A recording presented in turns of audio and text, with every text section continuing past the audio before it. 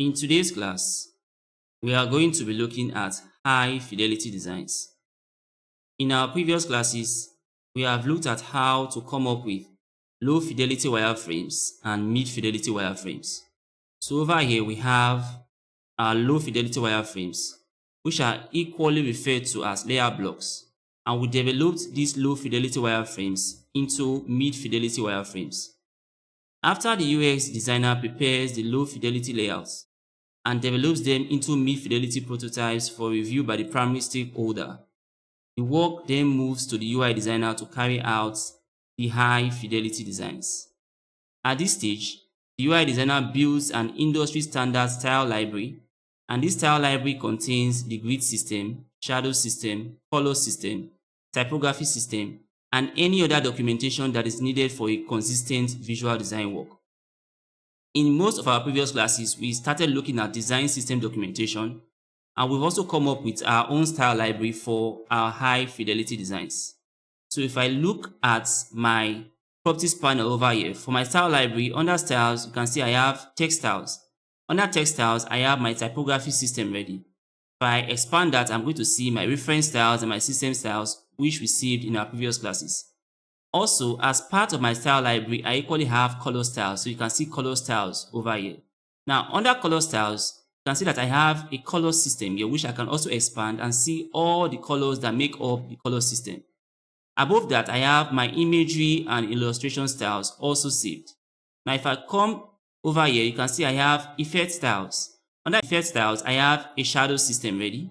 Then, lastly, over here, I have my layout guide styles. Now under that, I have my grid system ready. The links to the videos showing how these systems were created are attached in the description for your reference. Now once the style library is complete like we have over here, the team can use the mid-fidelity layouts as a guide for the high-fidelity designs. Now in order for us to come up with the high-fidelity designs or mockups, we are going to be using a framework which is referred to as the Atomic Design Framework. So the question becomes, what is the Atomic Design Framework? The Atomic Design Framework shows how a high-fidelity interface grows from its smallest building blocks. And the process begins with atoms, which are the smallest building blocks. So the atoms are the basic elements of the system. So these atoms are then combined to form molecules that handle simple focused tasks. So the process generally begins with atoms, and when you combine two or more atoms, it leads to the formation of molecules.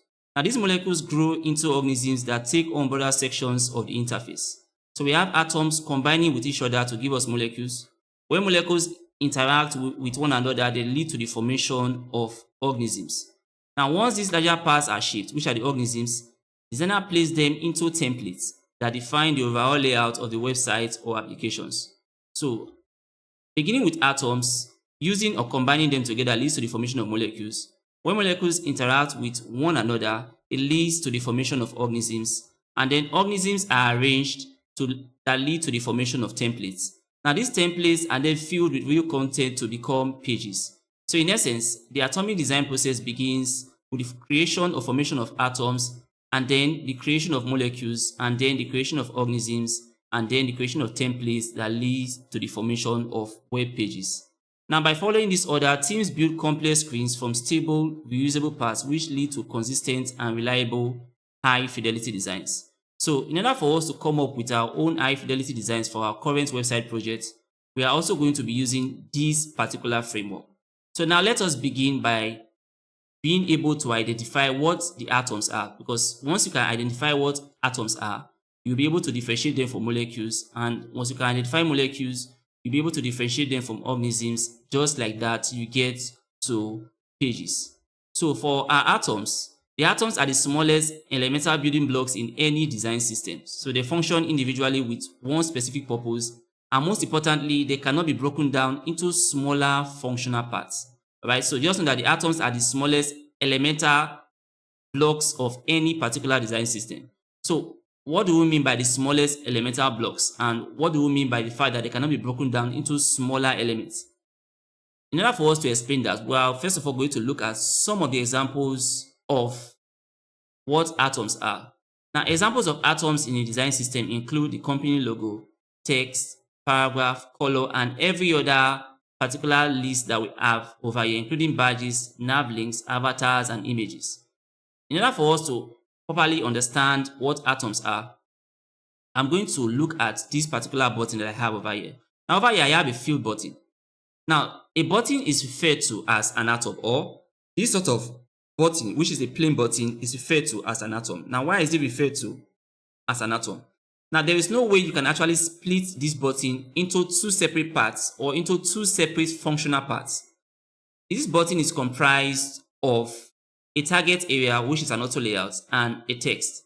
So if I decide to separate the text from this particular button, or if I take out the text, you can see that all we have now is an empty frame, which has no function, right? So it simply means that without that text, this empty frame here is useless because it is not functional, and for that reason, it cannot be used.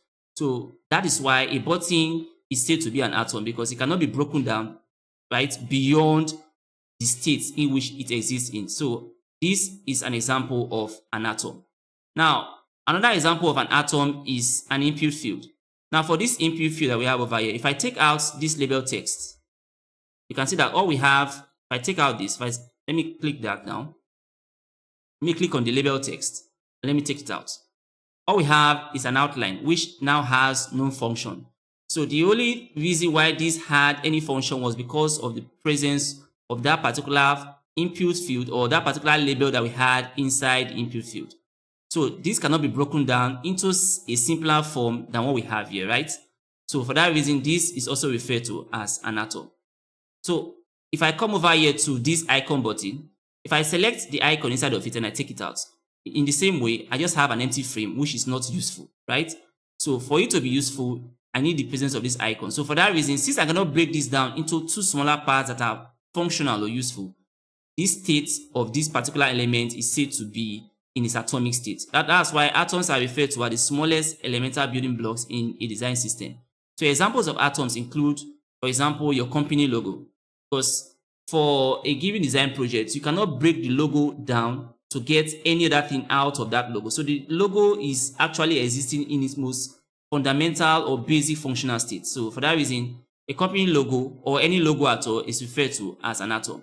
Other examples of atoms include text, color, buttons, nav links, badges, input fields, icons, avatars, as well as images. If you have an image, of course, you cannot break an image down to get any other thing from that particular image. So for that reason, images are also referred to as atoms.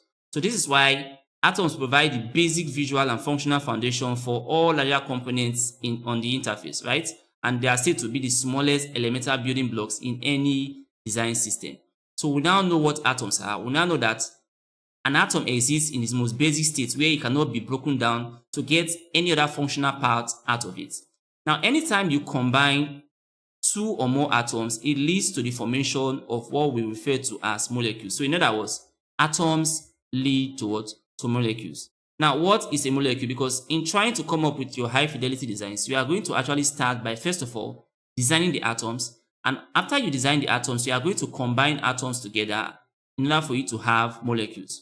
So the molecules are more like groups of atoms that work together as a single functional unit. So they combine the properties of each of the individual atoms to perform specific tasks. Now, if we were to look at that practically, we know that this over here is actually just a plain button because it just has a text inside of it.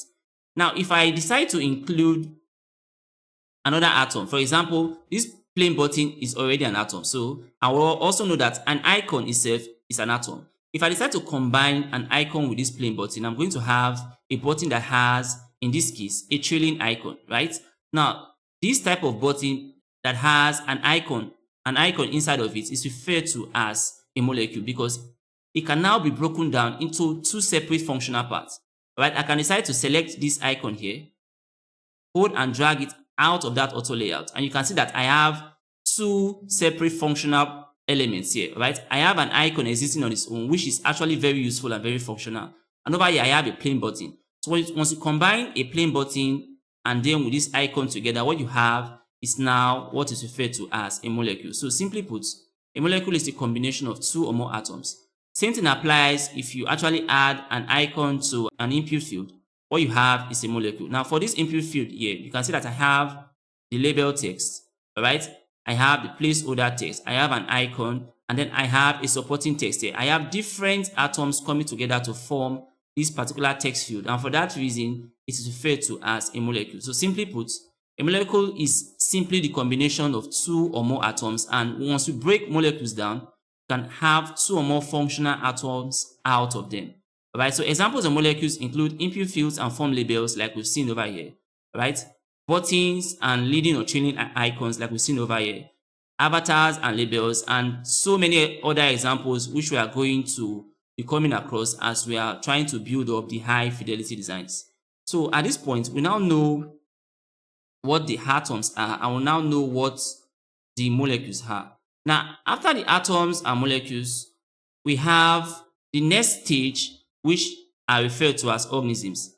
Anytime molecules are combined together in such a way that they are to interact with each other, they lead to the formation of organisms. An organism is more like a functional block with a stable structure, a clear purpose, and a pattern which is actually used in a template. So it is organisms that are used in the formation of templates, right? So the question there becomes, if atoms are the basic building blocks, molecules are gotten by the combination of atoms, what are the organisms like? Now, for us to understand what organisms are, we are going to first of all look at some practical examples of what organisms are. So, examples of organisms here include navigation menu, contact form, product card, header section, hero section, or footer section. Now, those sections usually involve the combination or use of atoms and molecules to create very functional units. Now, you can see that over here, I have a contact form, right? Now, this contact form is created by the combination of atoms and also by the combination of molecules to give me this particular contact card here, which performs its own specific function. So this is an example of an organism. Now, the same thing over here, a navigation menu or a navigation bar is also another example of an organism because it's formed by the combination of atoms and molecules. Now, the same thing with this navigation drawer over here, right? So this is also another example of an organism. Now, you can see that these three examples here are actually stable structures that are used for specific purposes, and they have consistent patterns. So we now know that we have atoms leading to molecules, we have molecules leading to organisms, and examples of organisms include any particular unit that is used for a specific purpose formed by the combination of two or more atoms or molecules.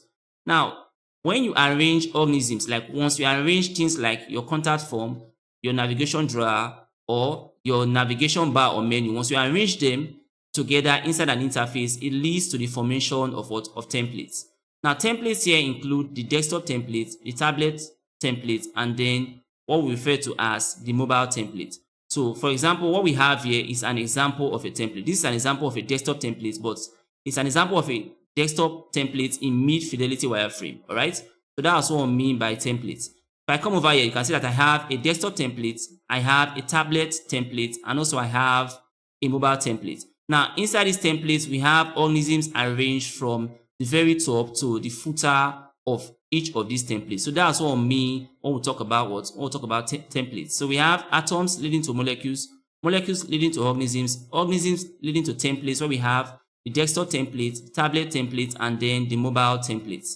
Now, once templates are combined together, they lead to the formation of the formation of web pages. So take note of that. Now, the pages are more like instances of templates filled with real content, because if you actually design a template like this template that we have over here, if we look at this design template, you cannot actually interact with the elements of the templates. For example, I cannot interact with the button over here because this is just a static template that has, let's say, a button component, right? So I can't interact with it over here. So that is the difference between a page and a template. Now, once we have this as a web page, you'll be able to interact with this button. That's when you are going to begin to see things like this over state, is press state, is click state, and every other system status display that comes with a web page. All right. So in this particular format, where we have all the organisms arranged inside the frame, what we just have here is a template. So this is a desktop template. But the moment we have more like a mobile display that gives us the ability to interact with the elements of these templates, in that case, it becomes what? It becomes a web page. So that's one of the major differences between a template and the web pages. For the templates, you cannot interact with them, right? But For the web pages, you can obviously interact with the elements of that particular web page section. So now that we know and understand the steps that are taken in using the Atomic Design Framework, we now understand that for us to come up with a high fidelity designs, first of all, we need to create the atoms. And one question you may begin to ask is, how do you know the number of atoms that you are going to have in your design? It depends on the atoms that you already have in your low fidelity designs and in your mid fidelity designs. So after creating the atoms, from there we'll look at how to get or know the molecules that we are going to create. And then from there we'll also know the organisms that we are going to create. And then we are going to know the templates and then the web pages as well. So in order for us to begin, we are quickly going to go into the high fidelity design implementation. Now, if I want to create, or if you want to start creating your high fidelity designs, you are going to create your high fidelity designs by referencing your mid fidelity designs. We already have the mid fidelity wireframes for most of the pages that we want to create, as we treated in our previous class. So I'll come over here, and if I want to create the high fidelity designs for the home page, I will come to the mid fidelity design and copy the mid fidelity design of that particular home page. So I have this copied now. I'll come over here and then I'm going to paste it here. So this is my mid fidelity design with which I'll create the high fidelity designs. Now I want to create a high fidelity design for a desktop layout, right? So for that reason, I'm going to come over to this, my dynamic toolbar, click on the frame tool. If I click on the frame tool, you can see all the different frames that I could select from, right? Since I'm creating for a desktop, I'll come over here, I'll go over to the desktop region, and then I'm going to select our desktop frame. Now remember that we are using this desktop frame with a breakpoint of 1440 pixels. So I'll click on that, and now I have my desktop frame on my canvas. And the next thing I want to do is I want to increase the particular height of this frame. Now remember that we can always increase the height, but we don't increase the width, right? So I will increase the height so that that becomes scrollable inside a display. So I'm going to increase the height, so let's say to this point here. And now I will begin to design every atom, every molecule, and every organism that I'm supposed to have in this particular desktop template. Now, in order for us to begin the design, I'm going to create a frame. So I have a frame over here. I'm going to name this empty frame. I'm going to name it main frame. So I'll come over here and type in main frame as the name. Right now, this main frame is going to contain all or most of the parent atoms or components that I'm going to be designing as I come up with my high fidelity designs. Now, to come up with the high fidelity designs, of course, just like we came up with the mid fidelity designs, you want to design it section by section. Right? We have the header section, we have the hero section, we have the body, and also we have the footer. So in the same way, we are going to create the high fidelity design looking at it section by section. So to begin with this, I'm going to first of all start by looking at the header section. Now, this is the header section here. So we are going to start by creating the header section. Now, in order for us to create the header section, remember that we are using the Atomic Design Framework. And the Atomic Design Framework makes us understand that you have to first of all begin with the atoms. So you need to identify the atoms that you have in that section that you want to create. All right. Now, for the atoms, we can see that examples of atoms include company logo, text, color, buttons, and a lot of other options that we have here. So by looking at this particular header section, first of all, I will ask myself, what are the atoms that I have over here? All right, I can see that I have my logo over here. So I'm first of all going to create or design the logo that I'm going to be using for this particular project. Now, in our own case, we are going to be using this placeholder text here as our logo, because the logo is supposed to be given to you by the primary stakeholder, who is the owner of the website, or by a brand designer. So, but in our own case here, we are going to be using this particular placeholder text here, and we are going to use it as the logo. So I'll make a copy of this quickly, and then I'll place it on this particular frame. So since this is the placeholder text I want to use as a logo, I'll just bring it over here, and I'll make it a component. I'll come over here, and then over on this icon that says create components, I'll click on that. Automatically, I have my logo created. If I go to my assets panel and I check my libraries, you can now see that I have an instance of that logo created over here.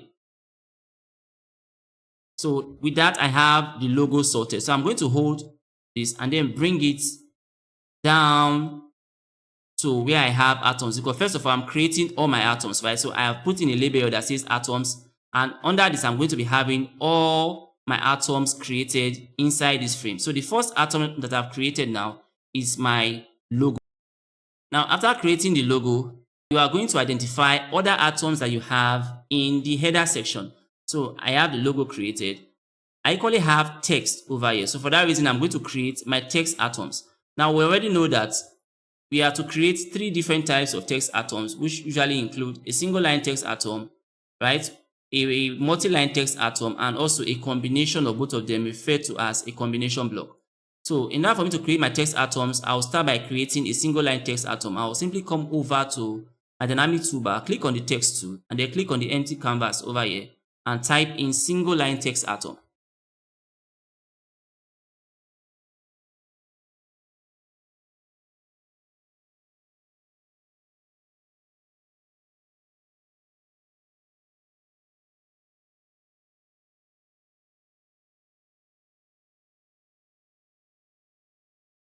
I have this text in italics. I could come over here and just make it a regular text, right? I'll select all the characters, and for now, I'll just make them a regular text. So now I have my single line text atom created. But we already know that for high fidelity designs, we are to put every text created inside an auto layout. So for that reason, I'll click on Shift A to put this inside an auto layout. It's an ordinary text. For that reason, the horizontal padding will be 0, the vertical padding will be 0. So I'll come over here, change all the padding values to 0. I will align this text to the left, select the characters of the text, and make sure that they are also aligned to the left, which is fine. And also, I'm going to give this text a color mapping, because now we have all our color systems created, and for every text that we actually design, for every text that we make, we are going to give it a size, and then we are going to give it a color. But in this case, we are going to be using the size or colors that we've saved as part of styles in our style library. So now that I have this text selected, I'm going to first of all give this a color. So I'll come over here to where it says fill, and then click on that icon that says apply styles. And now I have my color system over here. Now briefly, I'm going to explain how to use this color system, because we generated this color system in our last class, and a link to the video is in the description, right? So for this color system, remember that for our colors, or when working with colors, you have 3 different contrast options, right? We have the default contrast, also known as the standard contrast, which is the lowest contrast level. We have the medium contrast, and then we have for high contrast. So when you create a color system using the material theme builder like we did in our last class, the color system is going to come up with colors for default or standard contrast, colors for medium contrast, and also colors for high contrast. So once you bring up your color system like I've done over here, you are going to see a label that says color schemes.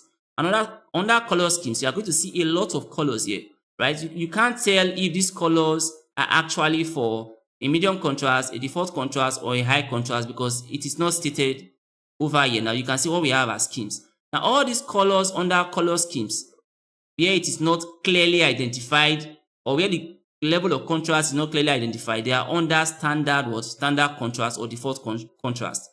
So all these colors that I have over here, they are under standard contrast or default contrast. Now, when you start using colors that are part of, let's say, medium contrast, or if you want to use colors and you want to apply medium or high contrast, you have to begin to scroll till you get to the region where you have colors under the medium or high contrast. Now, if I scroll down to a certain level, we are going to see that we have a different folder for those type of colors. All right. If I scroll down now to, let's say, over here, you can see that I have system styles, and these colors are for light theme, and you can see that this is for high contrast.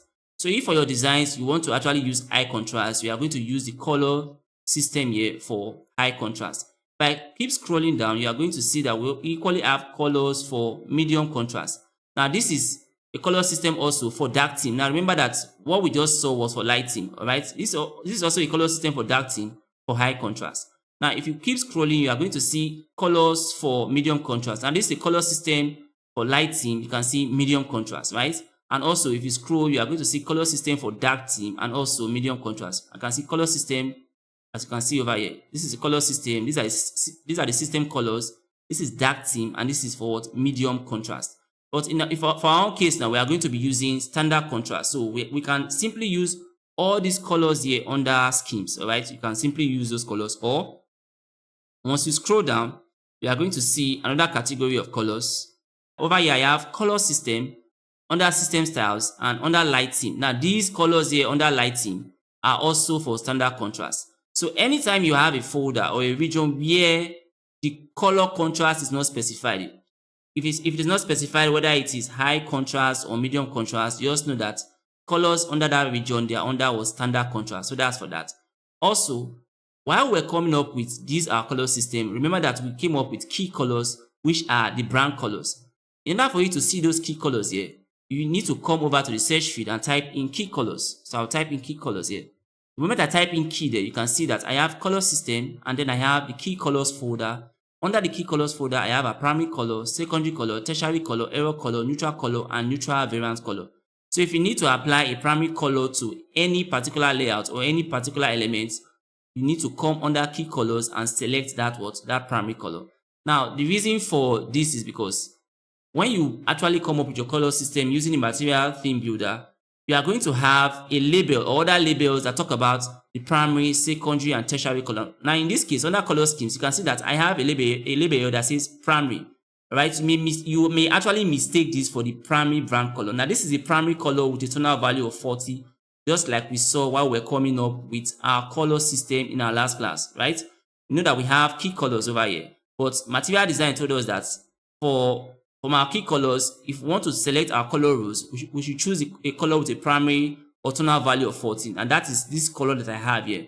So this is not your main primary or your main brand color. This is just a primary color with a tonal value of 40. If you want to see your main primary color, your main secondary, your main tertiary, they are all under key colors. So you have to type in key first, or type in key colors, and then you can see that this is now my primary color. And you can see that this color is brighter and very different from this primary color that I have here under color schemes. So that's for that. Now we are creating the single line text, and I was about to give or map a color to this single line text atom, right? So in this case now, I want to give this a dark color. So I'm going to go for the on surface color. So under my color schemes, I'll just go to where I have the on surface color. Now the surface color is white, the on surface is dark. So I'll click on this. Automatically, I have given my single line text a dark color. Also, I want to give this a particular size. So I will go to my typography system, click on this icon that says apply styles, and for my typography system that I've already saved, I'm going to make this a bold text. So I will go over to the region where I have bold text. All right. If I scroll down, you can see this is typography system. This is for semi-bold. I'll scroll down till I have typography system and I have a folder for bold. I'm going to give this a size of 16 pixels, which corresponds to body large. So this will be body large. I'll click on that. Automatically, I have assigned a color system and a size to this particular text using my styles in my style library. And you can now see that at this particular point, we are no longer coming to the color picker to actually add colors using this color picker. You can see that at this stage, we are not coming here to assign colors to web page elements using the color picker. And also, we are not manually giving it or giving any particular text here. We are not giving them manual sizes here from just the properties panel, right? We are not coming here to where I have, for example, if I should go over to the sizes of this text, we are not coming here and we are not manually changing the sizes of this text. For example, if I put in a value of 39, it becomes bigger, right? We are not manually changing the size of this text at this particular point. Instead, we are referencing our design system. We are referencing our style library in order for us to apply a color and give a size to whatever element that we are designing at this particular stage.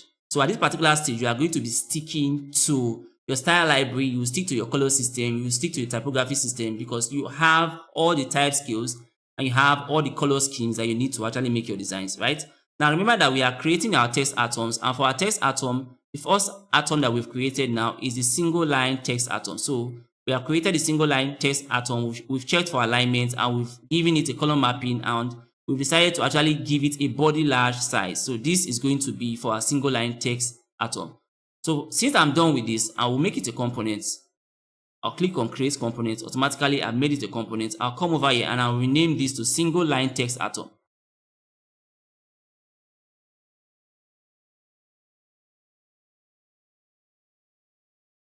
Now this single line text atom can be used for headlines, so I'll put in headlines as part of the naming convention. Alright, so with that, I am done with creating this particular text atom. Now, aside from the single line text atom, we know that we are also going to need a multi-line text atom that acts as a paragraph block. So in order for me to create that, I'll come over to a dynamic toolbar, or better still, I could right click on the canvas and go to plugins and bring up the Lorem Ipsum plugin. I'll click on Lorem Ipsum, wait for that to load so that I can get dummy text with which I can create my multi-line text atom. Now that I have my Lorem Ipsum plugin launched, I could just click on the text tool, right? Click on the empty canvas, and over here I have the ability to generate as much dummy text as I want. So I'll click on generate. You can now see that I have my body text or my paragraph block generated. Now this is a multi-line text atom like we've actually been treating in reusable components. So I'll hold on this, wrap it up. Alright, now I have a wrap text in a multi-line display. The next thing I'm going to do is I'll put this text also in an auto layout. Always put your text inside an auto layout. I'll click on Shift A. I have that text in an auto layout. But also this is an ordinary text, which simply means that all the padding values will be set to 0. So I'll come over here. The horizontal padding, I'll set it to 0. The vertical padding, I'll set it to 0, right? Because the moment you put a text inside an auto layout, Figma automatically assigns a padding value to it. So you have to set those padding values to 0 as we've done now. So I have this inside an auto layout with all the padding values set to 0. Now this is going to be acting as my body text. So for that reason, I want to select it and also give it a size. For our design, we are going to be giving our body text a size of 16 pixels. So I'll come over here to my typography system, right? Click on that, and then in this case, our body text will be set to regular. So I'll go over to the folder for regular. Now this is the folder for semi-bold. I'll scroll over to the folder for regular, and then I will go over to where it says body large. You can see it has the size of 16 pixels. I'll click on that. Automatically, I have this as my body text. You also want to give your body text a color, right? Because you don't want it to be using this pure black or total black color. So for that reason, I'll click on this icon that says apply styles. And for my color system, I'm going to give my body text a color that is lighter than that of this single line text, because this single line text can be used as headlines. So it should be darker than that of your body text so that you can have some level of hierarchy. So for my body text, I'm going to give it a dark color still, but a lighter one. So I will type in inverse. I'll put in this inverse surface color. I'll click on that. And obviously you can see that with the color that I've given to my body text, you can see that this single line text is darker than my body text. So at this point, you can see that we are paying attention to both the color of the text, the size of the text, in order for us to have hierarchy when we are actually using this text, all right? So with that now, I have this text ready. I also want to make sure that this text is actually aligned to the left. So I'll come over here, align it to the left, select the text characters, and also check that it is aligned to the left. Come over here, align that to the left. Now that's fine. I want to check now for the responsiveness of this text. So I'll hold and drag on it, and I see that this text is actually very responsive, right? So the next thing I want to do is I'm done with creating this particular text atom. I want to name it. I'll come over here and change this to paragraph block. Paragraph block. So that is the text that I'm going to be using as my body text. Also, I will make this body text, I'll make it a component. You can see that right now it's not part of my assets here in my assets library, right? So the moment I go over here and I click on create components, you can now see that it is now part of my asset library. So now I have this as part of my asset library, and I have my body text created, which I have labeled as a paragraph block. Now, after creating your single line text atom and creating your multi-line text atom, which acts as a paragraph block, you also want to have a combination of both, because there are times when you're making your designs and you have a headline and a description together with it. So for that reason, I'm going to come now to my assets panel. I will take an instance of the single line text atom. I'll place it here. I'll take an instance of the paragraph block. I'll place it here. All right, and then I'll combine these and put them inside an auto layout by clicking on Shift A. They are now inside an auto layout. I'll check for the responsiveness of this combination. You can see it is very responsive. At this point, I could decide to give them a distance between items of 8 pixels. You can always change that later. All right, so I have this as my combination block. So I'll come to file and I'll rename this as combination block.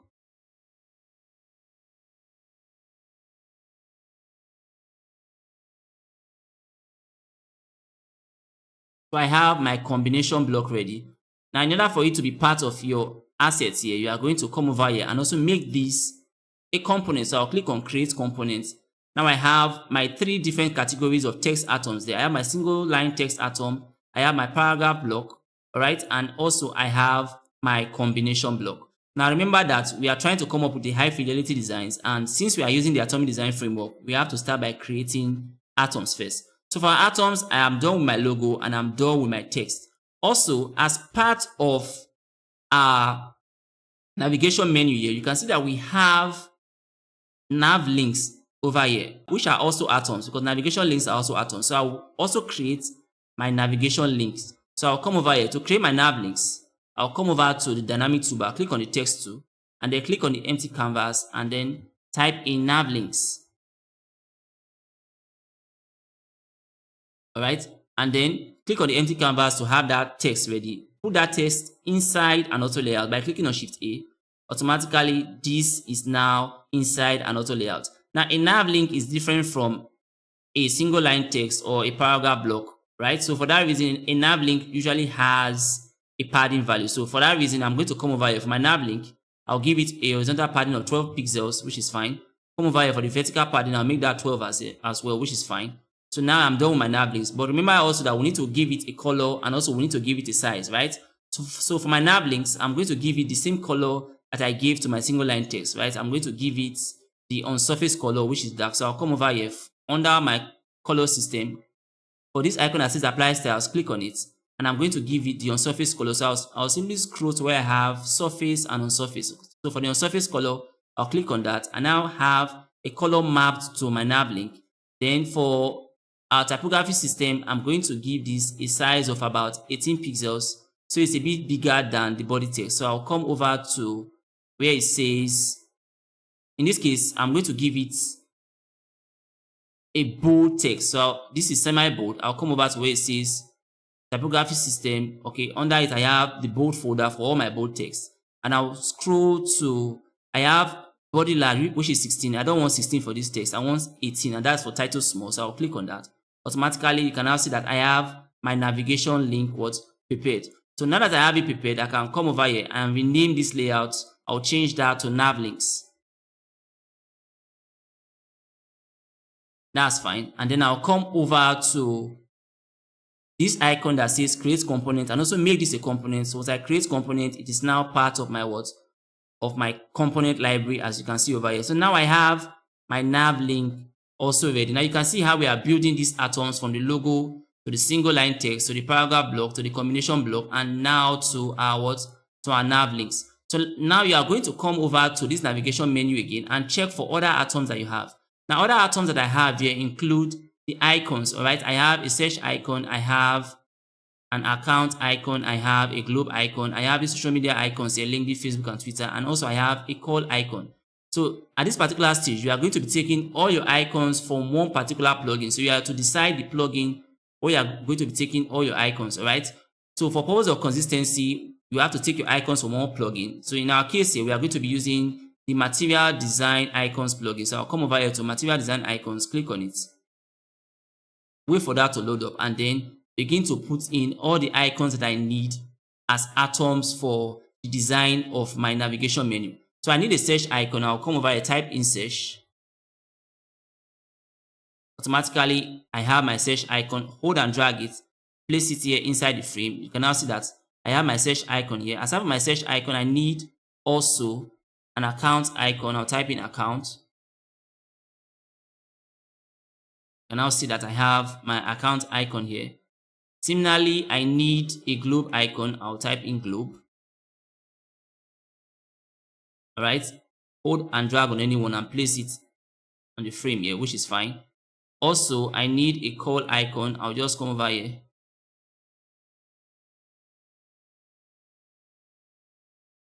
I'll hold and drag on this and I'll place it here, which is fine. Then I need social icons like a Facebook icon. I'll come over here, type in Facebook. All right, hold and drag on any of them, place it here. Now you can see that all the icons that I'm placing here on this frame actually have a size of 24 by 24 pixels, right? You can see 24 by 24 pixels. That's because for this particular plugin, the size has already been set to 24 by 24 pixels, all right? There are other sizes that you could set them to here, but in my case, I want the icons to come in as 24 by 24 pixel icons, so that's fine. So I have my Facebook icon over here. Next, I need my Twitter icon. I'll come over here, hold and drag this, place it here. Now you can see this is me just bringing all my icons, which are atoms, into my frame and to make them my design system. So after Twitter and Facebook over here, I equally need a LinkedIn icon. So I'll type in LinkedIn.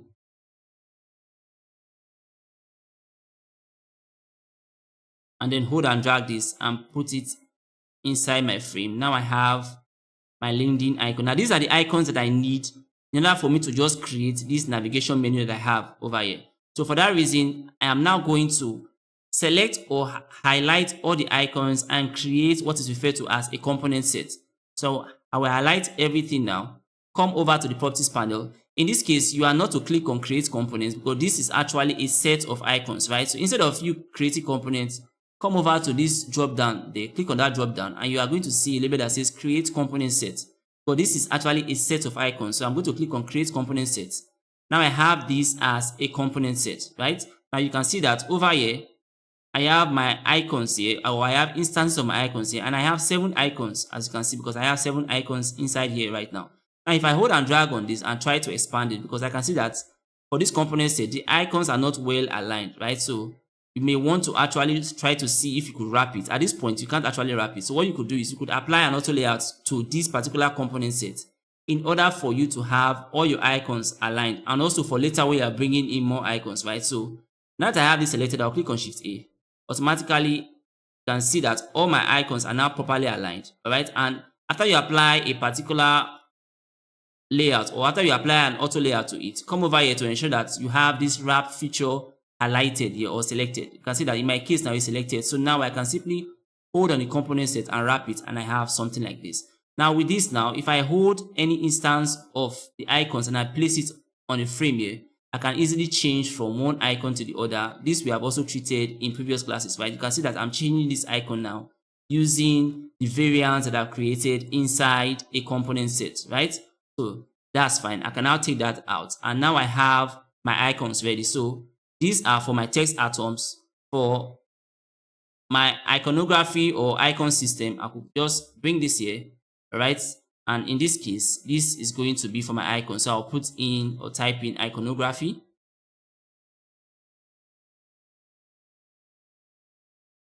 I have these for all of my icons that are inside that particular navigation menu that I want to create. So now you can see that we've identified all the icons in this particular header section. And after identifying the icons, we've actually prepared the icons for us to actually create this header section. So the next thing we are going to do is to now start designing the high fidelity region of the header section. So now that we've created or prepared all the atoms we need for this particular header section, let us create the high fidelity layout for this header section. Now to create the high fidelity layout, we can see that I have 1, 2, 3, 4, 5, 6, 7, about 7 links here. I have 1, 2, 3, 4, 5, 6, 7. So I have 7 navigation links here. So I'm going to start by creating the navigation links or the navigation menu, because for this navigation menu, I have a lower navigation menu with the elements at the bottom here. And also I have a top navigation menu bar with the elements at the top here, right? So I'm going to start with this lower navigation menu bar. I have 7 links here, or 7 navigation links. So I'll simply come over to my assets panel and then bring in my nav links. I'll hold and drag on the instance and then place it here. Now you can see that at this stage, I'm just using the instances, right? The parents are just on this frame, just in case I need to make any general changes to the parents that are here for me to actually make those changes. But in carrying out my design, I'm going to be using instances. So I brought in an instance of the nav links, all right? So I have brought in one instance. I need 7 copies of this. I'll make a copy. I'll place it here, which is fine. And then I'll create 7 copies. So this is 2, 3, 4, 5, 6, 7, right? Now the next thing you want to do is that you want to actually highlight or select all of this and put them inside an auto layout. So I'll simply select all of these nav links and click on Shift A to put them inside an auto layout. So I now have them in an auto layout. Now, since I have them in an auto layout, I want this navigation menu to be used for different breakpoints, including desktop and mobile. So for that reason, I want to check for the responsiveness of these nav links in this auto layout. So if I hold and drag, you can see that it's not very responsive, right? So what you could do is come over here, align it to the center, which is fine, and then go over to the distance between items, set that distance to auto. So I'll put in letter A there. Automatically, the distance is now set to auto. You can now see that the distance is auto. Now, once I hold and drag on this, you can see it is now responsive and can fit into different breakpoints. So I have those navigation links done. So I'm going to select it and just place it somewhere. Now, beside those navigation links, I have icons here. So I have 3 icons over here. So I'm going to come over here and group 3 icons that I will combine with these links. But remember that material design usually recommends that anytime you are creating a navigation bar or a navigation menu, it's best for you to use icons as icon buttons, right? So we're not just going to be bringing them in as ordinary icons. Instead, we are going to be using them as icon buttons. So the first thing I want to do now is create an icon button. So I'm going to hold this and then place it here. How do we create an icon button? The first thing is create the target area of the icon button. I'll come over to where it says frame, click on that. I'll simply draw a frame here, which is fine. Now, for us to see this frame, I'm just going to give it a random color mapping. I'm going to come over here and just give it the primary container color so we can see the frame. That's fine. Then I'll select the frame, make that frame an auto layout by clicking on Shift A. Automatically, it is now an auto layout. I'll come over here, align whatever content that I'm going to be putting inside it, align it to the center, which is also fine. And then come to my properties panel and then hold and drag on any icon and place it inside this frame. So I'll come over here, hold and drag on this, and then I'll place it inside this frame. Automatically, what I have here is now an icon button, right? So I'll hold this, place it here. First of all, I want to change the name. I will go to File, change this to Icon Button. This is Icon Button. Now, material design also recommends that for an icon button, the target area should have a width and height of 48 pixels, right? Now you can see that this is 44 and this is 44, right? So in my case here, I'll come over here for the horizontal padding. I'll change that padding value to 12. I have this. For the vertical padding, I'll change this to 12. I have this. So now I have an icon button with a target area of 48 by 48 pixels for the width and the height.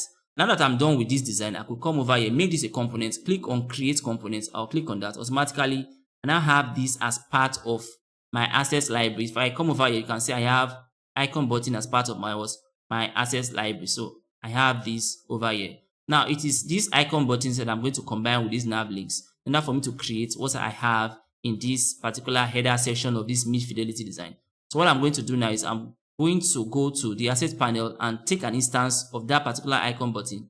But firstly, I'm going to now just remove the color mapping that I attached here, right? Let me just remove that color. Now I have this as my icon button ready. So I'll come over here, hold and drag on the icon button and bring it inside this frame. So I'll place it here. So I have 3 icons to the right of those nav links, right? So I'll make copies. I have the second copy and I have the third. What you want to do is select each of these icon buttons and put them in their own separate auto layout. I'll click on Shift A. Automatically, they are now in their own separate auto layout. Now, since these are icon buttons, you can set the distance between them to 0. Target area is going to act as a distance between each of the icons inside the icon buttons, as you can see. But you can see that this is looking good when combined together without any distance between them, right? Now, over here, you can see I have the search icon, the account icon, and the globe icon. So you can easily change that here if you want to. I could select this and come over here and change that. Okay, that's the search icon. I have the account icon. I could come over here, change this to the account icon. I have this. Over here, I have the globe icon. I'll change this to the globe icon. I have this, which is fine, right?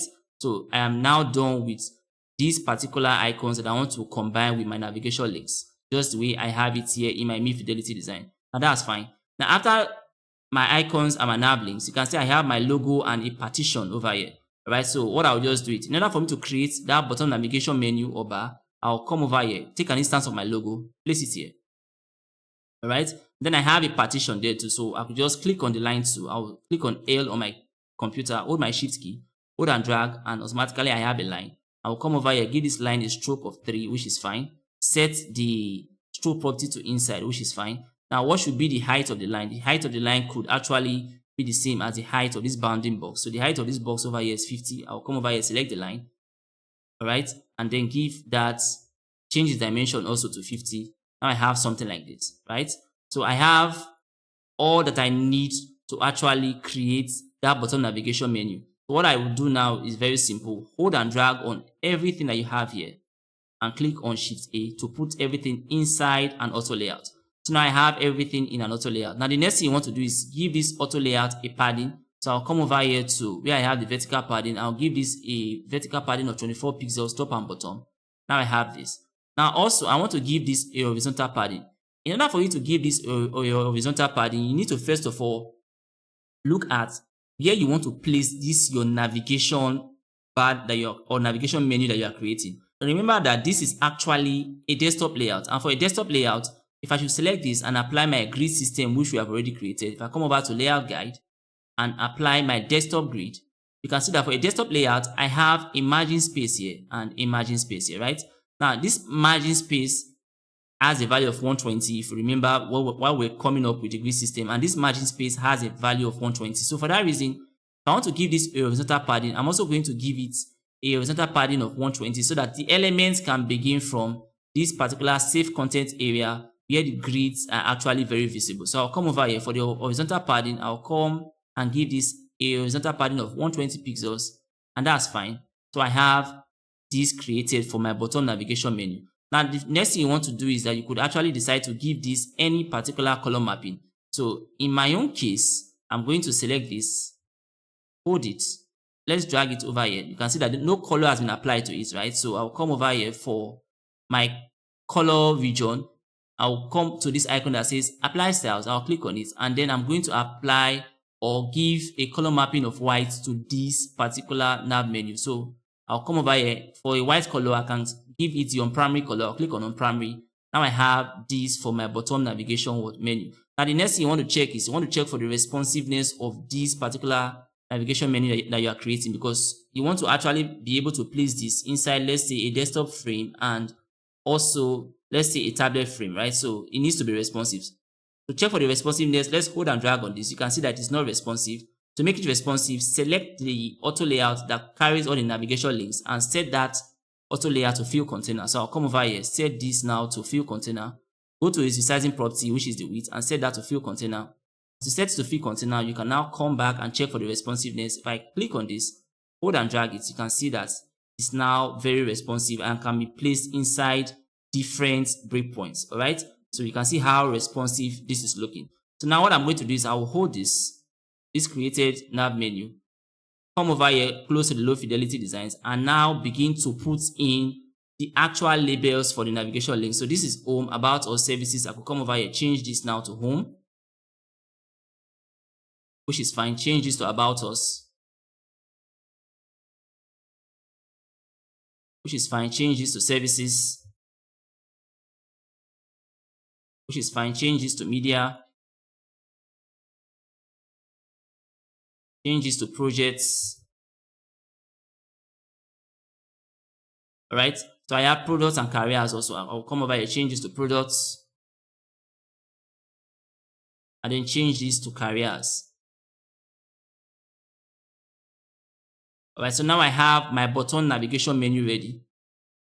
So now that I have my button navigation menu ready, let's see what happens when I try to place this inside this frame. So if I come over here and I select it, let's see if I can place it inside my desktop frame, because I want this to be inside the desktop frame, right? Now to place it inside the desktop frame, you also want to give it the same width as that of the desktop frame. Desktop frame has a width of 1440 pixels. So I'm going to select this navigation menu and change its width to 1440 as well. So I'll come over here, put in 1440. So they have the same width, right? So now I can hold and drag it and place it here. I can simply align it to the center and then align it to the top as at this point. Now you can see that I have this particular navigation menu fitting properly inside the desktop frame. All right, you can see that all the content of the navigation menu are inside the safe content area, as you can see. Now this frame has a total width of, you can see that it has a total width of 1440 pixels, right? And over here I have the safe content area which we talked about in our last class. You can see that this is a safe content area. The total width of that frame is 1440 pixels. Once you remove the margin values, we have just this region, which is the safe content area that has a size of 1200 pixels, as you can see. So once I remove this margin and I remove this margin, I'll be left with this area, all right, that is going to contain my content, and it has a width of 1200 pixels. That is exactly what we have in this case. Now you can see the nav menu fitting perfectly inside that particular frame. So that's for that. Now that's for creating the bottom navigation menu. Now we are going to create the top navigation menu. So now that I have my bottom navigation menu sorted, to create the top navigation menu, also I have a set of 3 icons over here. So I've already created that set. So I could come over here, copy this set of 3 icons that I have, right? Just copy it, and then I'm making all my designs on this frame, right? I could just paste it here. Now, once you are making your designs, you could actually make everything black and white first. Then later you could apply your color mapping to the regions that you want to apply it to, right? So that's why even for my top navigate or my bottom navigation menu that I just created, you can see everything is just black and white. So later we'll apply a color mapping to all the elements that are there. So now I have these 3 icons ready for my top navigation menu. I equally have 2 navigation links here. So I'll come over here, go to nav links, place it here, which is fine. Hold and drag to create a copy. Alright, and then put this inside an auto layout. Select both of them, click on Shift A.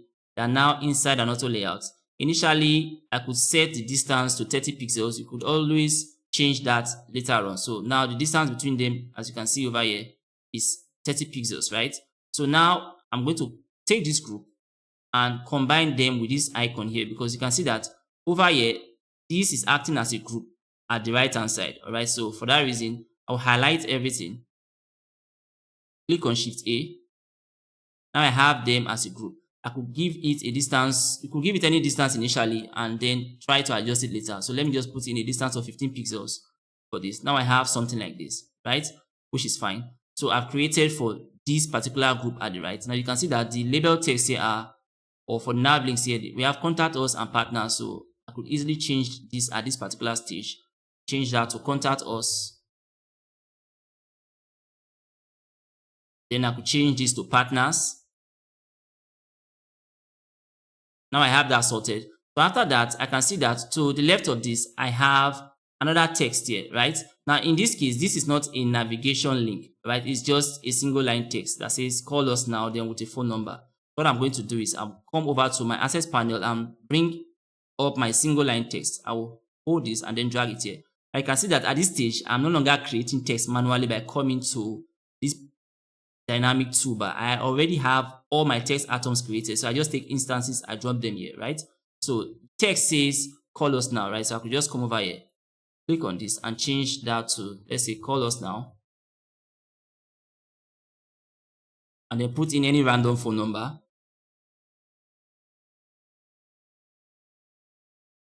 All right.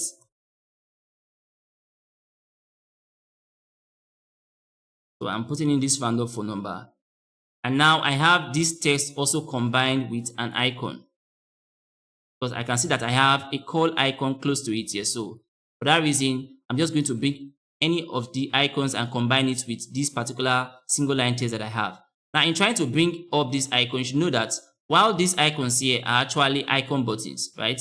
This is just going to be an ordinary icon because it's combined with just a single line text, as you can see here. So in this case, I'll come over here, come to, instead of bringing in an icon button, I'll bring in an ordinary icon. So I'll click on this and then drag in an ordinary icon. You can see that this icon is not in a frame, unlike our icon buttons. Our icon buttons are inside a larger target area, but this is not inside a larger target area like this, right? So this is just a normal icon. So I'll take my normal icon, select this, and then put both of them inside an auto layout by clicking on Shift A. I could give them a distance between items of 8 pixels. I have something like this. So I have this region sorted. Next thing I could do is I could select this now, because I will place this at the left and place this at the right. So for that reason, I'm going to highlight all of it and then put it inside an auto layer by clicking on Shift A, which is fine. And we know that anytime we want a group to stay at the left and the other to stay at the right, automatically the distance between them should be set to auto. So I'll come over here, I'll click on letter A there and set that distance to auto. That way, if I hold and drag on this layout, I have this particular group always staying at the right and this group always staying at the left, right? As you can see. Now, I also want to give this particular navigation menu, I also want to give it a padding, right? Now, we have two menus here. We have the top navigation menu and the bottom navigation menu. So the bottom navigation menu has more content. That's the main menu. So the top one will be like a supporting menu. So for that reason, I want to make it smaller than that of the bottom navigation menu. So for the bottom navigation menu, I gave it a padding of 24 pixels vertically. So for this supporting one at the top, I'm going to give it a top padding of 12 pixels, which is fine. Also, this is going to be fit inside a desktop frame, so the horizontal padding should be 120 pixels. You now know why that value is 120 pixels for the horizontal padding, right? So with this, I can hold and drag on this, and I have this for my bottom navigation menu. Now, what I'm going to do now is that I'm going to select the top navigation menu that I placed inside that desktop frame, bring it here, all right, and then combine it with my bottom navigation menu that I've already created. So I have the bottom navigation menu here.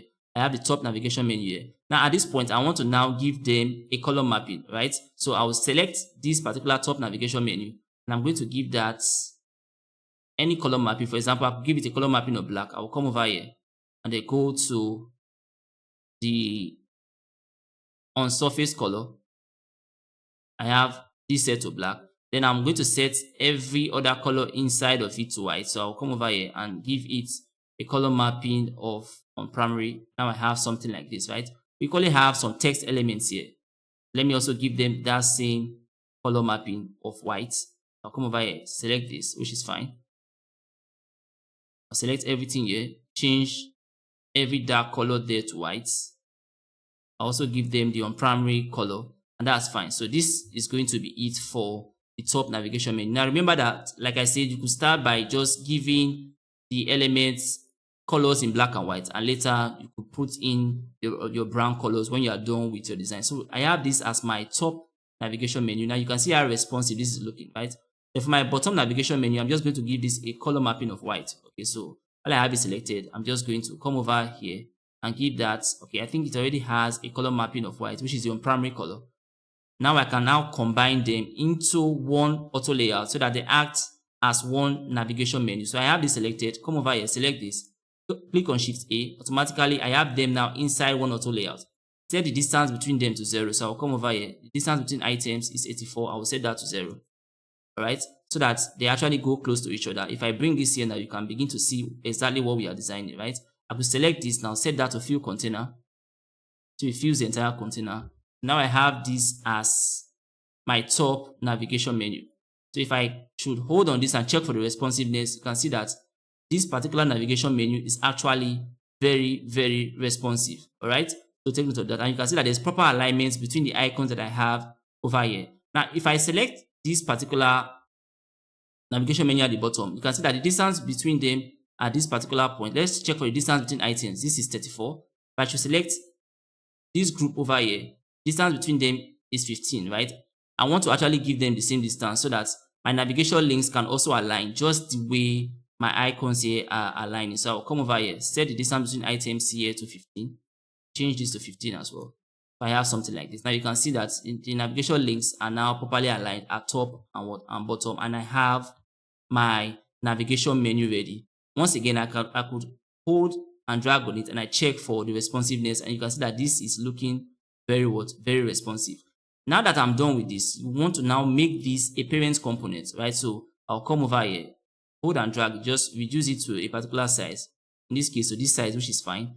And then come over here, click on create components. Now you want to name every component that you are creating so that you can easily identify them here on the access panel. So this is going to be navigation menu. So I'll put in navigation menu. Now I have that sorted, right? So I will take this now and place it here. Now this is an example of an organism, right?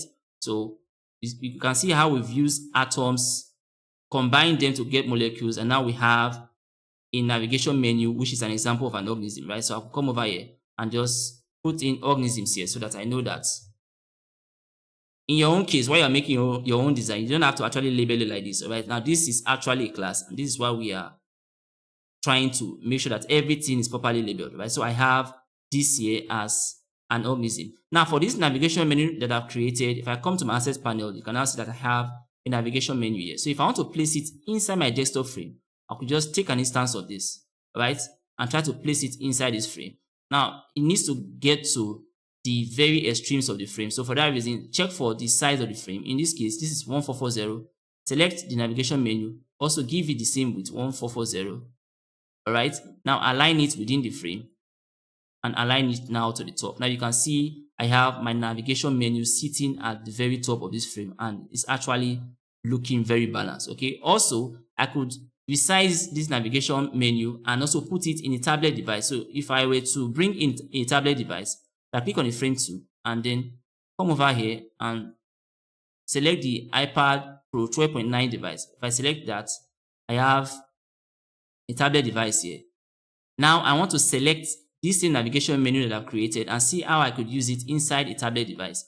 But remember that for a desktop device, right, the margin space is different from that of a tablet device. And the margin space often corresponds to the horizontal padding. So over here for a desktop device, we have a padding of 120. So for that reason, while we're creating this particular navigation menu, we gave it a padding of 120 left and right. So if I should select this, you can see that the left padding is 120, the right padding is 120 as shown here by the Figma indicator.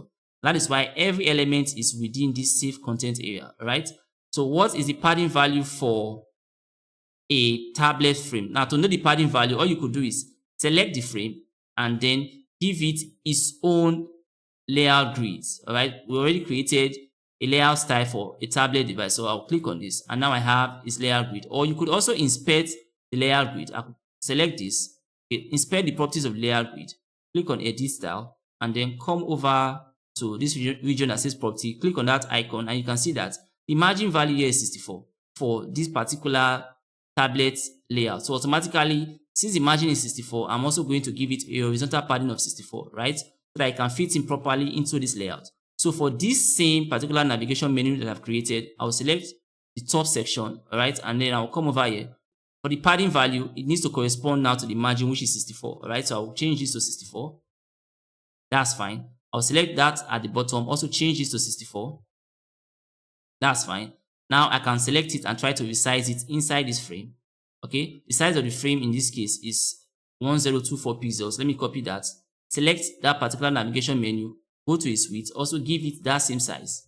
All right, and try to fit it inside this frame, fit it to the top. Automatically, you can see that we have the same navigation menu fitting into a tablet device, just as the same navigation menu fits into a desktop device. So we can now see the reason why we need to make sure that our organisms are actually very responsive. So with this, I am done with creating this navigation menu. Now that I'm done with creating the navigation menu, I could decide to now give this an actual color mapping. So to do that, I want to give the top section, let's say, the secondary color. So I could come over here, right? Click on this icon, and then once my color system comes up, I want my secondary color is under key colors. So I'll type in key colors. The more you use this color system that is generated by the material theme builder owned by Material Design, right?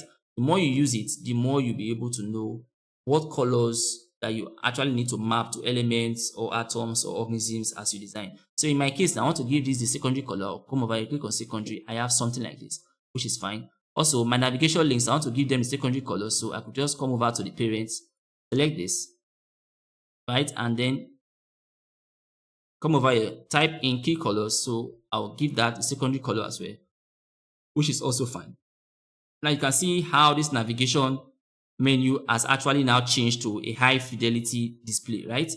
Also, I want to select every item inside here and also give them the secondary color. So while I have this selected, I'll come over to selection colors.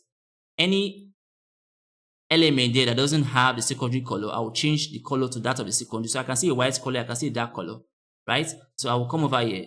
For my dark colors, I will select it. Come over to where it says library, bring up my key colors, type in key, and then change that to secondary. Now I have this. Okay, now you can see that every element inside here now has the secondary color, and you can see how good this entire navigation menu is looking after applying a color mapping to it. All right. So with this, now we are done with creating the top navigation menu. Now, after creating the top navigation menu, it's time to create other sections because we are creating the high fidelity design section by section, right? So we have the header section, we have the hero section, we have the body section, and also we have the footer section. So now that we are done with creating the header section, which is the top navigation menu, I want us to quickly go and create the footer section because the header section and the footer section have nav links, and we have already prepared our navigation links. So now we are going to scroll over to the footer section to see how we are going to create this footer section that we have here.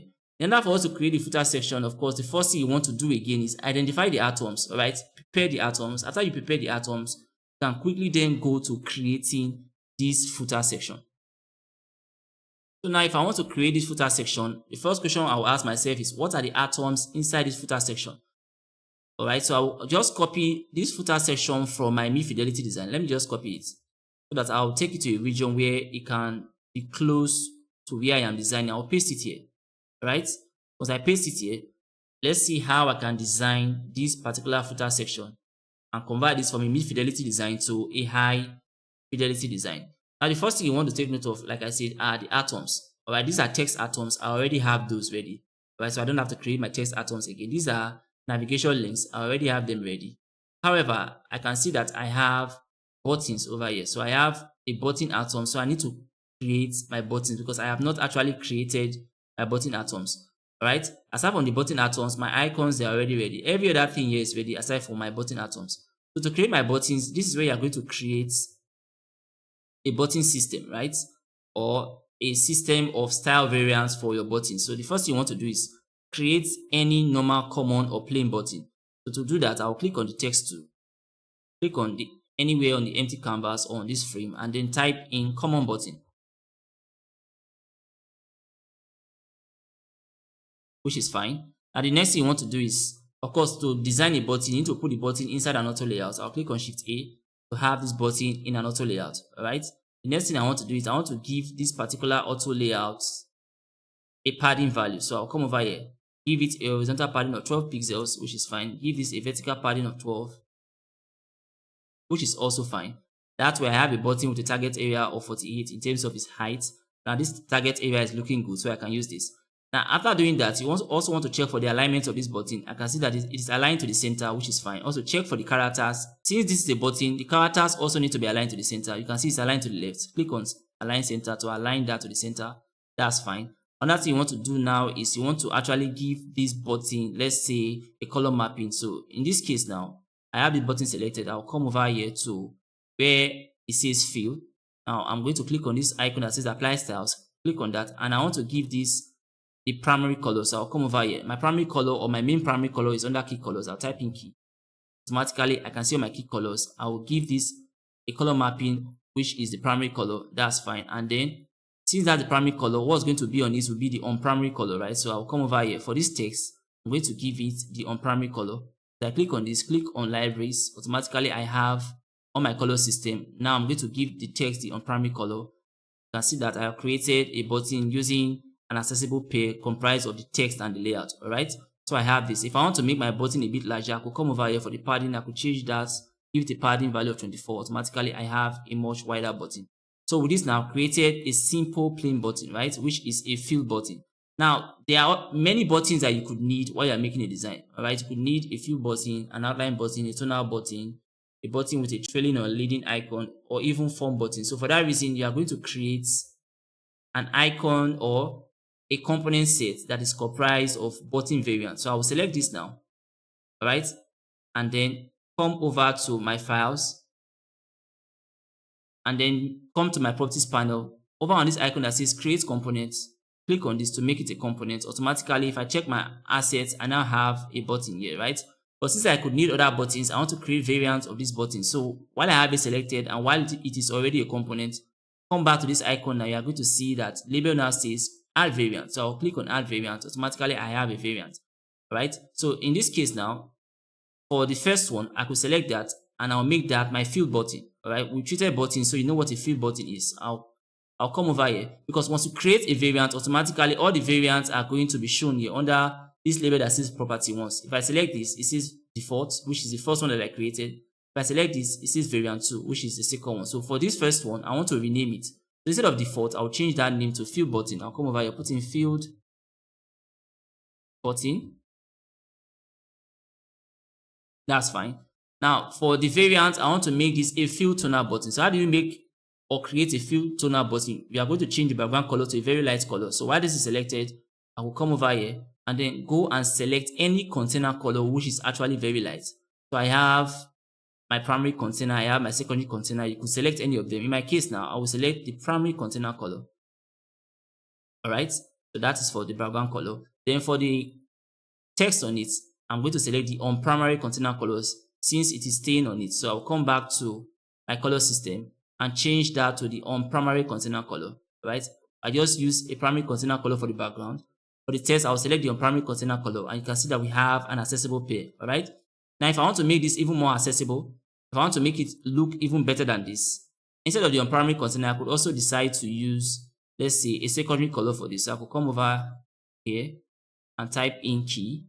My main secondary color is under my key color folder. So I'll click on secondary, and you can see that I have an even more accessible pair with more contrast. Okay, so I have this now for my fill toner button. So I'll select it. Come over here. I want to change this now from variant 2 to fill toner button. So this will be filled toner button.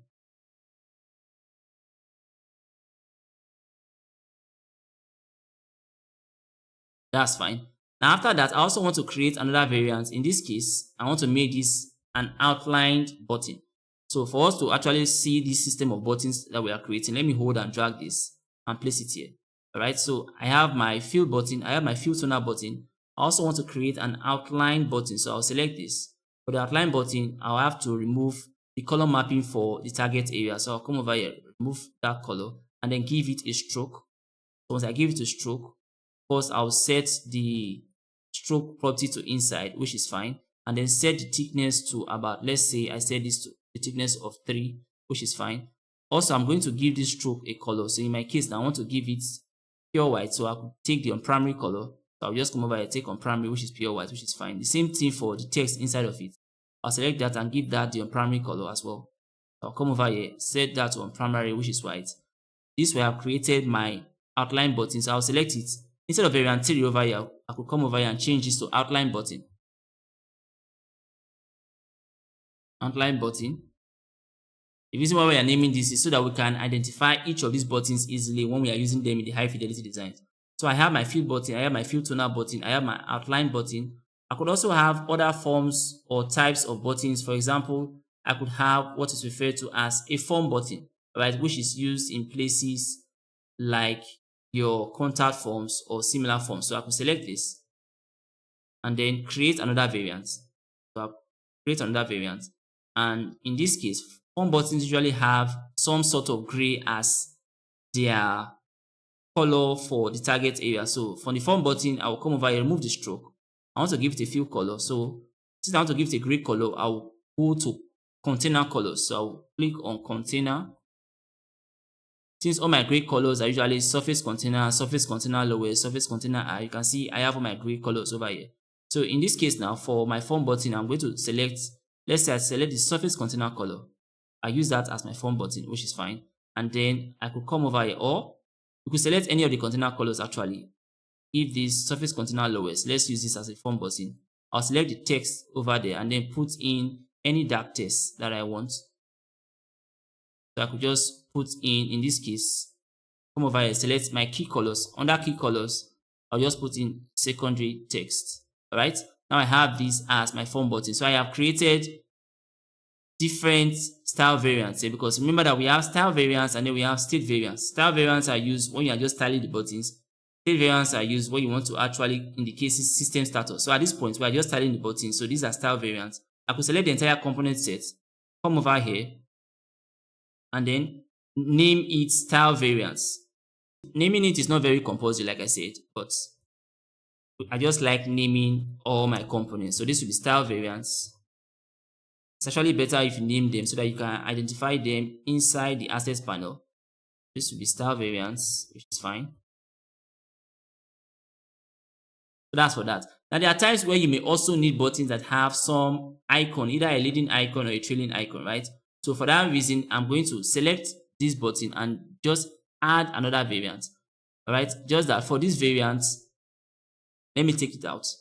I'll take the variant out and add a particular icon to this variant. So I'll come over here on the access panel, go over to the normal icons, not the icon buttons now, the normal icons that I have here. Hold and drag on this and place it inside button. Automatically I have this. Change the color of that to the primary color, which is white, the same color as the text. I'll come over here, go to my libraries, change that to the primary color, which is fine. Now I've created this particular variant of the button. I can hold and drag it and place it back inside my component set, right? Then increase the size of the component set. All right, this is another way you could actually do it, right? Select this and then put it inside the component set. As part of the component set, you are going to see that we have a label here for that particular button. You can see variant 5, right? I could change that to icon field button since I have an icon inside. This is icon field button. All right, click on enter, which is fine. Also, I want to have a field button or an outline button with an icon. I will select this and then create a variant.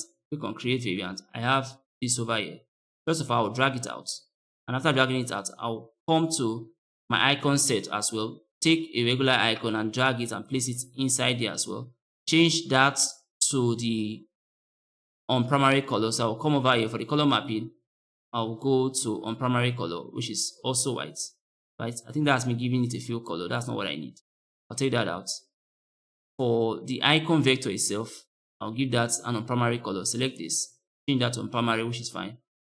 Then select the entire button, hold and drag it back into this particular component set, right? To have everything properly arranged, I could now select the component set, click on resize to fit. Now I have something like this. Or select the component set and now apply an auto layout. I have something like this for my component set. Alright, so these are all the buttons that I want to have.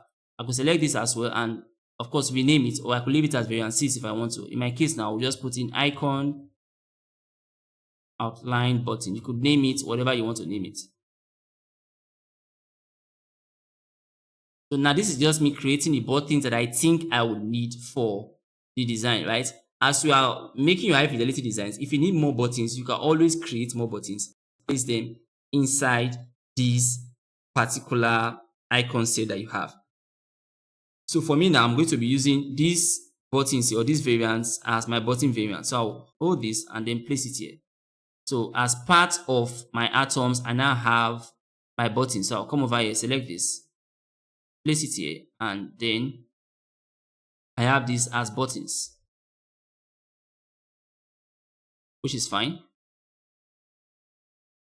So now that I've created my buttons, now remember that we are trying to create this particular footer section here, and then we are identifying all the atoms that we are going to need that will enable us create this footer section that we have over here, right? So now that we've created this button atom, the next thing we need to do now is to create the footer section. So to create the footer section, I will hold this mid-fidelity design, drag it here, and then try to create them one after the other, starting with atoms to molecules and just like that.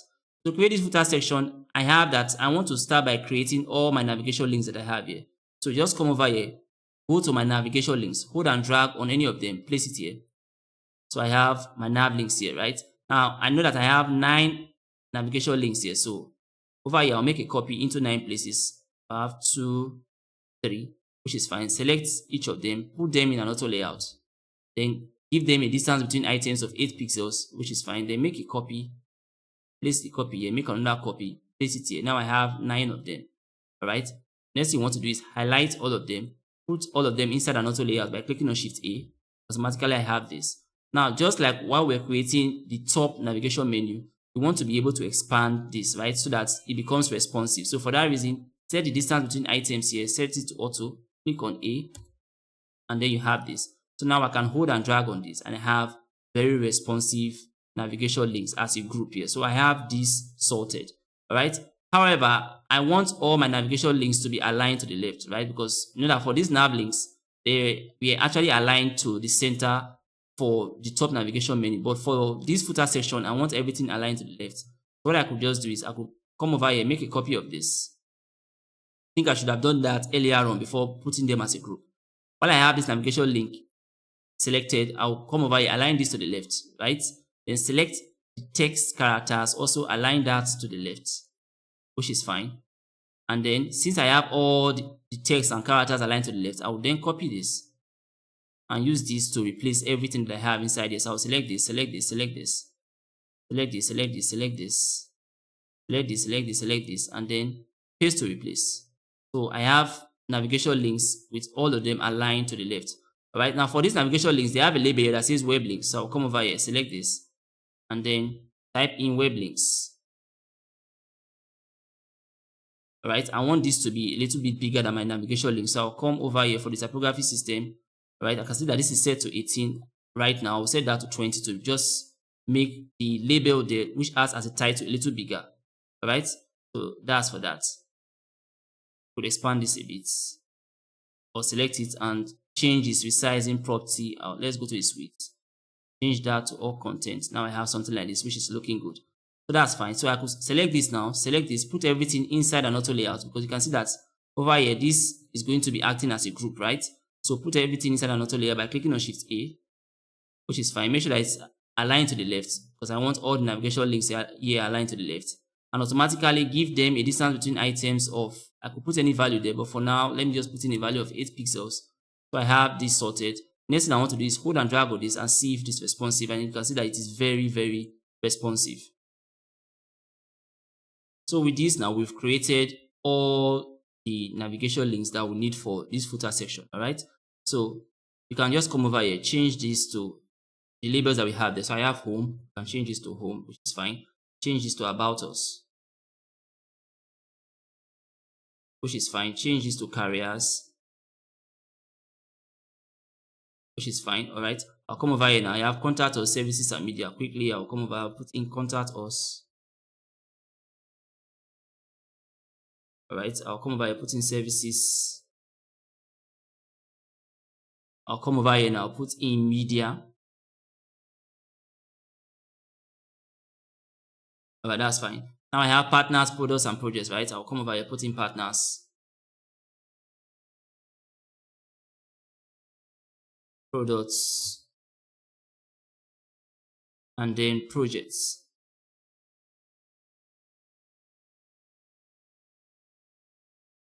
So with that, now I'm done with all my navigation links for this region, right? Now the next thing you want to do is create this newsletter section that I have over here. Now to do that, you can see that for this newsletter section, I have a heading block and a paragraph block. I have it as a combination. We already did that as a combination block. So I'll just come here and go and bring up my combination block, right? So I'll just hold and drag this and place it here. Now you can see that we have a lot of use, or you can see the usefulness of these text atoms that we created. So I'll just change this text over here to newsletter. So I'll just select this, change that to newsletter. All right, I could decide to actually increase the size of this a bit. So I'll come over to a typography system. Right now it has a size of 16. I could make that 20, and that's fine. That's my newsletters. Then I will take this here and combine it with any button component that I have. All right, there's a button component here that says subscribe. So I'll come over here, select any button, just place it here, which is fine. Change the label text in this case to subscribe.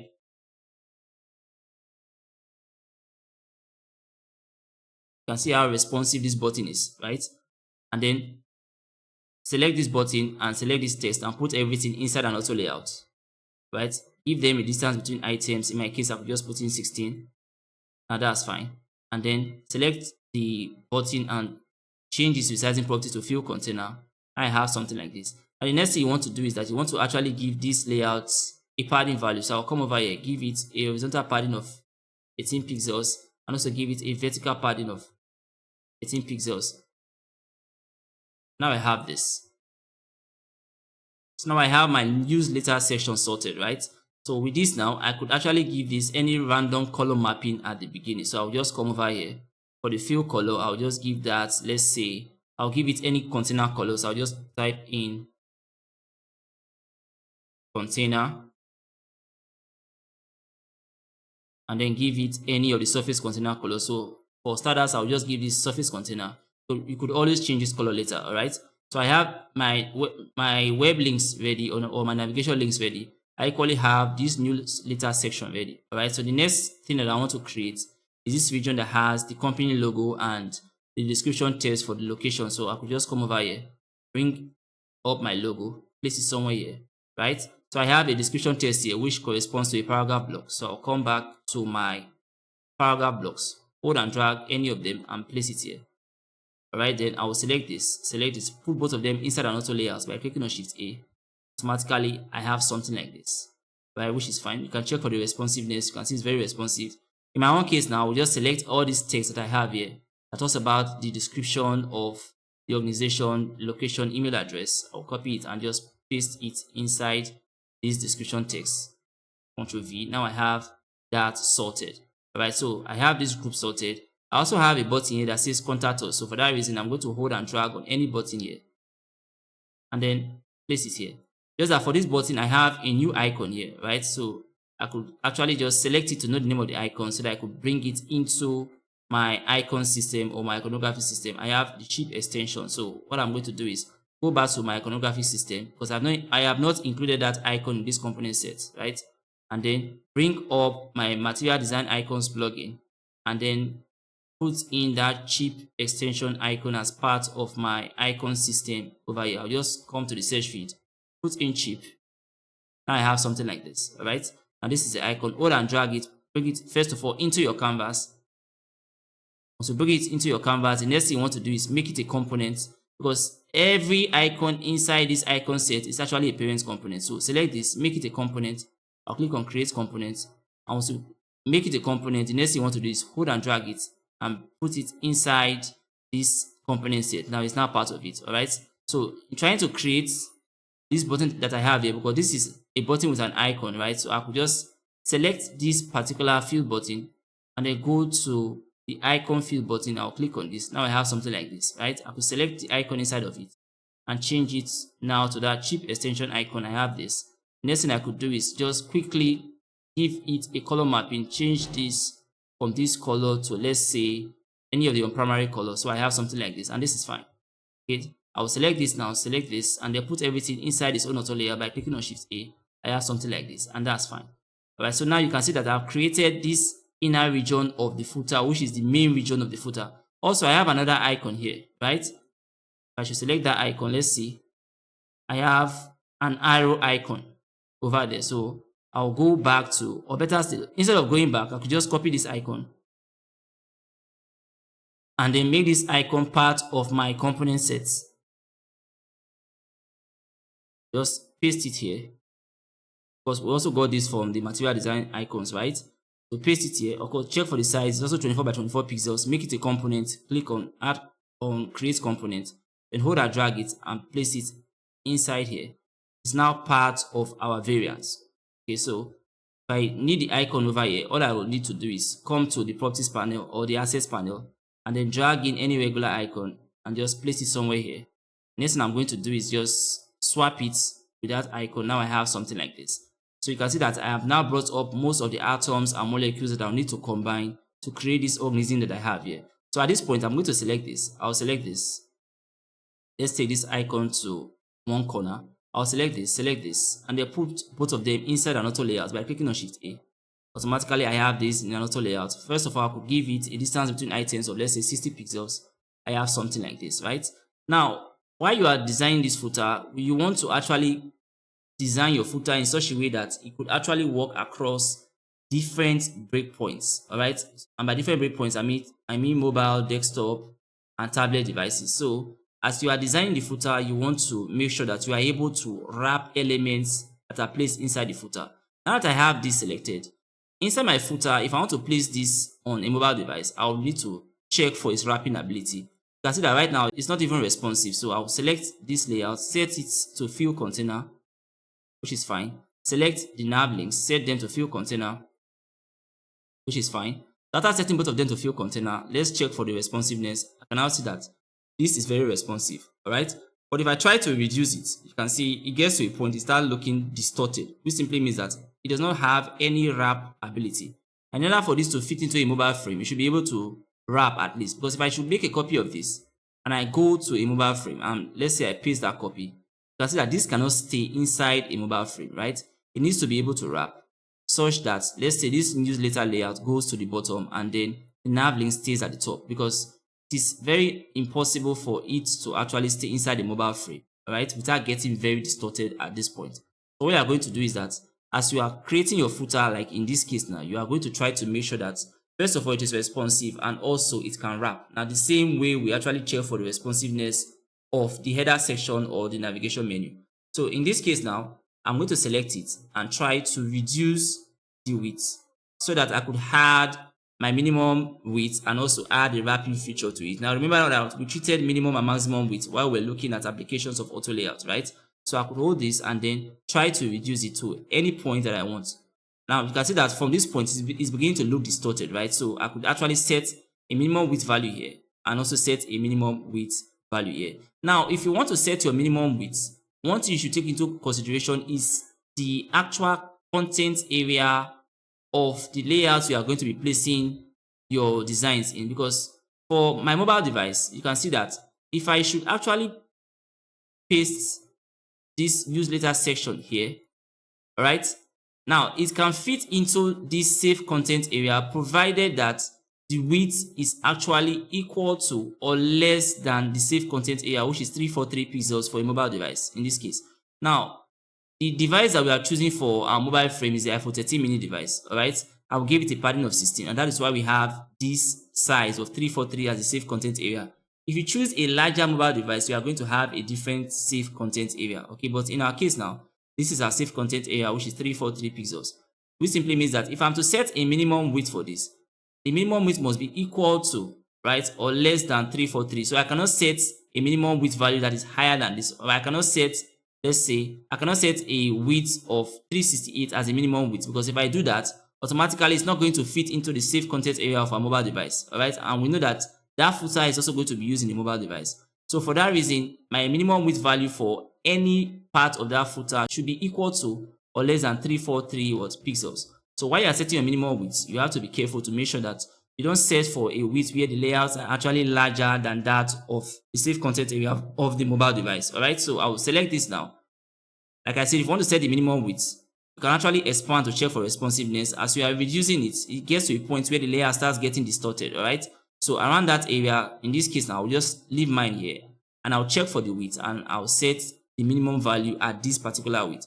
While I have it selected, I can see that the width is 285, all right? You can see that is less than the save content area, which simply means I can set that as my minimum width. So I can select it, copy that, and click on that drop down. Go to where it says add minimum width, click on that, and then paste this exact size inside this input field. I'll click on Ctrl V now, and then click on enter. Automatically, I'll set a minimum width for this. I'll come over here, click on this, all right?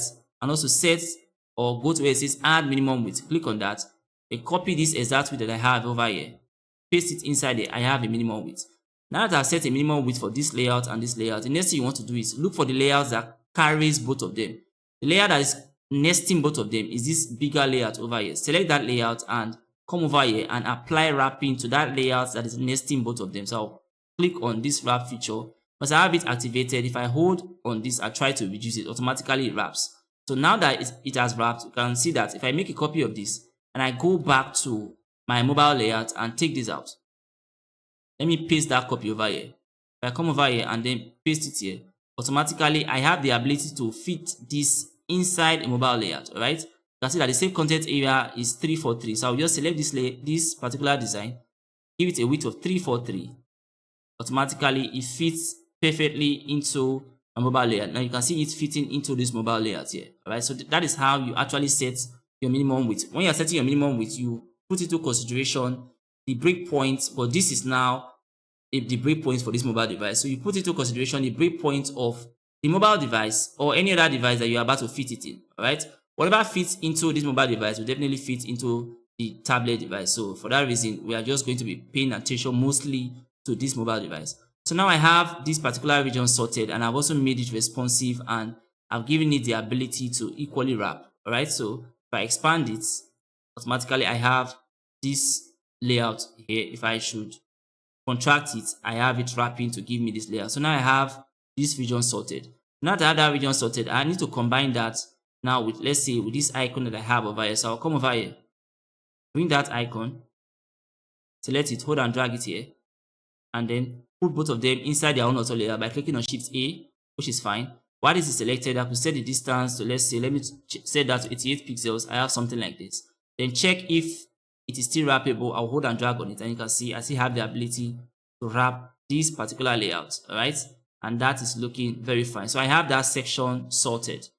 Now that I have that section sorted, I will come over here, select this. For the distance between items for this and the button, I could set this. So let's say, let me make that 61 pixels. Let me select this. Let's give this a distance between items of, let's say, 68 pixels. I have something like this, right? So I'll hold this and try to combine it with this layer that I have over here.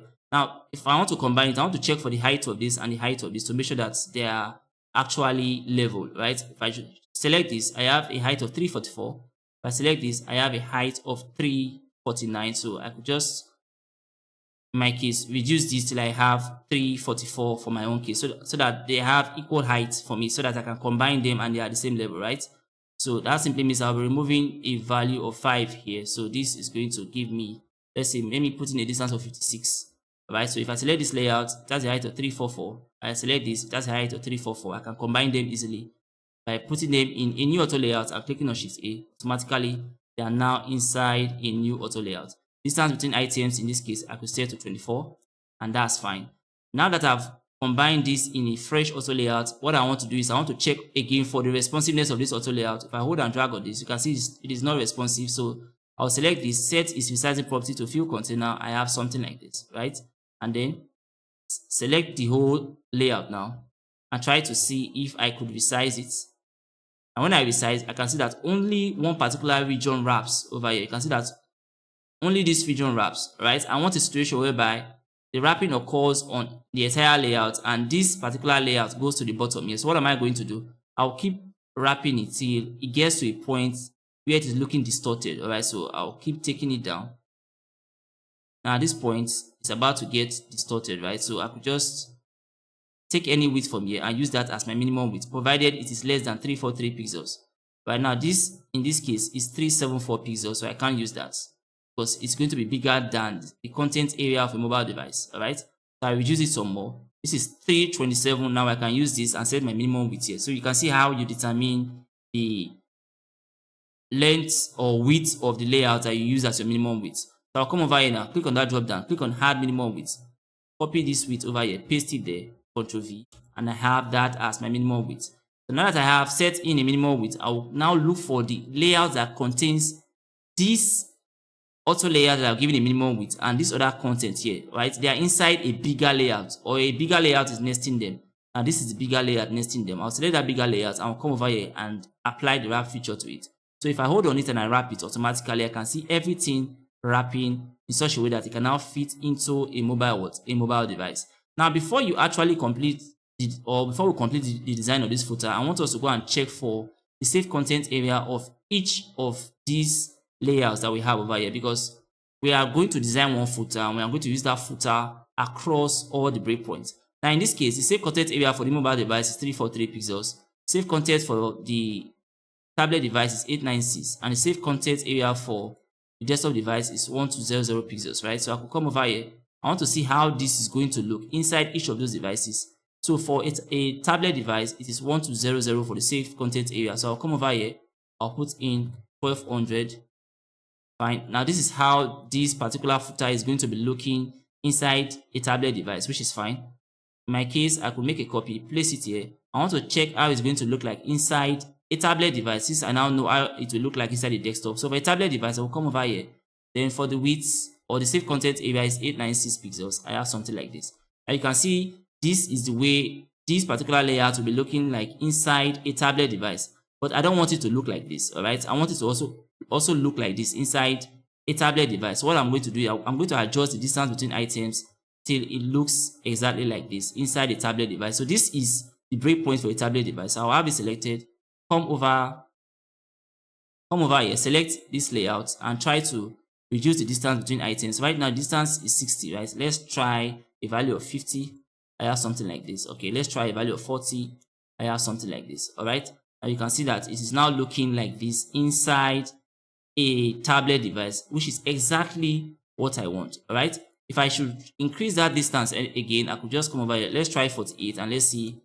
Okay, it goes back to the way I do not want it to look. So I'll just Ctrl C and just use this value of 40. And this is what I'm going to be using for my footer, because these particular values here fit into the save content area for that of a tablet and desktop device. So I'll select this, take it out.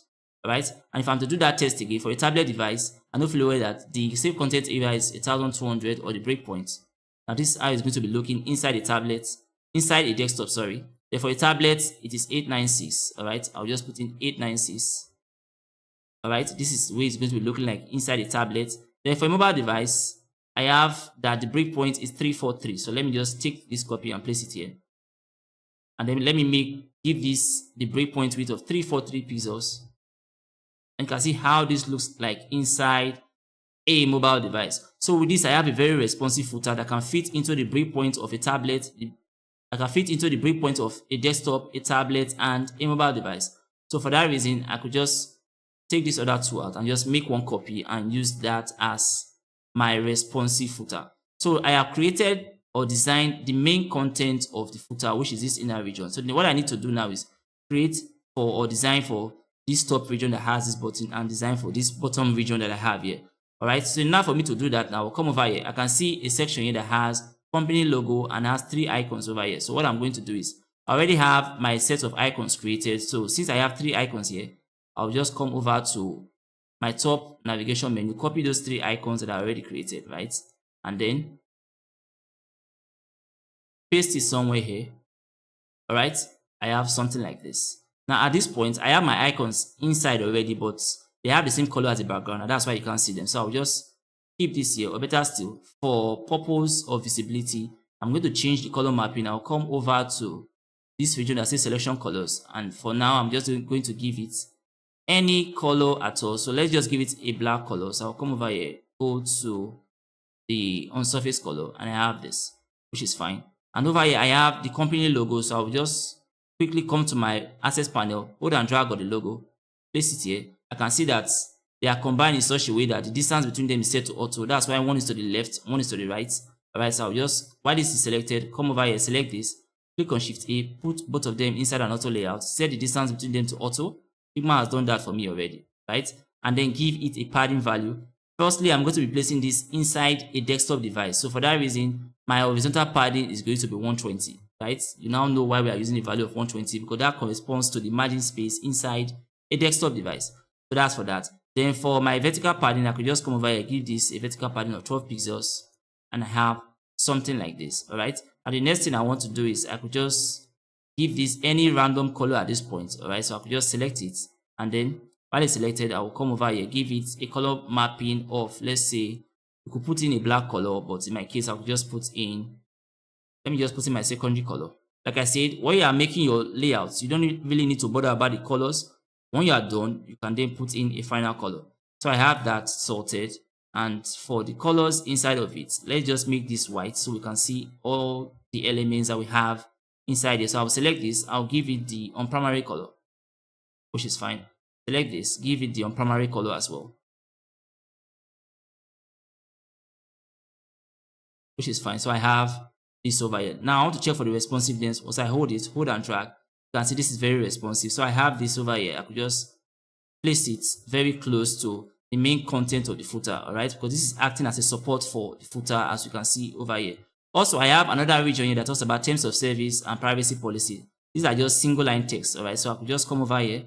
I'll go to my single line text, hold and drag it, put it inside this frame, and I have a text that says terms of service.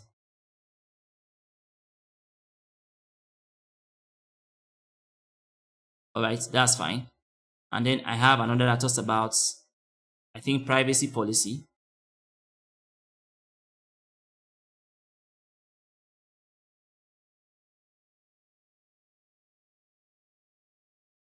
Alright, now in this case, I want to resize this, so I could just select it, come over to my typography system. In my case, I just want to give it a smaller size. I'll give it body medium. Alright, I'll select body medium, but in this case, I want it to be, let's set that first of all, let's set that to bold. We can always change it later. Let's set that to bold. Select this, do the same thing here. Typography, go to body medium. Alright, now I have this here. The next thing you want to do is check. You can see that they are combined in such a way that the distance between them is set to auto as well. So I'll select this, click on Shift A, put them inside an auto layout, set the distance between them to auto. If Figma doesn't help me do that, I'll set that to auto. Now I can hold and drag on this and extend it, right? In the same way, I'm going to give this a padding value of, let's say, 12 for the vertical padding. Then for the horizontal padding, it's going to be fit inside a desktop layout first. So I'm going to make this 120 for the horizontal padding. Now I have something like this. Now it's looking a bit distorted. Don't worry, just hold and drag on it. Automatically, you have something like this, all right? And that is going to be attached to the bottom of this particular layout, just the way we have it here in the footer. So I could just come over here, select this layout, select this one, put both of them inside an auto layout by clicking on Shift A. That's fine. Set the distance between them to 0, which is fine. Select this and set that to fill container. I'll come over here, set that to fill container, and I have something like this, all right, for the bottom of the footer, just the way I have it here. Now you can see that I have a LinkedIn icon, Facebook, and Twitter. I could just come over here, change this to LinkedIn icon, Facebook, and Twitter as well. Quickly, I'll just change this to those icons that I have. Select this, change this. All right, using my variant properties, select this, change this. Now I have this. I'll come over here, change this, give that a color mapping of white as well. So I'll just give it a primary color. So I have this region sorted. So you can see that we started by creating the main content of the footer, which is the inner content, right? After that, we decided to create the other parts that are augmenting it at the top and at the bottom. So we've created the part at the bottom, which is this. Now we are not going to combine it with the footer. So just hold and drag it and keep it somewhere. Now to create the part at the top, I just have a button inside the layout, right? So all I'll just do is, for this a button that says reach out to us. So I'll just come over here, hold and drag on any button. In this case, I'm going to change this to an outline button. So I'll just come over here, click on outline button. Now this outline button, I think, has a color of white. But for now, let's just change it to any other color so we can see it. I'll just change it to this, all right? And then, in my case, I'll hold and drag on this. Put this inside another auto layout by clicking on Shift A, which is fine. Give the auto layout horizontal padding or vertical padding of 12 pixels. All right, the horizontal padding will be 120. Since this is going to be in a desktop layout first, 120, I have something like this. Looking distorted, don't worry, just hold and drag on it. Select the button, set its resizing property to fill container. Okay, that's already fill container. I'll select this now, hold and drag on it. I have something like this. Now what I'm going to do is I'll select this layout and give it a different fill color. In this case, I'm going to give it, let's say, the secondary fill color. So I'll just go to my key colors, type in secondary. I have something like that. Now select the button itself and give it the primary color so as to have very good contrast between them. I'll come over here, set that to the primary color. I think I selected the fill section. Select the stroke instead. Set the stroke to the primary color. Alright, select the text as well. Set that to the primary color. I have something like this, which is actually looking good, right? So I've created for the top section and the bottom section as well. So I'll hold this, bring it here, just the way I have it here. So I have the main content area for the footer section, which is this inner section already created and very responsive, as you can see. All right, I have the top section and bottom section augmenting it. This is for the bottom, this is for the top. Now that I have them created, I could just highlight everything and set everything or put everything inside a new auto layout. All right, so you can see that this has a padding of 120. This has a padding, all the elements here have a padding of 120. I will select this and also give this a padding of 120 since I'm putting this first in the desktop. So I'll come over here for the horizontal padding. I'll change that to 120 pixels. I have something like this, right? So now what I'm going to do is inside this frame, because just as the navigation menu extends from this end to this end, it simply means that my footer is also going to extend from this very end to the other end here, right? So automatically I need to know the size of this particular frame. The size is 1440. So for each of the footer sections, I'll just select them, give them the same size as that of the frame. So I'll just, for the width, I'll just put in 1440, which is fine. I have something like this. Select this region, put in 1440 for the width. All right. Select this, put in 1440 for the width. So now they can all fit inside that particular desktop frame. So I'm going to just highlight everything and put everything inside one auto layout. So I'll highlight the whole thing. Click on Shift A. Automatically everything is now inside one auto layout. Now the next thing I want to do is make sure that the distance between them is 0. So I'll come over here, change that distance between items to 0. Now that's fine. So after changing the distance to 0, you can see how this is looking cramped. So in my case now, I could just put in distance between items of 20, or better still, let's say 24. Now I have something like this, right? If I should hold and drag this footer and place it here, you can see it needs a fill color. So I'll just come over here, give it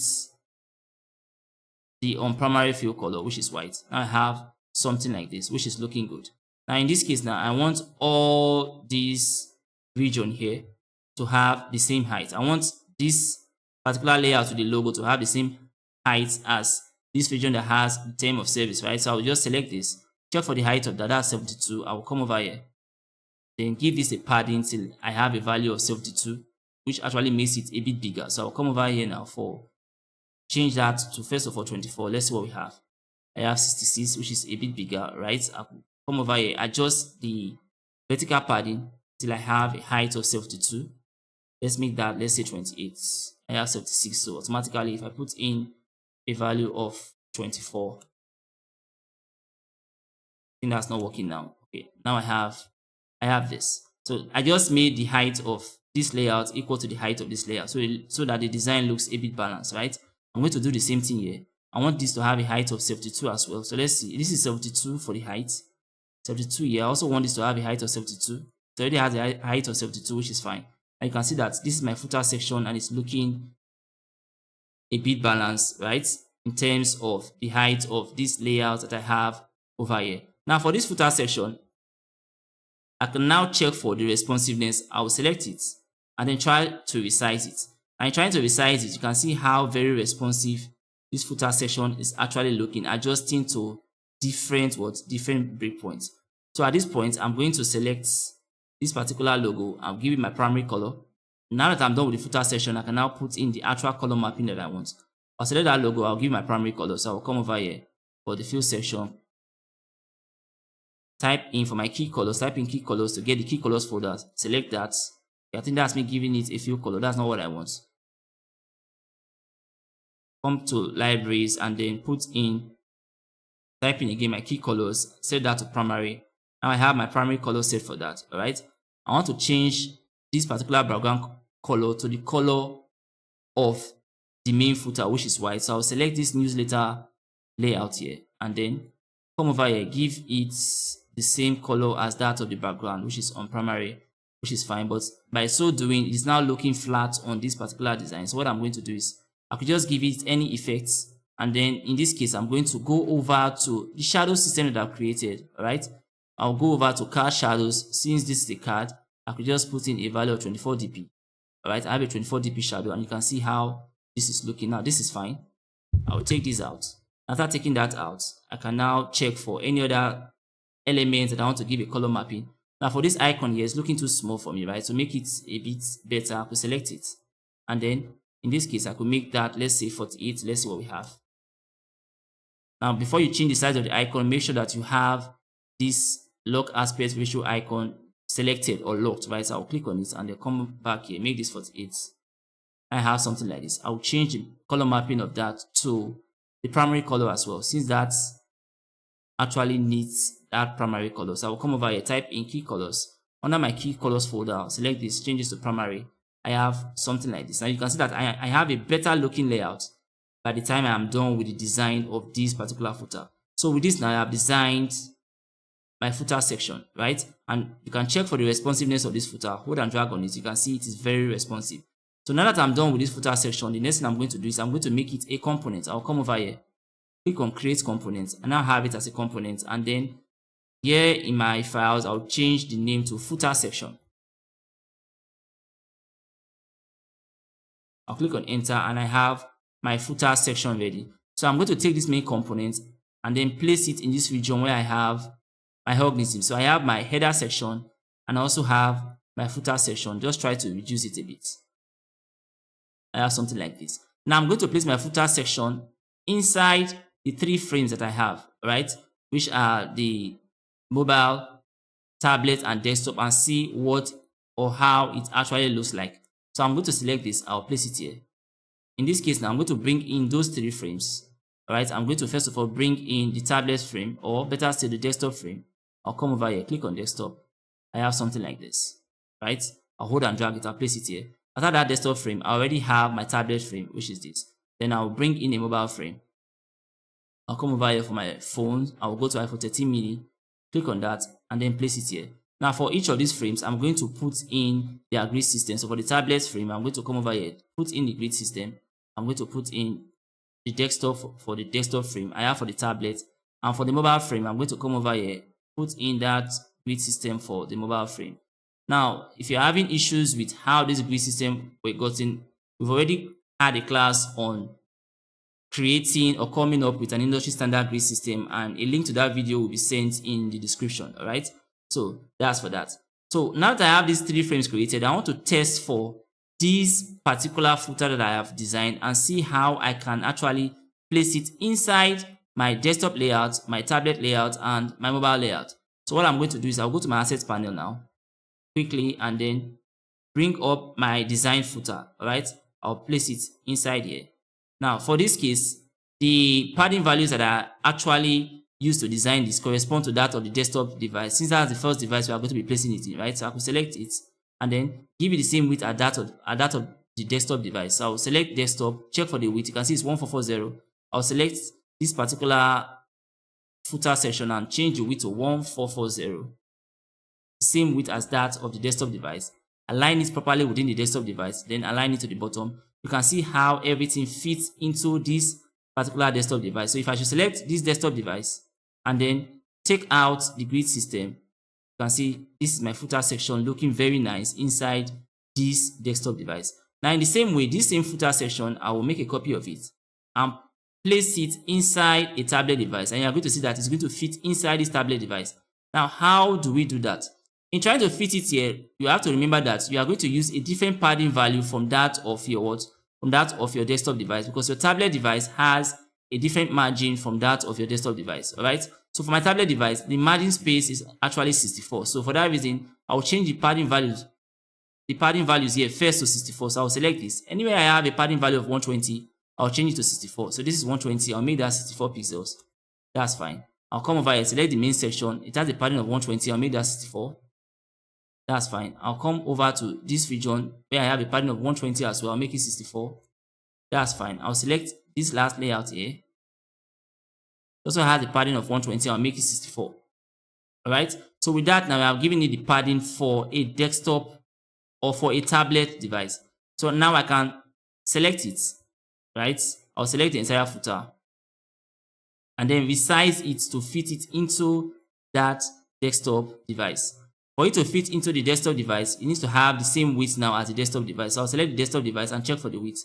This is 1024 pixels for the width, right? I'll select this particular footer section and put in the same width value for it so it can fit in properly into the entire width of tablet device. So I'll Ctrl V now to paste that. Now I have something like this. Align it to the center, align it to the bottom, and you can see that I have the same footer section fitting into the tablet device. All right, I will select the tablet and then remove or just detach the grid lines there. You can see the same footer fitting into a desktop device and the same footer fitting into what? A tablet device. Now after putting this footer in the tablet device, I also want to check for its responsiveness inside the mobile device. So I could select this, hold and drag, place it here. Now for a mobile device, I know fully well that the padding value that we use is actually 16, right? So I'll come over here, change the horizontal padding values to 16 in this case. So I'll come here, select this, and then change that to 16. So since we are trying to look at how this can also fit into a mobile device, I'm going to select every particular section that has that padding of 120 and change it to 16. So over here, I'll select this layout. In this case now, okay, it now has a padding of 64 since we are coming from a tablet device, right? So in this case, I'll change it to 16 for a mobile device. All right, select the main section, change the horizontal padding to 16, which is fine. Select this other section here, change the horizontal padding to 16, which is fine. And then select the last section, which is this, and change the horizontal padding to 16. So now that I've done that, the next thing you want to do is select this footer and then resize it to that of your mobile width. All right, I'm going to resize it to my mobile width. Now you can see that everything wraps in such a way that it can fit into the mobile width. I will come over here, select my mobile device and check for the width of my mobile device. If I select it, the width of that mobile device is 375. So I will come over here, select my footer, give it that same width of 375 so that it feels or it fits properly into the mobile device, and then hold it and drag it into the mobile frame. Let's see what we have. Alright, it's now in the mobile frame. I will just align to the center, then align to the bottom. I have it now inside the mobile frame. Now you can see that everything here fits within the save content area of this mobile frame. Alright, I could select the mobile frame now and then just detach that particular grid system, and I have this. So you can see that we have the same footer fitting into a desktop device, fitting into a tablet device, and the same footer fitting into a mobile device. So this is what I mean by creating responsive organisms or responsive components. So with that now, you can see that for our high fidelity designs, I'm done with the header section. All right. Also, I'm done with the footer section. So aside the header section and footer section, I equally have the hero section and I have the body section. So those are the two sections that I need to create for this particular home page that I have over here. So I'm going to come over here, select this and take this out. All right. Now at this point, you could even decide that since you are done with your header section and your footer section, you could decide to prototype some of the elements inside each of these sections. So if I want to actually prototype the, let's say, navigation links, I could just come over to where I have nav links, right? Bring back my panels and then select that. And once I select it, I want to create a prototype interaction. So for that reason, I'm going to create variants. While it's selected, come to this region that says add variants, all right? Click on that. Automatically, you now have a component set with this being a variant. Now, how do I want the nav link to look like once I hover on it? Now, once I hover on it, I want this particular nav link to have a stroke, right? So I have that selected. Come over here, give it a stroke. I'll set the stroke value to, let's say, 3. Or let's make that 4. I'll set the stroke value to 4. Also, once I hover on it, I want this particular text to change to the primary color. So I'll come over here, select this, change that to my primary color. I have something like this, right? Change the stroke color also to that of my primary color. So I'll come over here for the stroke, click on libraries, and then put in the key colors folder so that I can see my primary color. I'll click on this. I have something like this. So the moment I hover on my navigation link, this is what I want to be displayed. All right. Anytime I hover on my navigation link, that's what I want to be displayed. Now let's see for our top navigation menu. Remember that we have some text at the top here. All right. At this point, they have the same color with the background, so you can't see them. So while they are selected, I could just come over here, give them the primary color first so that they can be seen. I'm going to come over here, change that to primary. All right. So because I have two navigation links here, that's fine. So now that I'm trying to prototype my nav links, and this is exactly how I want them to look once I hover on them, I'll come over to where it says prototype, click on that. All right. And then select my navigation links again. Hold and drag my noodle over here. And then once my interaction tab comes up, I'm going to change this trigger from on tap to while hovering, which is fine. The action is I want it to change to variant 2. This is variant 2, and I want it to happen instantly. And that's for that. So with that, now I've created a prototype interaction for my navigation links. You could also create a prototype interaction for your icon buttons. Now to do that, come back to where it says design. In this case, add a variant. All right. Now, the moment I hover on my icon button, what do I want to see? I want that to change to, let's say, I want to change to a layer that has, let's put in a light color in this case. So I'm going to put in the secondary container color. You could actually design it anyhow you want to design it, right? So I'll put in secondary container color. So I'll come over here. I want it to change to something like this. All right.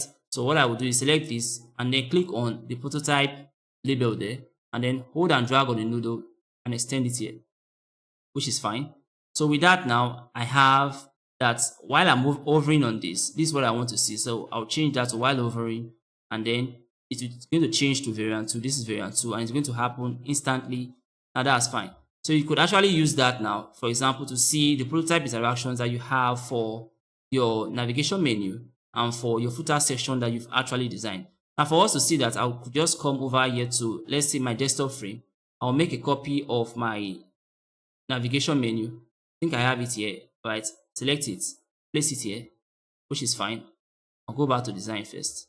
I'll place it here, then extend it to the very end, hold and drag on it till I get to the end, or just give it the width value, which is 1440. I will go to the width, put in 1440.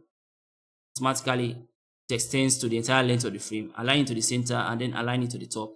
Now I have this. So for me to check for the prototype interaction that I just set in for the header section and the footer section, since we have created those two sections, I could just select this frame, right?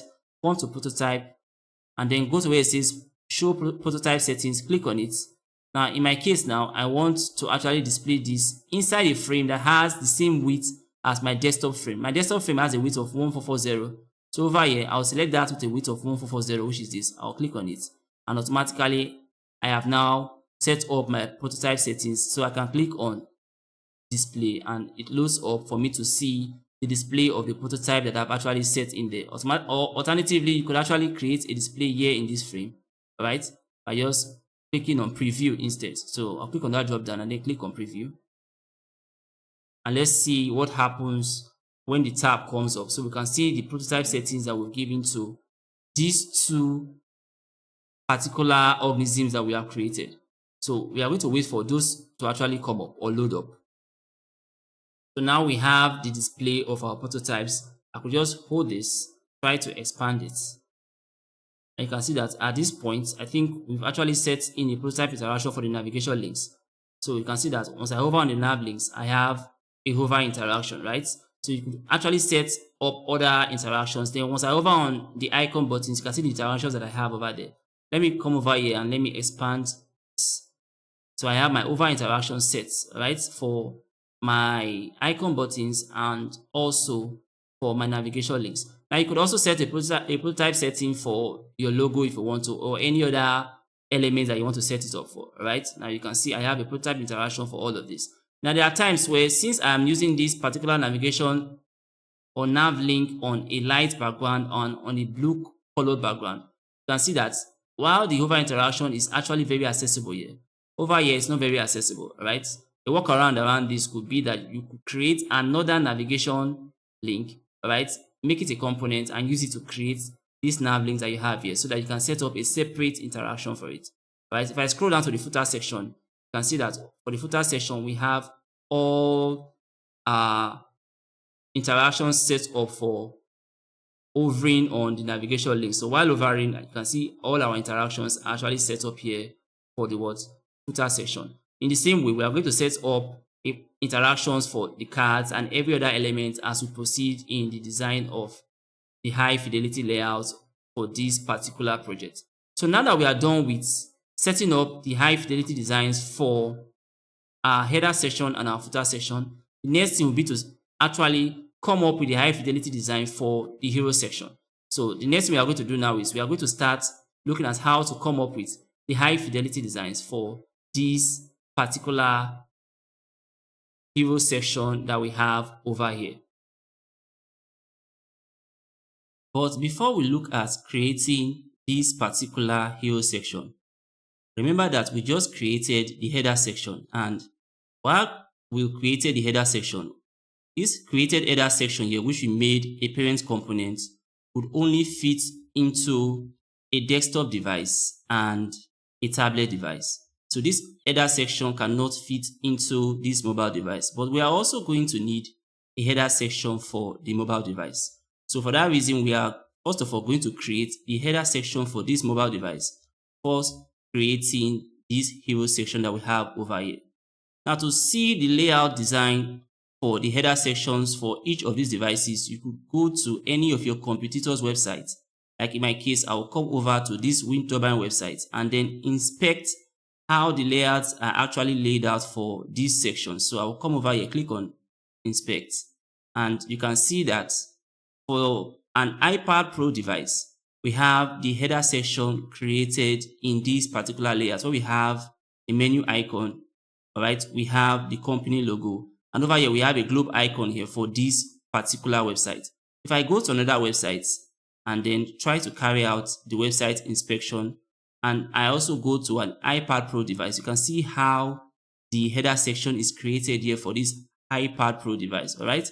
Also, you could inspect how it is created for a mobile device. So if I come to this website, I'll click on this drop down here, and then I'll inspect the header section on any of these mobile devices. I will use an iPhone 14 Pro Max device. Once I click on that, you can see that for the header section here, we just have the company logo, and also we have a menu icon over there, such that once I click on it, I have a navigation drawer come up that contains all the navigation links that's supposed to be part of the header section. And that is why, in this case, our header section fits only into the desktop device and the tablet device. So for the mobile device, we're also going to create another header section for this particular mobile device, because all the navigation links that we have over here are such that they cannot fit into these little breakpoints that we have for the mobile device. So for that reason, my mobile device, I'm going to come over here and then go to my material design icons plugin and then bring in the menu icon. So once this loads up, I'm going to bring up the menu icon, and then I'll use that menu icon to create my header section for the mobile device. So I'll type in menu, and then I'll hold this icon and then drag it into my canvas, which is fine. I'll come over here, have the icon selected, and also make it a parent component. And after making it a parent component, I'm going to take that parent component and add it to my icon component set, because over here I have an icon component set. So I'll hold and drag it into my icon component set. Now I have something like this. So to create my header section for my mobile device, all I'll simply do is I'll come over here, hold and drag on this logo, and then bring it here, because I want the logo to stay on the left hand side, just the way we saw on this website where we carried out an inspection. You can see that the logo is staying at the left hand side, then the menu icon is staying at the right hand side. And then you can also include any other elements that you want to include as part of the header for the mobile device. So in my own case, I just want to include the logo and the menu icon. So I have the logo over here. Then I'll come to my access panel and simply bring in an icon. Now in this case, I'm going to be using an icon button, because this is actually more like an application bar, or more like a header menu. So I'll come over here, I'll bring in the icon button, and I'll place it here. I'll select both of them and put them inside an auto layout by clicking on Shift A, after which I will align that auto layout to the center. I'll make sure that the distance between them is set to auto, and you can see that by default Figma already gives me a distance of auto between both elements. And then I'll hold and drag on this layout and assign to it a color mapping. So I'll come over to the fill section, and then I'm going to give it the on primary color. I'll click on primary. Now I have something like this. So if I should hold and drag this down to this area, this is now me creating my header section for my mobile device. Now in this case, I'm going to give this particular layout a horizontal padding that is equal to the margin space of a mobile device. Now remember that for our mobile device, we used a margin space of 16 pixels. And how do you know that you use a margin space of 16 pixels?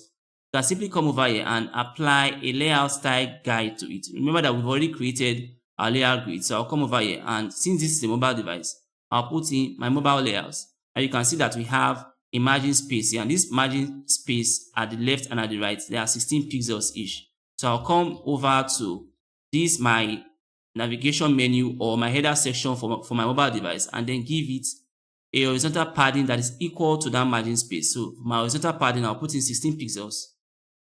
I have that. Then for my vertical padding, I could just put in, let's say, I could make that 8 pixels. Now I have something like this. All right. Now this is going to be the header section, or this is what is going to help us actually try to traverse the navigation menu of our mobile device. So with this done, I'm going to make it a component. I'll come over here and click on create components, and then I'll go to my file and I'm going to name this mobile header section. So I'll just put in mobile. You could actually name it whatever you want to name it. Mobile header section.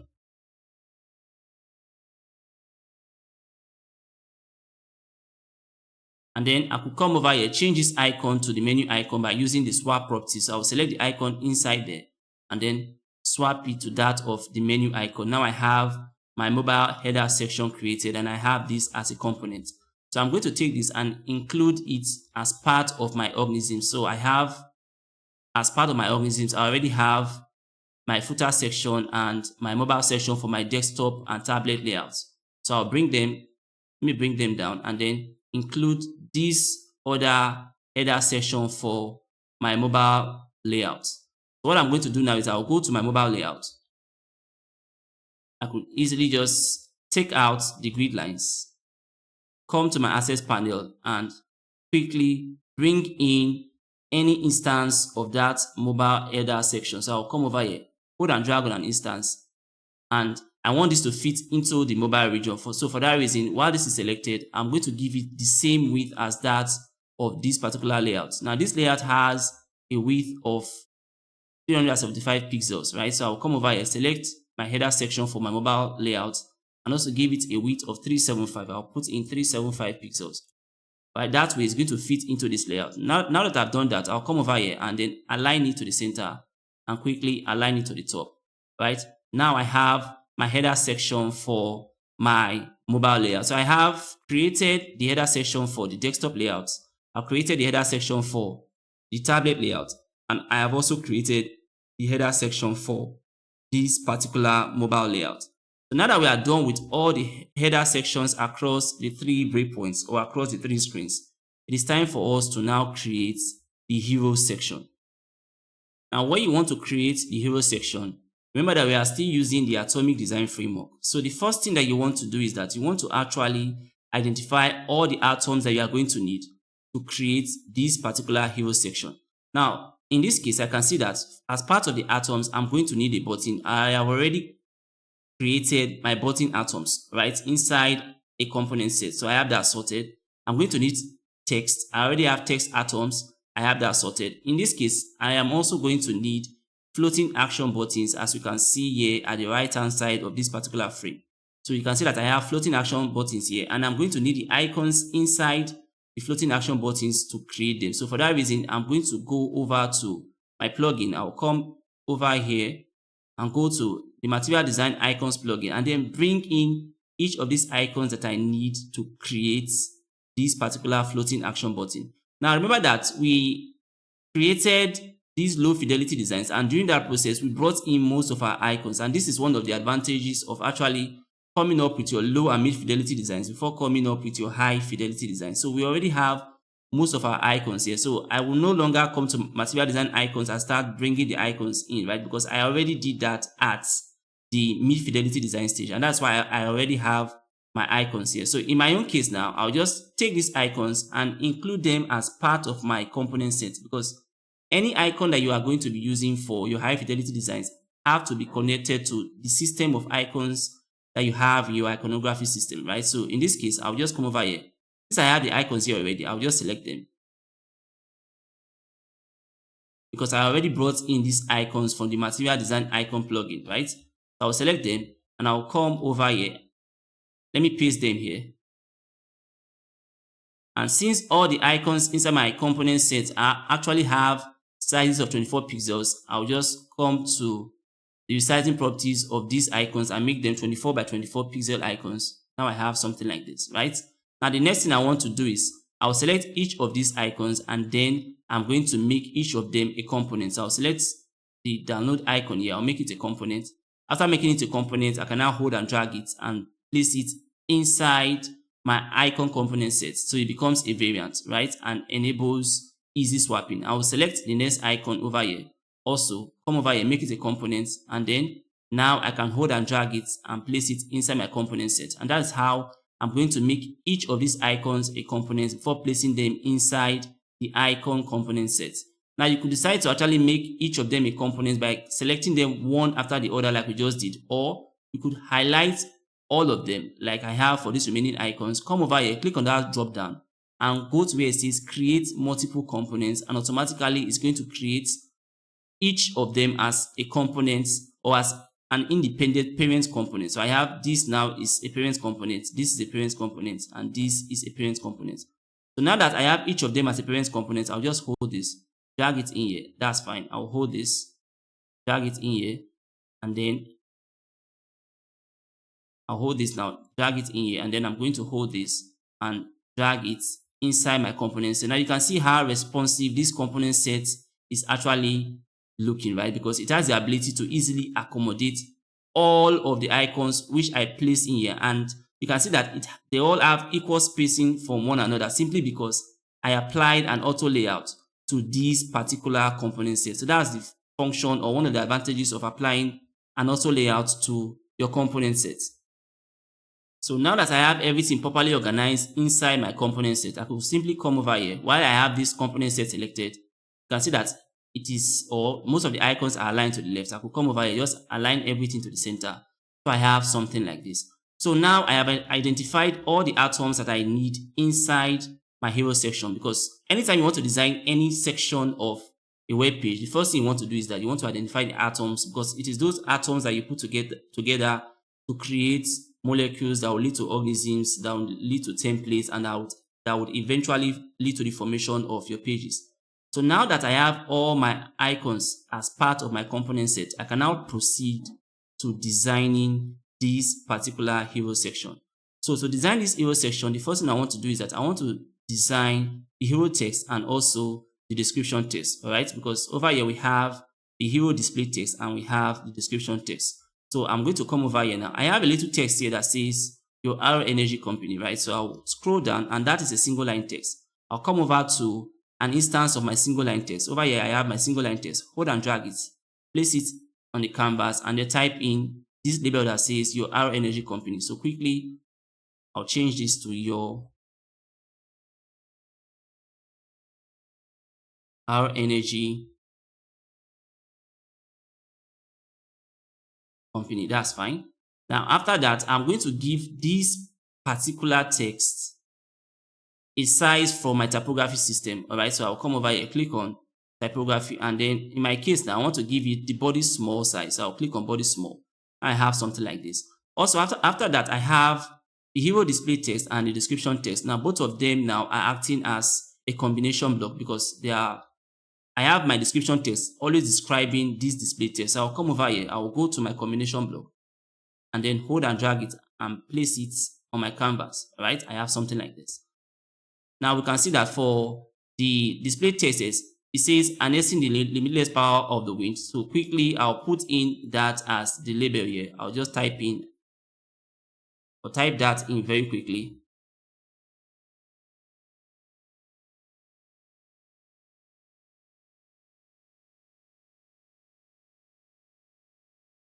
Of the wind. Now I have that sorted. The next thing I need to do is actually to apply a size or a standard size to this text. Now for my display text, since this is actually a desktop layout, I'll simply select that text now, and then I'll come to my typography system and I'm going to give it a size of display large, all right? Because I have display large, I have display medium, and I have display small. So this is for a desktop layout, so I'm going to use the display large text. I'll click on display large. Now I have something like this, right? So I'll come over here, select this. Let's bring it here. I have this text overflowing. I could select it, come to its resizing properties, set its resizing property in terms of its width to fill container. I have this, select the text characters, come over here, set that to fill container. So I have a more responsive combination. So if I hold and drag on this, you can see that this is actually more responsive. Now, the bigger something is, the more space that it would need, right? So since this here is now a larger text, I want to increase the distance between this display text and the description text. So I'll come over here, have this selected, come over to the distance between items. In my case now, I'm just going to give that a distance of, let's give it 16 pixels. Now I have something like this, right? So I could check for the responsiveness, and you can see that this combination is actually very responsive. So I'll hold this and then I'll place it, or better still, instead of 16, let's give it a distance of 24 pixels. So I have very good distance between the display text and the description text. So I have this sorted. So I'm going to hold this, place it here, and then bring in this little single line text that I have over here. I'll place it here and put both of them inside an auto layout. So while I have this selected, I'll come over here, select this, and then click on Shift A. Now I have everything in an auto layout. I also give this a distance between items of 24 pixels. So I'll come over here, type in 24.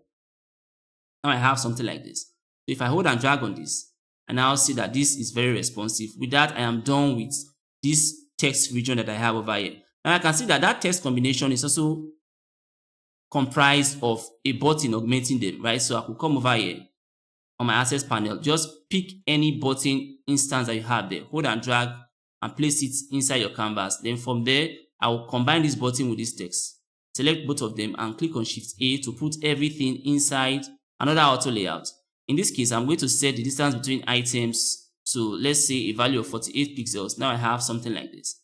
So if I should select this and then hold and drag on it, I still have a very responsive combination, right? So with that, I'm done with that text group that I actually need for my hero section. You can see that I have just created this text group and with the button combination for my hero section. So now that I'm done with that, all I'll simply need to do is bring this over here. Now remember that there is actually a padding space here, right? And since this is a desktop device, our padding space in terms of the horizontal padding is going to be 120 pixels. So I'll have this selected, come to the horizontal resizing, or better still the horizontal padding, and change that to 120 pixels. I have something like this. I also want to give this a vertical padding, alright, so that I could have a large area here that will represent my hero section. So for that reason, I'll go to the vertical padding and put in a value of, say, let me try 350 pixels. I have something like this, alright. So now I can hold and drag on this layout, and I have something like this, which is fine. Now you can see that I now have a layout within which I could put an image, right? But before I place an image inside this layout, you can see that in checking the responsiveness of this layout, you can see it is very responsive, but I have the text actually increasing in width down to the right, and I don't want that. Now what I want in my case is, I want this text to always remain at this left-hand side so that I could have some empty space at the right-hand side, right? So in as much as the layout has to be responsive, I do not want the text increasing in size to the right. So for that reason, I'm going to limit the extent to which the width of this text can go. Now, in order for me to do that, I'm going to now apply a maximum width property to the auto layout that contains this particular text. So I'll click on this text auto layout now, and then I will apply a maximum width to this. Now, before you apply the maximum width, you actually want to decide what particular width or at what point you want to apply that maximum width. Now, I want this to be such that the display text or the hero text here is just giving me 2 lines of text. So I have 1 line of text and I have another line of text, and that's fine. I don't want it to be giving me like 3 lines of text. So I just want it to be giving me 2 lines of text. So I'll continue to increase this till I get to a point where I have just 2 lines of text. And at that point, I'm going to put in my maximum width. All right. Now at this point, I have 2 lines of text. So I'll select the auto layout containing this text, come over to its width. You can see that at this point, it has a width of 694, and I'm going to use that as my maximum width. So I'll come over here, click on that drop down, go to where it says add maximum width.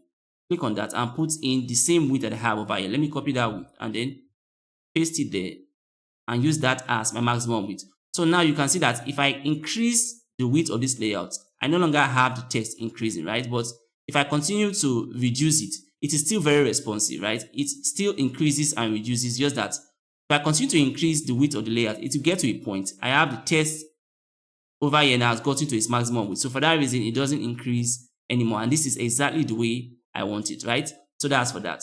Now that I've created this hero section, I want to put in an image inside this section. But before I put in an image, I know fully well that the size of this particular frame or layout is going to be the same as the size of the desktop breakpoint, right? So for the desktop breakpoint, it has a width of 1440 pixels. So I'll come over here, have this selected, and change the width to 1440 pixels. So I'll come to the width and put in 1440 pixels, right? Just the way it's going to look like once I place it inside the desktop layout. So now that I have that, I could just put in an image inside this layout. So I'll come to my field section, click on this icon that says apply styles. Now remember that we created an imagery and illustration folder for all our imagery and illustration styles. So I'll come over here. We have vibrant images and we have muted images. For my hero section, I want a vibrant image. So I'll type in vibrant image.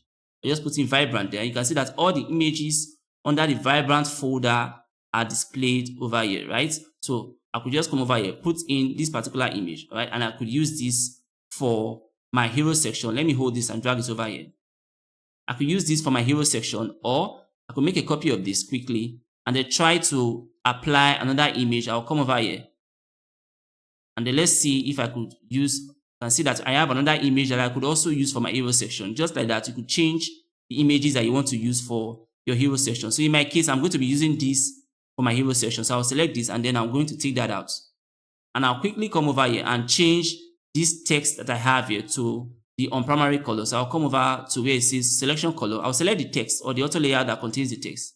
I'll come to where it says selection colors, change every black color there to your primary color, which is white. I'll change this to your primary color. All right. Select the description text as well.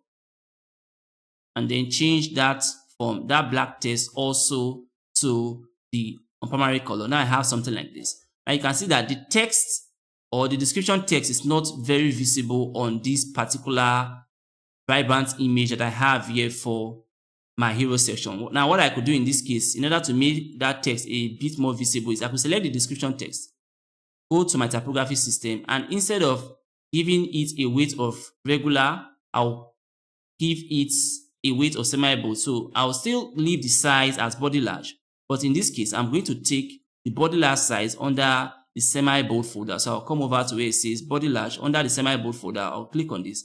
You can see that I have a more accessible text now that I could easily read on this particular surface, right? So that's for that. So with that, now I've created this particular hero section over here. I could also come here and change this button to a more accessible button. I could come and change that from this fill button to, let's say, a form button, and change the label of that button to something that says learn more. You could put in anything in your own case, right? So I'll change that to something that says learn more, and that's fine. With that, I've created this particular hero section that I have over here. Now, after creating this hero section, you can see that as part of the hero section, I equally have floating action buttons here. So I need to create these floating action buttons and add them to this hero section that I've created before I make it a component. So what I'm going to do now is to create those floating action buttons. I'll come over here and draw a simple frame. Now, initially, I'm going to give this frame any random color mapping. So I'll go to the fill section, and then for now, let's give it the primary container color so we can see it on this surface, right? I'm going to change or convert this frame to an auto layer by clicking on Shift A, which is fine. I'm going to set its alignment to center. Now I have this frame sorted for my floating action button. And my floating action button is going to contain an icon. So I'll come over here and just bring in a regular icon. So I'll come to where I have my icon components, hold and drag any icon, and then place it inside this particular auto layout for the floating action button. Now I have something like this. And next thing I'm going to do is I'm going to give this a padding. So while I have it selected, I'll come to the vertical padding. I'll give that a padding of 12 pixels vertically. And for the horizontal padding, I'm going to give this a padding of 36 pixels. Now I have something like this, which is fine. I'll select the icon inside of it, and I'm going to increase the size of this icon to, let's say, 48 by 48 pixels. Now I have something like this for my floating action button. So with this, now I have created my floating action button. I'm going to change this color now to, let's say, the on primary color. I'll click on primary, and then I have this as my floating action button. So since I'm done with creating a floating action button, the next thing I'm going to do is I'm going to make it a component. I'll come over here, click on this icon that says create components. I'll click on that. Now I have this as part of my components inside my assets library. And the next thing I'm going to do is I'm going to rename this to floating action button, or I'll just put in FAB for short. I'll just put in FAB, which is fine. Now the size of this floating action button for a desktop layout, like the way we have it here, the sizes of these floating action buttons for this desktop layout will be different from the size of the floating action buttons on a mobile layout, right? So for that reason, while I have the floating action button selected, I'm going to create a variant of this button. So I'll come over here, go to where it says add variant. I'll click on that. And then for this particular variant, I'm going to resize the floating action button for a mobile device. So while I have it selected, I'll come back to the padding values, give that a padding value of 6 pixel by 6 pixel. All right. Then change the size of the icon from 48 to, let's say, 24 by 24 pixels. Now I have this. And next thing I'm going to do is I'll have the layout selected. I'll have the variant selected, and then align it to the center. Now this is what I'm going to be using for my mobile devices. So this will be the floating action button for my mobile devices. So I could come over here, select this, come to where it says property 1. You could change this from property 1 to, let's say, floating action buttons. So I'll type in floating action buttons.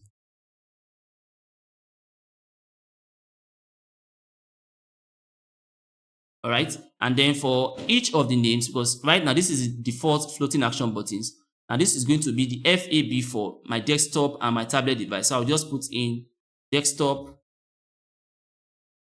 FAB. That's fine. Then over here, this is going to be my mobile FAB. So I'll come over here and put in mobile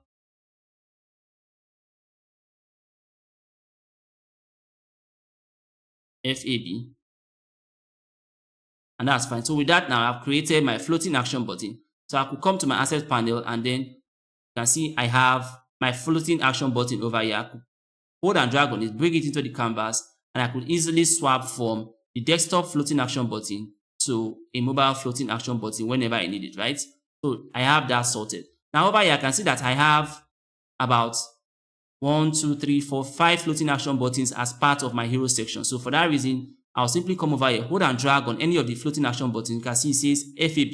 And this is one very important reason why you should actually rename any of your parent components that you create, right? Anytime you create a parent component, you actually need to come over here and then rename that parent component so you can identify them on your assets library, all right? So that's for that. Since I have this as a parent component, I'll hold it, drag it, and place it under my iconography system as well. I'll place it here, which is fine. And then I'll come here now and try to create my floating action buttons on my hero section. So I'll come over here, go to the assets panel, hold and drag on the floating action button, place it here on my canvas, and then I'm going to create 5 copies. I have 1, 2, 3, 4, 5, and then put all of them inside an auto layout. I'll highlight the whole thing, put them in an auto layout. Now that I have them selected, I'll click on Shift A to put them in an auto layout, which is fine. All right, for now, I have that the auto layout is aligned to the top center, which is also fine. And then for the distance between items, I'm going to put in a distance between items of, let's say, 12 pixels, which is fine for my floating action button. And then I'm going to hold this, bring it close to my hero section, which I have already created. All right, and then put both of them in an auto layout. So while I have it selected, I'll come over here, select the hero section as well, and then click on Shift A to put both of them inside one auto layout. My floating action button have to be floating on top of the hero section, and that's why it's called a floating action button. So for that reason, I will select the group for the floating action button or the auto layout that carries them. And then while I have it selected, I will come over to this label here that says position. To the right of it, there's an icon there. If I hover on it, it says ignore auto layout. All right. So that is an icon that is used to actually give any auto layout an absolute position. So what I'll do is I'll click on it. And once I click on it, I have the ability to now float this combination on top of this particular hero section that I have. So now that I've applied the absolute position property to this particular floating action button, you realize that and I have my position icons active here. So if I should click on align left, it's going to be aligned to the left of this particular layout. If I should click on align right, it's going to be aligned to the right over here. So if I should come over and click on align left, you can see it's aligned to the left. I don't want it there, so I could come over and click on align right, right? And you can see that it is aligned to the right. I want it to stay at the right and also to stay at the center. So horizontally, I have aligned it to the right. So vertically, I'm going to click on align center so it stays at the center. Now you can see those properties here, all right? You can see that horizontally it is aligned to the right and vertically it is aligned to the center. So with that, I have created my floating action button as part of my hero section. So if I should hold and drag on this, I expect this to be responsive. Now you can see that by holding and dragging, I only have the floating action buttons moving to the right. So what I'll do is I'll select the auto layer that carries this remaining hero section and set its resizing property to fill container. So I'll go to its width and then set that to fill container. I have something like this. So if I should come back and hold and drag this, you can see that automatically I have a very, very responsive combination over here. So at this point, I can go to my floating action buttons and begin to put in the actual icons that I want inside of them. So over here, you can see I have a download icon, I have a recycle icon. I could come over here, just click on any of the icons and apply the instant swap property. I could come now to the component set, or I will come to the variant that I have over here and change that to my download icon. Select the next quickly, change that to my recycle icon. All right. After that, I have a mail icon, then I have this moon icon here. So I could come over here, select this, change that to the mail icon. So I'll go to where I have email, which is fine. Come over here, select this, and then change that to that moon icon that I have. So I'll go to where it says, I think that name of that icon should be the moon icon. I have cheap arrow menu, download, recycle, bedtime. Probably this is it. All right, that's fine. And then I'll change the last one to the briefcase or portfolio icon that I have over this. I'll come over here, make that, all right, briefcase icon. Now I have this. All right, then by putting this inside an auto layout, I want to see what the resizing property of each of these floating action buttons are. So when I select this, I can see that from here it is set to fill container. I don't want it to actually fill that container. So what I'll do is, while I have this selected, I'm going to go over here and change that to all content. I have something like this. Select this, change that to all content. I have something like this. I'm going to select the rest of them, all right, and change all their resizing properties to all content. So I have something like this, because I can see a little space here, right? I'm not supposed to be seeing that little space. So I'll select the auto layout that carries all of them as well. Let me select the auto layout that carries them. I also change its resizing property to all content. Now I have something like this. Now you can see that we have the floating action buttons now properly aligned to the right of this particular layout for the hero section. So with that, now I've created the hero section, and from this hero section, I can simply make this a component and then use instances that is going to fit into the mobile device, the tablet device, and also the desktop device. So the next thing I want to do simply is make this a component. So I'll bring it here, hold and drag it and bring it here, and then come over to this icon that says create components. Click on that. Automatically, this is now a component. Now you can see the component, or an instance of the component is now showing here, right? And then I need to rename this. I'll come over to my files and then change this to hero section. I'll change the name over there now to hero section. I'll just put in hero section. So this is going to be my hero section, and this is going to be part of my organisms. So I'll hold it and then place it here as part of my organisms, aside from the footer section and the header sections that I've already created. So now that I've created my hero section, let me try to fit this hero section into each of these frames that I have, because I have my desktop frame, my tablet frame, and then my mobile frame, right? So to fit in that hero section, I'll come over to the access panel now, and then hold and drag on that hero section and try to place it inside my desktop frame. Now the hero section here should have the same width as that of the layout that is about to be fit into, right? So I will select the layout and then check for the width of the layout. This is 1440. I will select this hero section and give it a width of 1440 pixels. That's fine. Now after doing that, I'll simply come over here and position it centrally by clicking on align center. I will align it horizontally to the center, which is fine. And then I'll come over here, hold and drag it till it gets to or meets the header section as shown by these Figma guides. So I have it now meeting the header section as shown by the Figma guide here. So I could also come here and just check if it is properly aligned to the center. Click on that. Then I have my hero section sorted. Now you can see that with this, I have the header section and the hero section sorted for this particular desktop layout that I have over here. Now in a similar way, I will also come to my assets panel and then take an instance of that hero section and try to place it inside the desktop frame or inside the tablet frame in this case. So what I'm going to do is I'll quickly come to my assets panel. I'll come over here, hold and drag on that instance, the same instance, and then place it here on my Figma canvas. Now, but before I could actually place this inside, let me take this here. If I could place it inside this particular tablet frame, I need to now change the padding of this instance to the padding values that we need for the tablet frame, right? Because the padding values that you are going to use for the desktop frame are different from the padding values of the tablet frame, owing or due to the fact that they actually have different margin space. Now the margin space for my desktop device is 120 pixels. The margin space for my tablet device is 64 pixels, right? So for this particular instance now, I'll select it. While I have it selected, I'll come over here and change, first of all, the margin space. So I'm going to double click to see where I put in the padding. You can see that the padding here is 120. I'll change that now to 64, since this is now actually going to be placed inside my tablet frame. So after changing that to 64, I could also come over here for the display text. Now this size of the display text is the size for a desktop frame, right? So I'll come to my typography system and now change that display text to that of a tablet frame. So I'll go over and I have display large, that's for desktop, we've used that.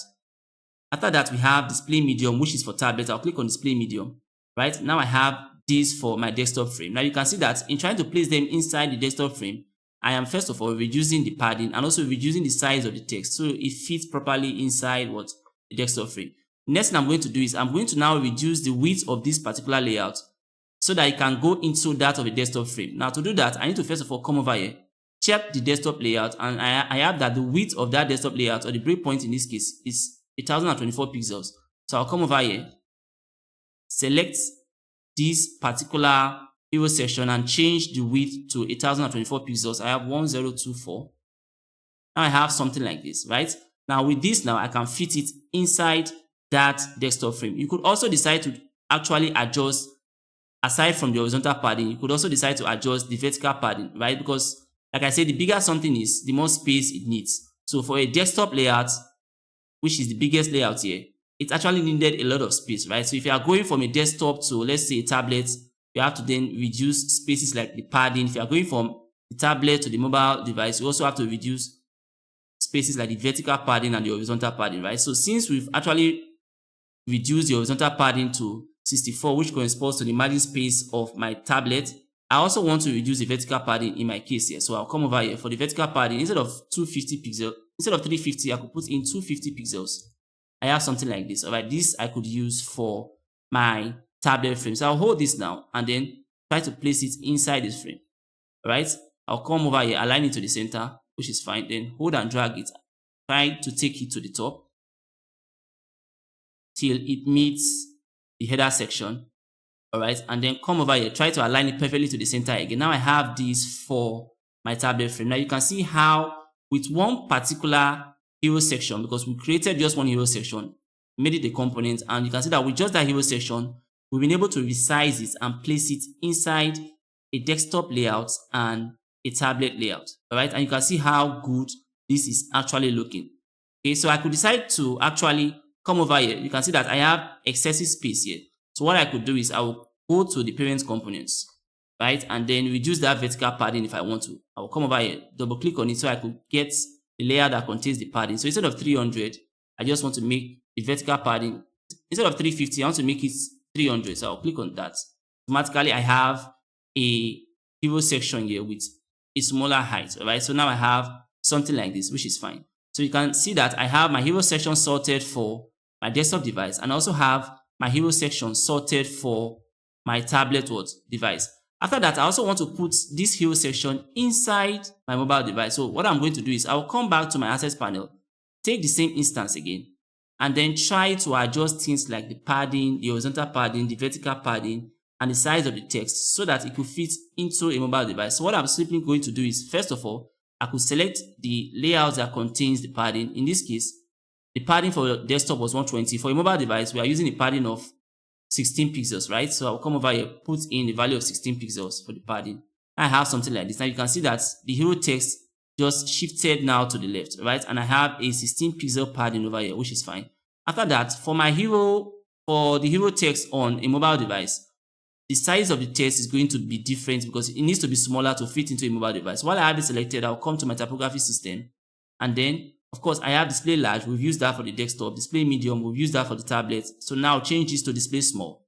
I have something like this. So this is what I want for my mobile device. And aside from that, I will then select this. The mobile device or frame has a width of 375, right? So I will select this and then reduce the width to 375. So I'll come over to the width and make that 375. So it gets smaller, all right? You could actually reduce it by putting in the value, or you can just hold and drag it. So you get to 375, all right? But to make it faster, just put in the value here. I'll just put in 375 pixels.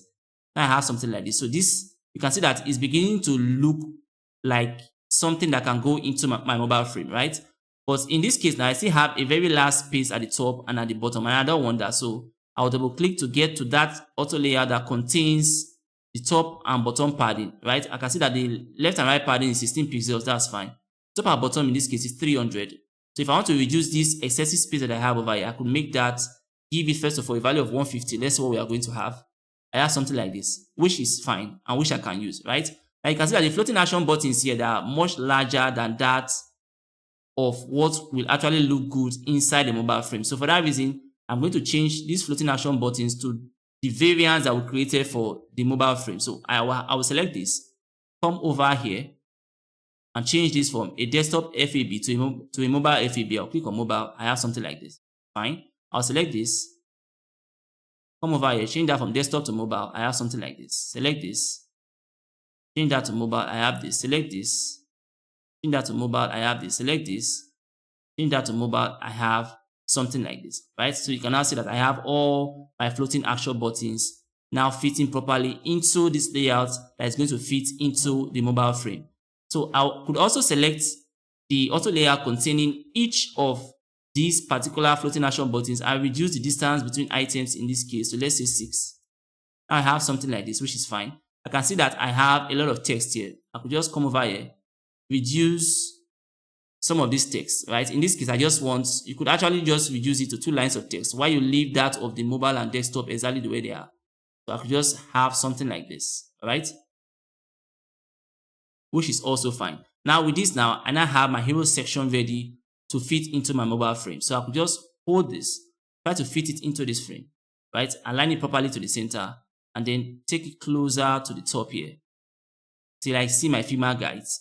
Okay, then try to align it to the center. Okay, now I have something like this. So that you can see that I have my hero section for my desktop layout, my tablet layout, and my mobile layout sorted. Now I could see that there's also some space here, right?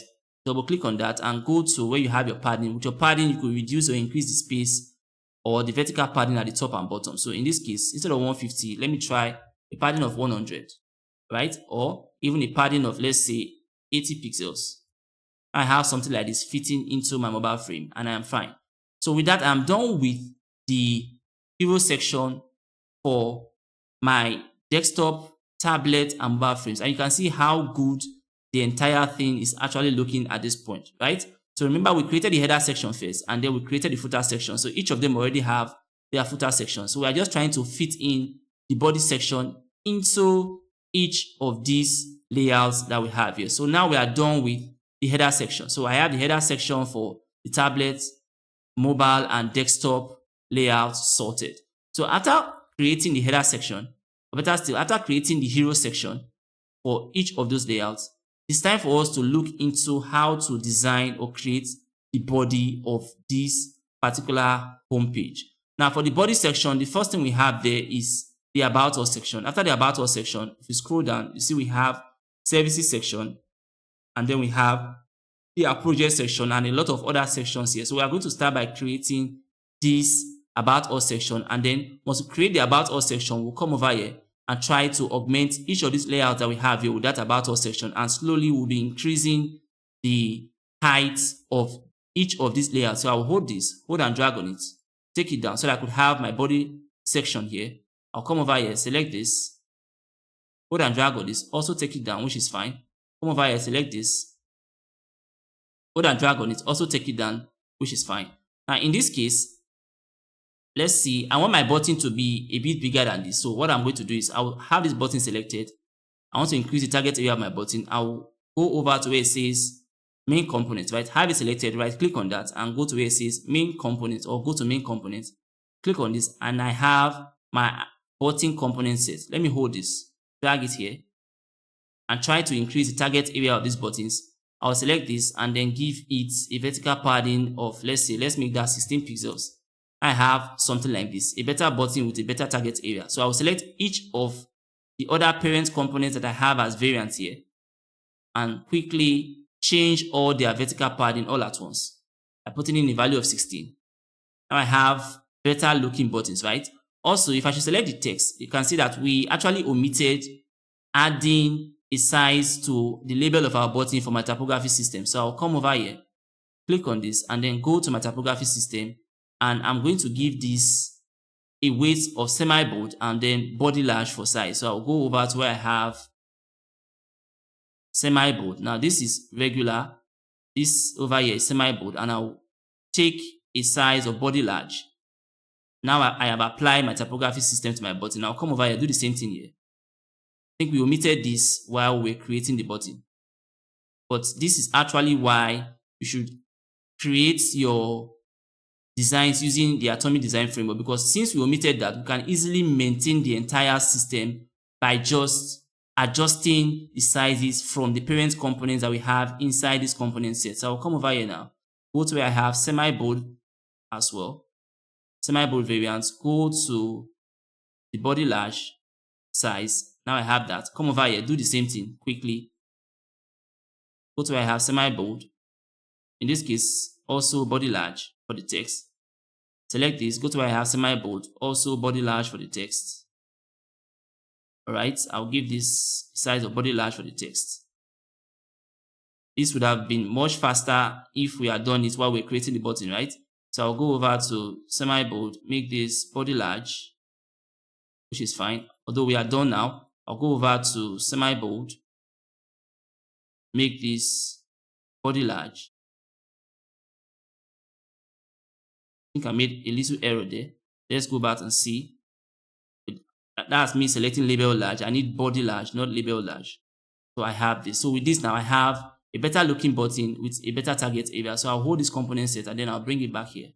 All right, and then go to my hero section and see what this now looks like. Right now, this is now what my hero section actually looks like. Now the label you are going to have here depends on whatever you want to put in, right? In my case, I'm just putting in Lemmo since this is just a class, all right? So in this case, I have the hero section sorted for all three layouts. So now that we are done with the hero section, let's quickly go and look at how we could create, let's say, the body section beginning with the About Us section. In trying to create the About Us section, we are also going to follow the same Atomic Design Framework. So the first thing we are going to do is identify all the atoms that you are going to need, right? So in this case now, I can see that I have an image here, right? I already have that inside my imagery and illustration styles, which is fine. I have some text atoms here. I have buttons here as well. So let's see how we can quickly bring in or make this play button or icon as part of our component set, right? And instead of going to the plugin to get it, I already have it here. So to make the class quicker, I'll just make a copy of it. And then I'll make that copy part of my component set, right? You could actually go and get your own icon from any of those plugins that we were using when we started. So I'll paste here. Now, before you actually place it as part of your component set, you need to make it a component, right? And also give it the same size as what I have here in my component set. So for my component set, I have icons with sizes of 24 by 24 pixels. I'll make this 24 by 24, which is fine. And the next thing I'm going to do is I'll come over here and then make this a component.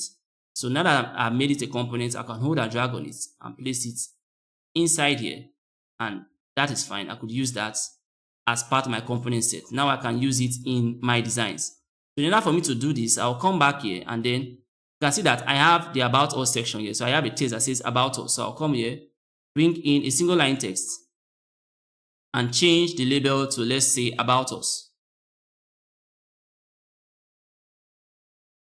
which is fine. Then for this single line text, I want the layout to be a bit colored, right? Since that is the introductory section in my case. So I'll just come over here and then give this any little padding. Let's say I give this a horizontal padding of 10 and then a vertical padding of 10.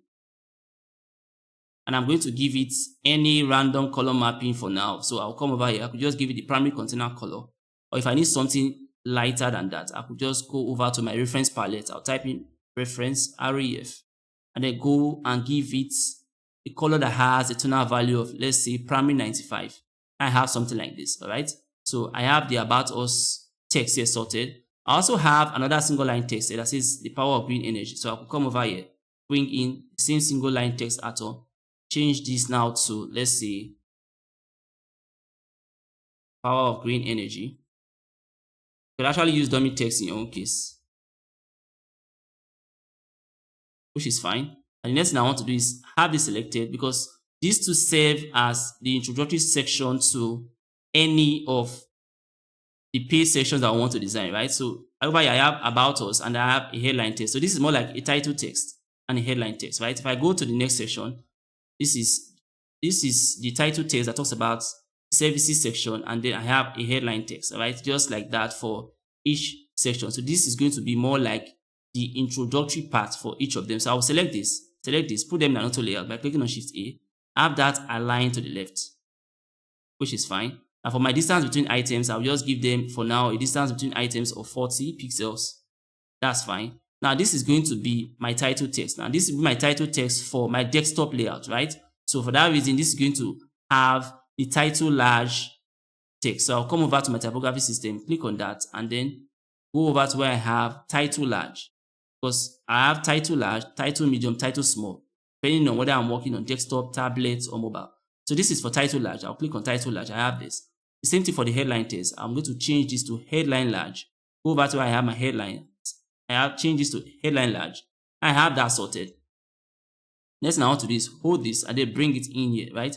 And you can see that this is overflowing from the layout. So what you could do is you either set this to fill container, but since I want this to be a single line text, I won't set it to fill container. In my case, I'll just come over here for the auto layout. I'll go to its resizing property and set that to hot content so it covers the entire text that I have there. So with that now, I have that sorted, and this is something that I'm going to be using for or as the introductory part of every single section, be it the about us section, be it the project section, or any section that I go into. So for that reason, I'm going to make this a component as well. So I'll come over here, click on create components. I have that done, and then I'll go to my files and then rename this to, let's say, intro headline. You could name it whatever you want, right? Let me just make this intro headline or intro headline group, or better still, let me just put in intro group, and that's fine.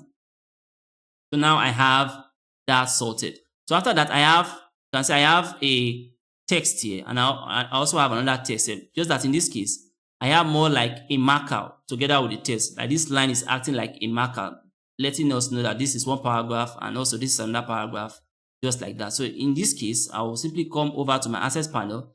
Since this is actually a paragraph block, I'll bring in my paragraph block, which I've already created, which is fine. Just that in this case, I'm just going to click on the line 2 and then use that as a marker. So I'll just hold and drag to, let's say, this length. Come over here, give that line a thickness of 3, all right? Give the line a stroke property that is set to inside, and also change that color to, let's say, any of our extended colors. I'll just type in the extended folder where we have our semantic and accent colors. So in this case, I'm going to give this, let's say, this orange color here, which is fine. Now I have something like this, right? So now that I've actually given the marker a color, I could select the paragraph block and the line, put them inside an auto layout by clicking on Shift A. And now inside an auto layout, for the distance between them, I could just set that distance, so let's say 12 pixels, and I'm fine.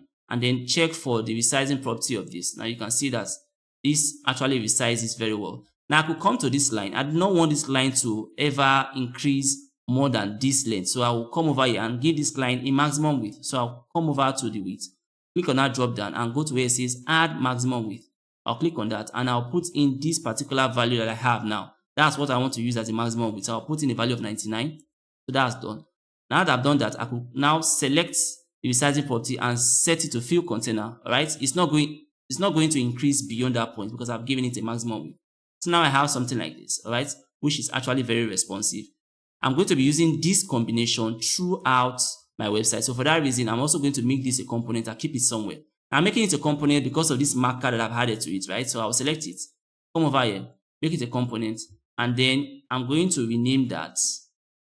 I'll name that, let's name it info block. Or you could name it content block. So I'll put it info/content block.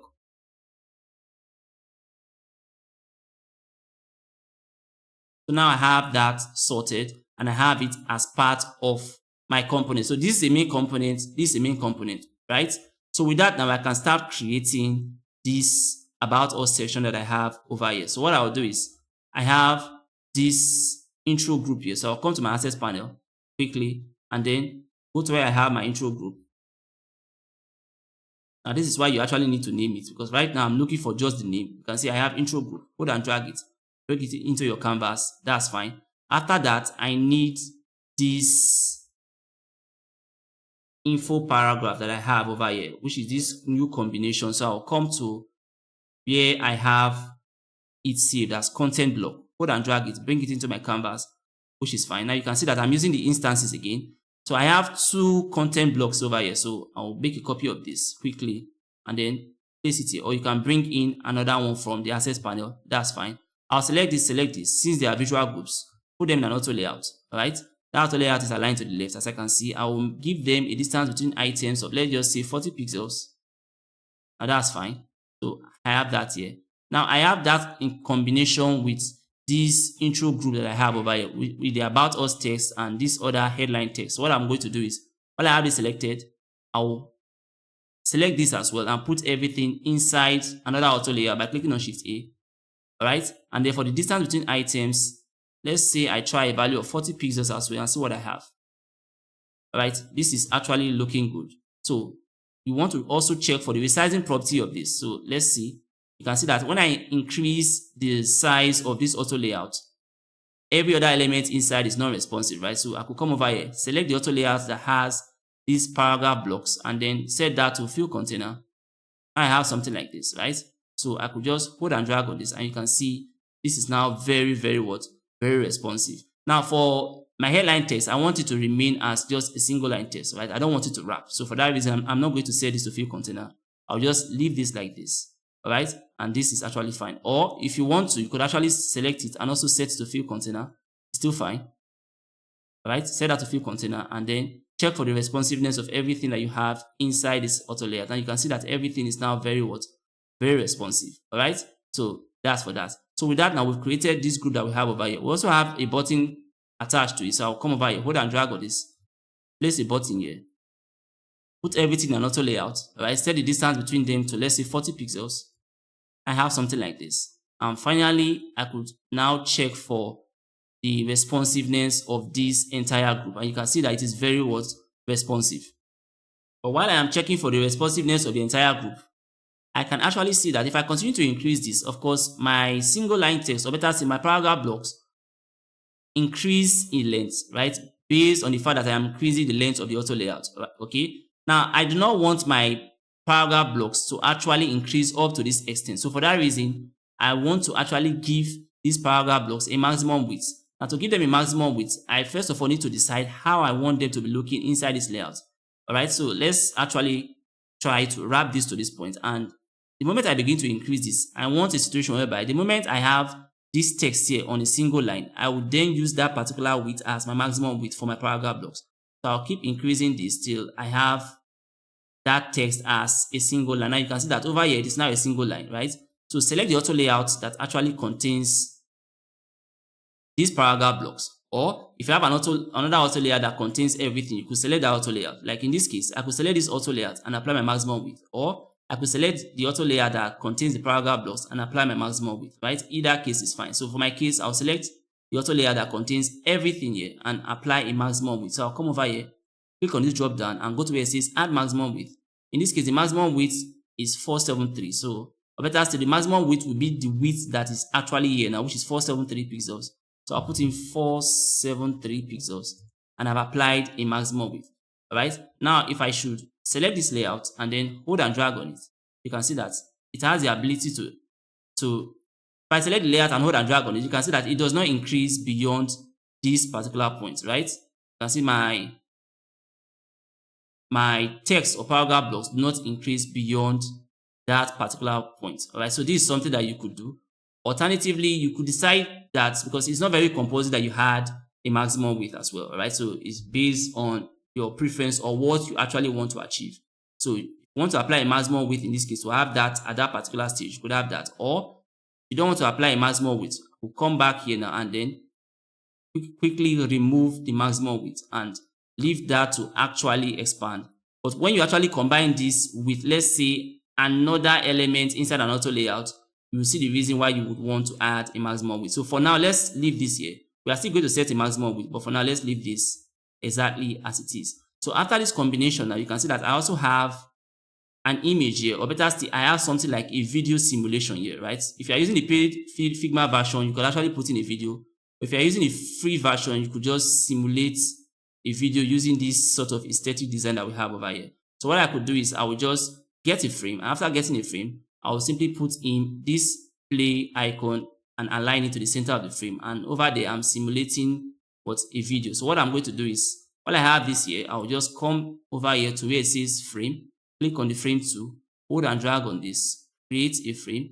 Now that I've created a frame, I quickly want to put an image inside that frame. I will come over to the fill section, or if you have not saved your image as part of your style library, you could actually get your images from Unsplash, right? Remember that in our previous class, we saved all our images here while we're coming up with design system documentation, right? So that's why I have all my images saved already. I'll come over here. For this case, I want a muted image. I'll type in my muted folder.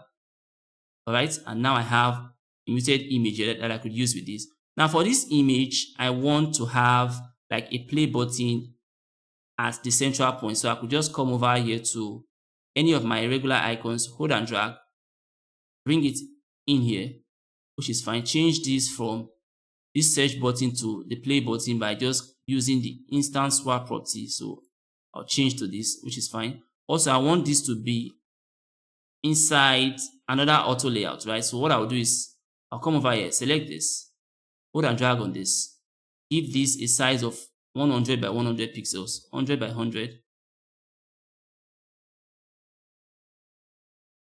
which is fine. And then come over here.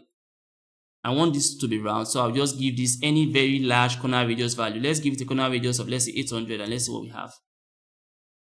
Okay, I'm going to give this a fill color so we can actually see what we are doing. I'll give this the primary container color. I have something like this, right?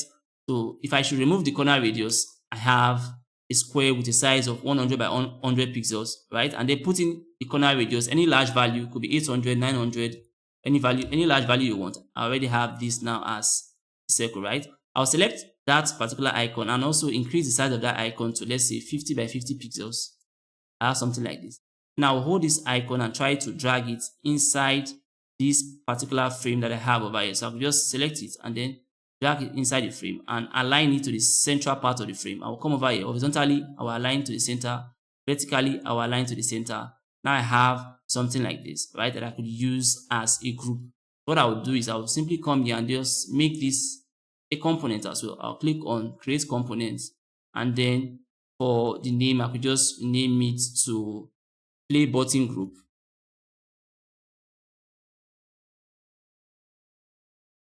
All right, so this is going to be part of my parent component. So for that reason, let me just hold it and drag it close to other parent components that I have. So to put that inside this particular frame, I'll come back to my access panel and look for that play button group. Hold and drag it, then place it here, which is fine. Align it to the central part of this frame by aligning to the center horizontally and aligning to the center vertically. That's also fine. Now I have it here. So when I carry the frame, it is now part of this frame, right? So the next thing I want to do is I want to actually put this particular combination with my text inside an auto layout. So I'll select it, and then while I have it selected, select my text group, click on Shift A. They are now inside one auto layout. Align everything to the center, which is fine. I want this image to always fill the layout because you can see that I have a little space at the top here. So for that reason, I want to select this image and then go to its height and set its height to fill container so that it fills the container. So I'll come over and set that to fill container. I have something like this. So once I resize it, it's always going to fill the container. You can see that in trying to resize this now, I do not have the elements responding to it, right? I will select this, set its fill property to fill container. I have this. Select also what I have here, which is the text group. Set its fill property to fill container. I have something like this. For this auto layout, set the distance between items to, let's say, 60 pixels. I have something like this, right?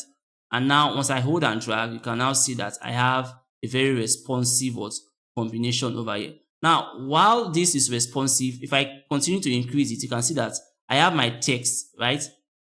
The lines of the text are continually increasing as I increase the size of this layout. I don't want that. I want a situation whereby the lines of the text increase to a point and they do not increase above or beyond that point. So for that reason, I'll continue to increase this now until I get to, let's say, a point like this, and then select the auto layout that contains everything here and apply a maximum width to it. In this case, this is the maximum width that I want for this particular text group. So I'll come over here, I'll copy whatever value that is there, Ctrl C, click on that drop down, go to where it says add maximum width, then paste that exact width that I'm seeing there, and then use that as my maximum width. So if I should select this combination and I try to increase it, you can see that the moment I continue to increase the layout, only the image is now increasing, right? I want to leave the image like that. And then if I try to reduce it a bit, you can see that this other part is responsive, right? It increases and reduces when I actually try to resize the entire layout, okay? Just that if I continue to increase, it will get to a point. This stays fixed just because of that maximum width that I've applied. All right, now this is how I want this layout to behave. Like I said, you can decide not to apply any maximum width, right? But in my case, this is how I actually want this layout to behave. I will come over to this play button and change that to any of the container colors. I'll come over here. I'll type in container. And in this case, I'll scroll down. I have different container colors. Let's try the surface container color, which is something like this. Now, this is looking way better, right? So I could use this as my play button color. So with that, I'm done with this group that I have here at the top. Also, remember that most of your designs or layouts are going to be fitted inside a mobile device, because if I should carry this now, make a copy of it, and then come over to my mobile frame, let's paste that copy here. You can see I can't fit this inside a mobile device, right? So for that reason, it is always advisable that you make sure that your layouts are wrappable. So you need to apply wrapping to most of the layouts or every layout that you are going to design, so that they can fit into every device that you want them to fit into. So for that reason now, I actually need to set the wrapping feature for this particular layout. Now, in trying to set the wrapping feature for this layout, this is where we are going to apply things like minimum width, all right? This is where we are going to apply that minimum width property. Now, remember that we've been using maximum width, but now we are going to use minimum width in this case to apply a wrapping to this layout that we have over here. Let me take this out.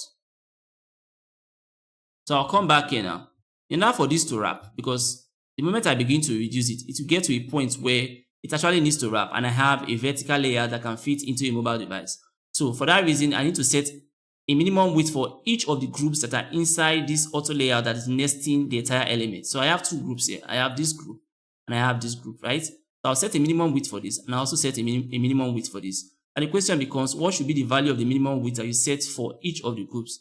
It depends on the content area. Like I said before, depends on the content area of the device where you want to actually place that layout. All right.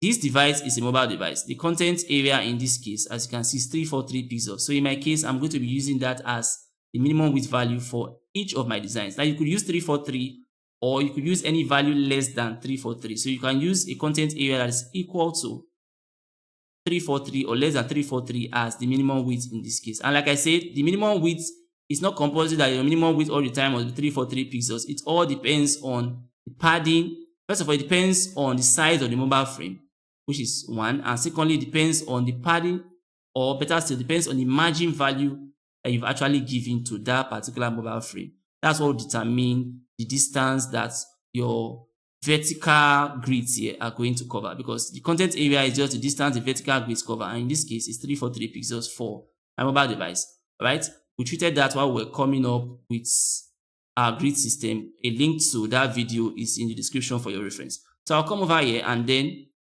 select this group and then give it a minimum width of 343 pixels. While I have it selected, I'll click on that drop down. In this case, I'm giving it a minimum width. Right, initially I added the maximum width. That maximum width is still there. I'll come over to where it says add minimum width and then place in a value of 343 pixels. That is going to be for my minimum width. I'll select this other group now, which is this video group. Click on that drop down and add a minimum width. So I'll come over here, click on add minimum width and put in a value of 343 pixels, which is fine. So now that I've added a minimum width, I will select the auto layer that contains everything and set that auto layer to wrap. I'll come over here over on this icon that says wrap, click on it. So that if I resize that auto layout, the entire element begin to wrap. So you can see that if I try to reduce this, it gets to a point, everything wraps, right? Now this can easily fit into a mobile frame. So if I should make a copy of this, now go back to my mobile layout and then paste it here, you can see that easily this can fit into what? Into a mobile frame. Alright, now the content area or save content area is 343. So for this layout now, I could just come over here, put in a value of 343 for the width. It reduces to this point. Now you can see how this easily fits into what? Into a mobile frame. So this is one of the very good applications of wrapping. Alright, as long as the auto layout can actually wrap into a mobile frame, it simply means that it can wrap into a what? Into a tablet frame. So that's why more often than not, when you want to set your minimum width, we just go for, or we use the content area width of the mobile device. So that's for that. So now I have this region properly designed in such a way that it can fit into all screens, right? So I could actually just hold this and bring it somewhere here. Now remember that we started by creating the atoms first, and now we've decided to create the what? The molecules, right? So I have one molecule here now, which is for this first region that I have over here. Now for my about us section, I also have this region here, and I have a card at the bottom here. So these are the elements that make up the about us section. Now that I've created this part, I want us to come over here and create this region first. So after creating this, we are then going to create this region that contains an isolated image and every other image that we have over here. So now we've created this region at the top, which is fine. So now let's create this card group that we have over here. To create this card group, I have a headline text here that says the power of green energy, right? So I could just come over here, go to where I have my single line text, hold and drag on it, place it here, and then change the label to what I have there, right? That one says the power of green energy. So I could come over here and just type in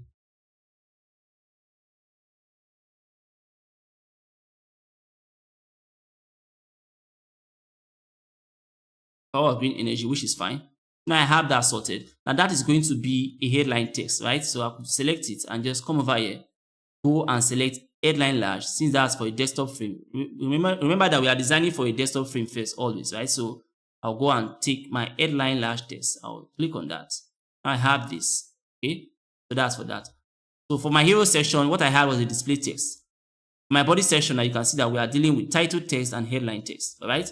So I have this for my headline large text. I also have a combination of this content block here. So while I have this selected, I could just come over here, bring in the info group that I just created. I think I have that somewhere. Okay, I have it here as content block. Hold and drag it. Place it here. All right. I think we only have one of that block inside this design, which is fine. And then I could put these two inside an auto layout quickly. I could select this, click on Shift A, put them in an auto layout. Set the distance between items in this case. Let me try a distance of, let's say, 36, or better still, let's leave that. Let's try 36. I have something like this. This is fine. Or you could leave it as 40, it's still fine. All right. Next thing you want to do is that you want to actually check for responsiveness. Select this group, come over to its resizing property, go to where it says fill container, click on that. Automatically it fills the container. I want this to always remain on a straight line. So for that reason, I don't want to set it to fill container. So now if I actually try to resize it, I have a responsive combination, which is actually fine. So I have this particular headline text and this info block sorted. So I carry it and place it here. After that, I have two images close to it, right? So for my images, I could just come over here and then draw a simple frame. Now after creating the frame, I'll give this frame, let's come over here and just put in an image inside that frame. So I'll come over to where I have, let's say, the vibrant images. Let me put in a vibrant image here. All right, and I'll put in this image, which is fine. And then I'll select this frame and then give it a size of, let's say, 300 for the width. And then for the height, I'll put in a size of, let's say, 200 pixels. I have something like this, right? Also, I have a play button here. So I'll just come over here, hold and drag on this. And then just place it anywhere inside this particular layout. So while I have it selected, I'll just align it to the center. I'll come over here, align this to the center, and also align this to the center. So that is the horizontal alignment to the center and vertical alignment also to the center. So now that I've done that, let's see what we have from our mid-fidelity designs. Now remember that we are using the mid-fidelity designs now as a guide to come up with the high fidelity designs, or to come up with the layouts for the high fidelity designs. So I have something like this. Okay, in this case, I don't have any play button here, so I could just take this out. I just have two images. So in this case, what I'm going to do is, while I have this selected, I'll make a copy, right? Right click on that and then go to where it says copy. I'll copy that. And while I have this selected, I'll right click again and then I'm going to paste the same image that I've copied, right? I'll paste it here, align it to the left. And then I want it to be, let's say, somewhere around here, which is fine. And then I want to select this and unclip its content so I can see the entire image that is placed on top of it. So that when I hold and drag on this, you can see that I have both of them now as a group, right? Now, since I want this to be positioned here, I will select it and go to its constraint properties. I'll make sure that it is aligned to the left. So horizontally it's aligned to the left. And vertically you can see it's aligned to the bottom. So horizontally is to the left. Let's check for the vertical alignment. Over here I can see that it's aligned to the top. That's not true. I'll come over here, align this to the bottom. I have something like this. So I could hold this and then drag it and have this group as one combination, just like I have it here. The next thing I'm going to do is select this, put both of them inside an auto layer by clicking on Shift A. Automatically I have this, align this auto layer to the right. I have this, set the distance between them to, let's say, 50 pixels. I have something like this, or let me make that 56 pixels. I have something like this. Then after that, the next thing I'm going to do is check for the responsiveness of this entire group. Hold and drag on this and you can see that this entire group is actually very responsive. That's fine. I also have a button as part of that combination. So I'll come over here and quickly bring in a button, which is fine. And then select this auto layout together with the button, put everything in a new auto layout that is going to nest them by clicking on Shift A. I have something like this, right? Distance between items in this case is 208. I could make that, let's say, 190 pixels. Let's see what I have. Or I could make it 180 pixels so that I get closer to the entire group. So I have something like this, and this is fine. We'll come over here and I check for the responsiveness again, and I have a very responsive combination. So that's fine by me. I'll hold this and then place it somewhere here, right? Now to the right of it, I have a group of text and images and a video in a card, right, for my mid-fidelity design. So to do that, I have a single line text that says a greener future. So quickly I'll come over here, bring up my single line text, and then change the label to that of what I have in my mid-fidelity that says a greener future.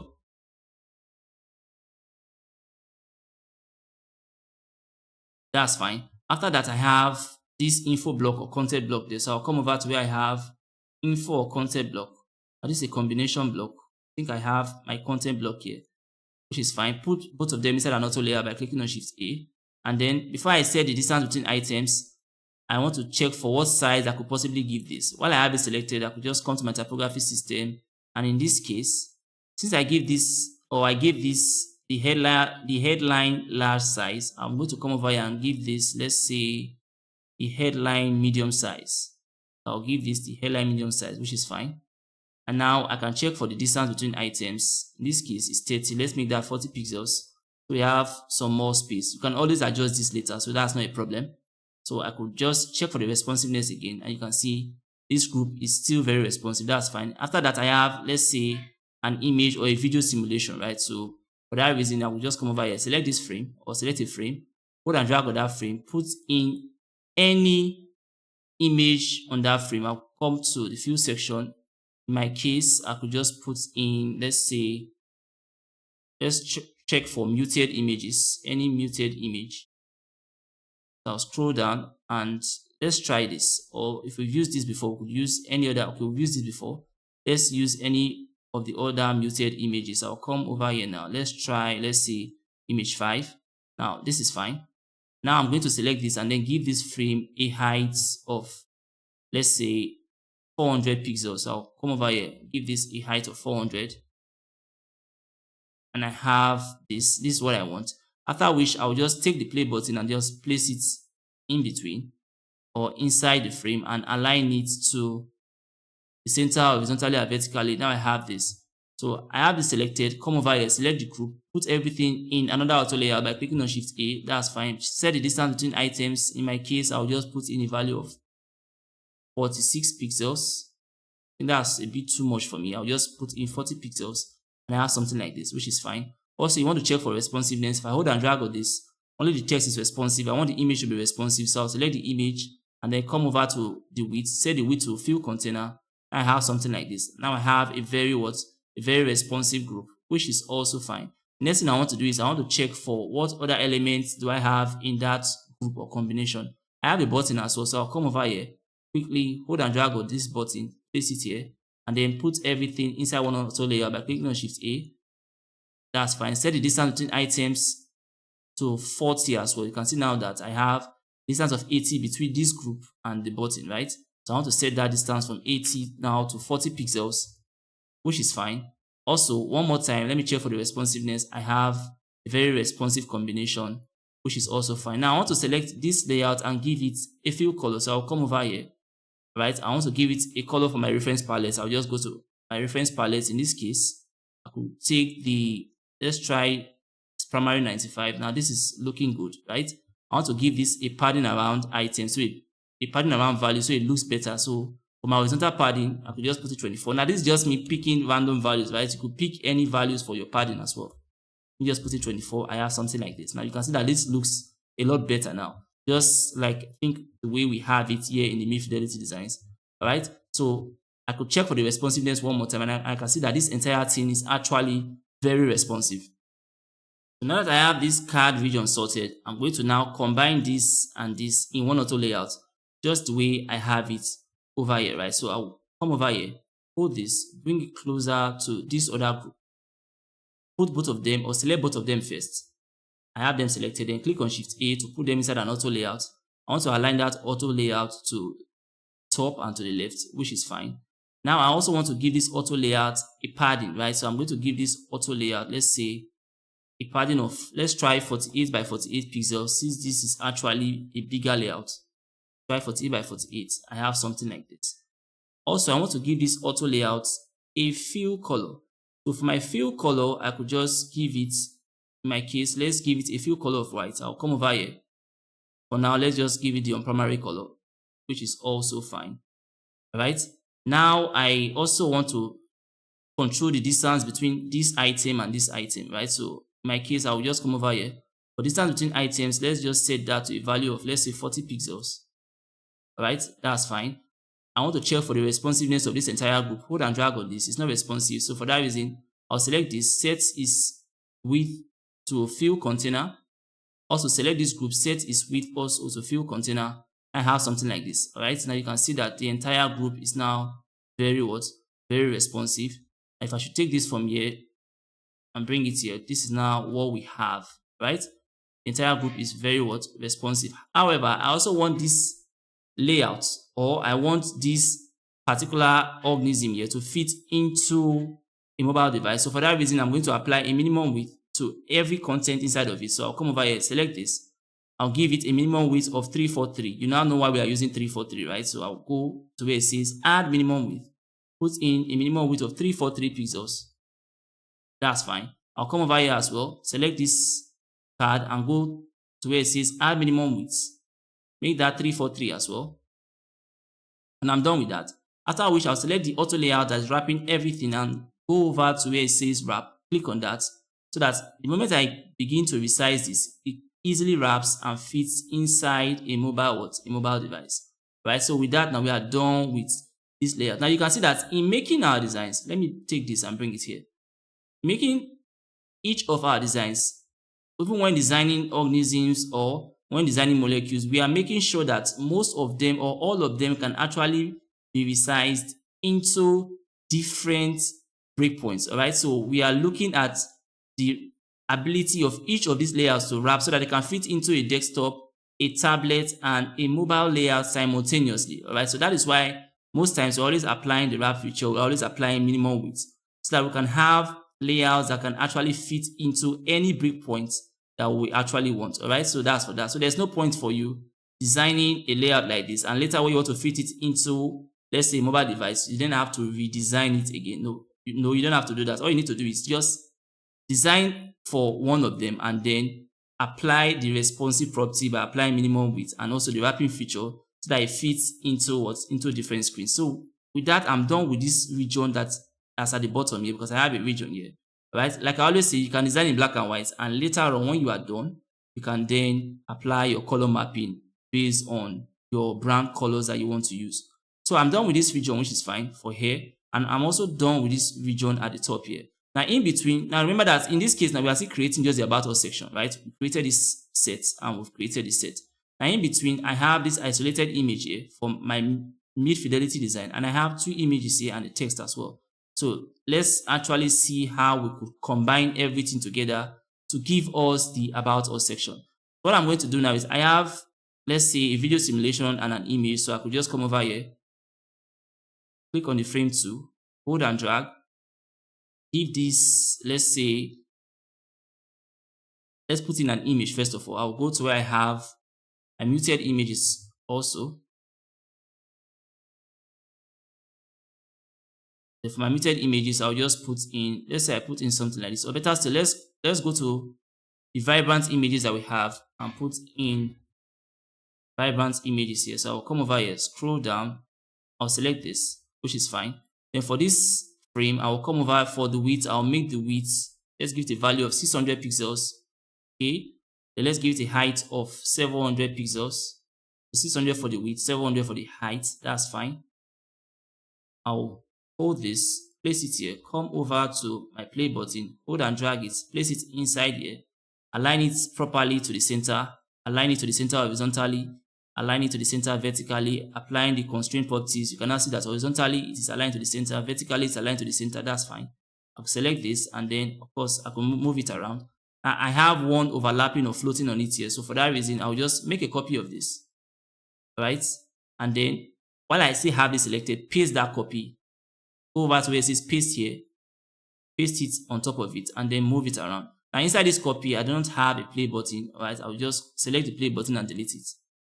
Okay, and also I could select this and unclip the content so I could see the image that is floating on it properly. That is fine. Next thing I want to do now is I want to select this and position it, say, somewhere here. Okay, so if I select this and I try to move it around, they are moving as a group. This is exactly what I want. Come over here and change this to, let's say, any other image. In my case, let's have something like this, which is fine, right? So I have this here, just like I have something like this here, right? So I've created that group over here. Also, I have a text combination together with these images. So what I'm going to do is just hold this, because this is now like the master image that is carrying this image, right? So hold this, drag it here, come back to my content block, hold and drag this, place it inside my canvas, and now put both of them in an auto layout. So I'll select this, which is the master image carrying this other one. I have this selected now. Then select my text, click on Shift A to put all inside an auto layout. Come over here, I'm going to align this auto layout to the top left. Then for me, I can control the distance between items. I'll come over here, put in a distance of 40 pixels between items. For me, this is fine, all right? Now I could select this and try to see how responsive this is. If I increase this, of course, this image increases in size, but text does not increase, right? So what I could do is, now for me to have a responsive text, I'll select it just like we've been doing. Go over to where it says fill container. I have this filling the container, right? And also, now I could change the distance to, let's say, 48 pixels, so I have more space. So I have that combination sorted, right? So if I increase the size, I have responsive text and a responsive image. So now I have this done. So this combination is done. After that, I have this isolated image here, right? So what I could do is, since I already have this in my mid-fidelity design, I could just make a copy of it, all right, and try to combine it for my high-fidelity design with these images that I have over here. So now I've made a copy. I have the copy here. What I'm going to do now is I'll select this image group. Then, after selecting that image group, next thing I'm going to do is I'll select this isolated image, select this, select the image group. Now that I have both highlighted and selected, I'm going to now put both of them in an auto layout by clicking on Shift A. Automatically, they are now inside one auto layout, right? So I have this now in one auto layout. I want a situation whereby this, my isolated image, will have the ability to float or be flexible inside the auto layout. So for that reason, while I have it selected, I'll come over here and click on this icon that says ignore auto layout, which is the absolute position icon. I'll click on it. Automatically, it now has the ability to float, right? So if I should select this master image and I move it around, you can now see that everything should be moving as a group. Let me select that again. I select this and move it around. You can see everything is actually moving as a what? As a group, right? Since I have everything moving as a group, I have this region sorted. Let me take this out. I think let me take this down a bit and then select this entire group. All right. I have it moving now as a group. Now I want this isolated image to stay at the back. So when I have it selected, I would right click and go to where it says send to back, right? So I will come over to where do I have that now? Send to back. Click on send to back. Now you can see that it has gone to the back of those images that I have, right? So let's see what we have. I should select it and bring it this way. All right, it's now at the back of this image. Let's see if we can use it this way. So now that I have it at the back of that image, I'll come over here, take this, hold and drag it here, and try to combine everything that we'll be creating into one auto layout to actually get the about us section. Right now, when you are moving this around, or better still, when you are floating this isolated image here, you need to be careful and ensure that the isolated image is always set, or it always has the absolute position property as part of it. Now you can see that now that it's selected, I can no longer see where the absolute position icon is actually showing, which simply means that this image has been detached from that group as a floating image. So what I'm going to do is I will simply Ctrl Z or undo a lot of actions to get me back to where I have it as a floating image, right? So let's see what we have. So over here you can see that at this point I have it floating here, right? So I could drag it. While you are dragging and moving it around, there's an extent to which you actually drag it, and automatically it will no longer be part of this combination. So when you are dragging it, you should always ensure that your absolute position icon is actually highlighted there. All right. So that is when this is a floating image. I could just select it and send it to the back immediately. So I don't have it blocking those other images that I have. I'll send it to the back immediately. Now I have something like this. So if I come over here and I select this, I have everything moving together as what? As one group. Now this is actually fine. So I could now take this, right? Place it somewhere here. So what I'm going to do now is I'll simply just, while I have this group selected, I'll come over here, highlight this, come over here, highlight this, and put everything inside one auto layout, right? To form the About Us section. But before I do that, I want to select this, and because for the About Us section, the Save Content area is just this area where I have text, right, and images. And the size of that Save Content area, if I should come over here, you can see that the size of the Save Content area is about 1200 pixels, right?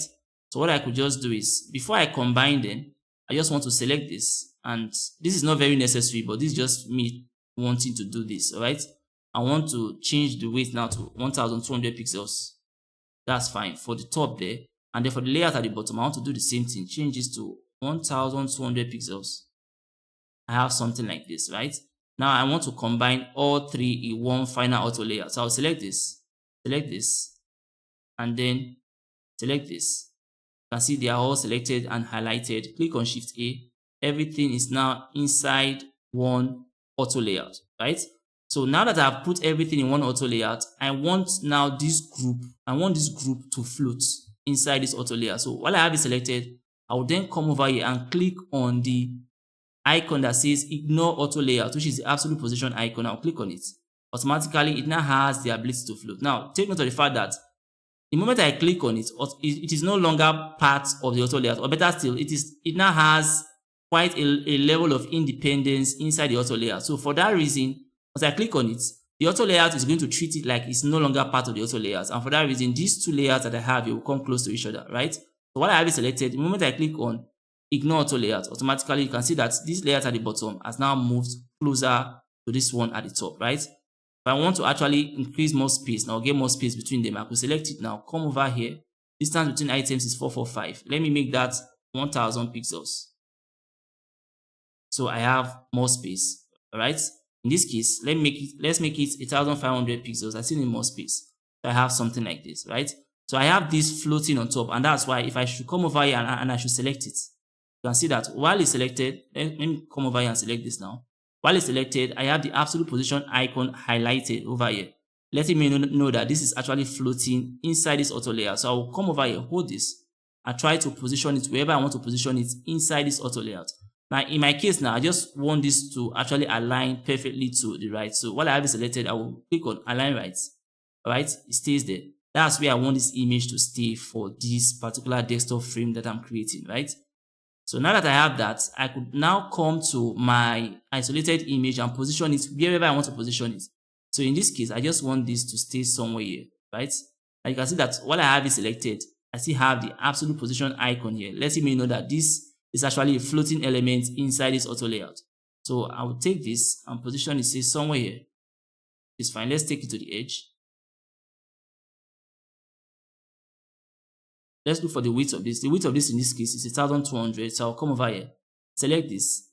Let's see. Okay, this is also 1200, which is fine. So let's try to position it inside here. All right, I want to position it somewhere here. Now that's fine. So this is what I actually have for this isolated image, and this is how I want it to look like, right? Also, I want the isolated image to get to, let's say, this layout that I have at the bottom. Let's give this layout a different color. I just want to come over here. Let's give it, say, I don't know, let's give it primary container color. I'll click on primary container. Then I have something like this. All right? And this is fine. So I'll come over here, select my isolated image, and then hold and drag it till it gets to the bottom. Let's zoom into the pixel perfect. I will hold and drag it till it gets here. All right, I have that sorted. So now you can see that for my isolated image and this combination, and I have them properly aligned or arranged inside what? Inside the entire auto layer that is making up the about us section. So I could use this now as my about us section, right? So this is exactly what I want. Now, for each of the sections, remember that they always have a padding, right? So while this is selected, I could just come over here and then come to where I have the padding values, right? For the horizontal padding, I'll make that 120 because it has to fit into the desktop frame, which has a margin of 120. That's fine. Then after that, for the vertical padding, I'll come over here and make this. Let's just give it 100 pixels. You can put in any value you want, or better still, let's give it 80 pixels for the vertical padding, and that's fine, right? Now, by putting in a padding, you can see that automatically my isolated image is actually rearranged or looking a bit distorted, right? And that's why it's called a floating element. You can always select it and reposition it however you want to reposition it, all right? So this is how I want it positioned. Let's zoom in a bit. Let's take this here to the top. Better still, I'll just come over here, hold and drag it here. I have something like this, right? Now I can see that this text is too close to this image. So I'll come over here to this other floating element. Let me just hold and drag this to the bottom a bit.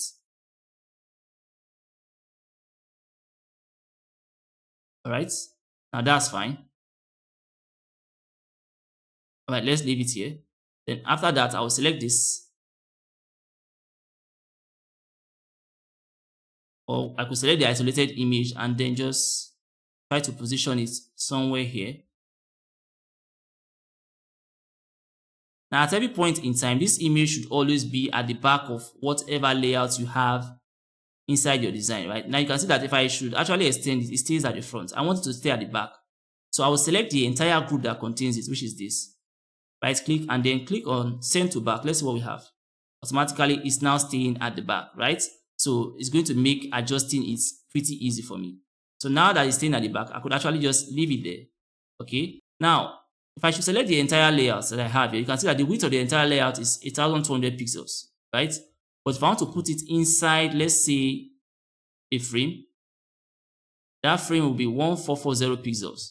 What I could do is come over here and assume that you are already putting this inside that frame and change the width to 1440. So you have something like this. So you see exactly what it looks like inside inside a desktop device. So this is exactly how it's going to look like inside a desktop device. So now you could actually decide to adjust whatever you want to adjust, right? So let me select this text again and then give it the headline last size, all right? You can now see that this group is now separated from this group, which is fine. After that, this top region is fine. Then after that, for my isolated image, all right, I want it to extend to left and right. So I could just select it and then hold and drag it. It gets here. It's not compulsory that it must get to that exact point. It could actually just overflow or go outside it, right? And then the clip content property is going to help you with that overflow. So over here now, I have this, right? If I should try to reduce it in, I don't want it like this. So I will just do something like this. That's fine for this isolated image. Let me still increase that. Something like this, right? Okay. Then if you want this boundary line to just be inside or within this auto layout, which is the auto layout that carries the entire about us section, I could just select this image because initially I just hold and drag on it, right, to extend it. But now that I'm done, and I want it to be like this, I will just hold on my control key and then drag this towards to the edge. Now you can see that by holding on my control key and dragging it, did not affect the size of the image. The image did not resize, right? So that's for that. So with that, now I'm done with this region for my about us section on a desktop device. Now this is exactly how I want it to look like. Now for this image that is here, I could just come over here also, select this, we'll leave it like this, or we'll select this and try to position it somewhere here, which is fine.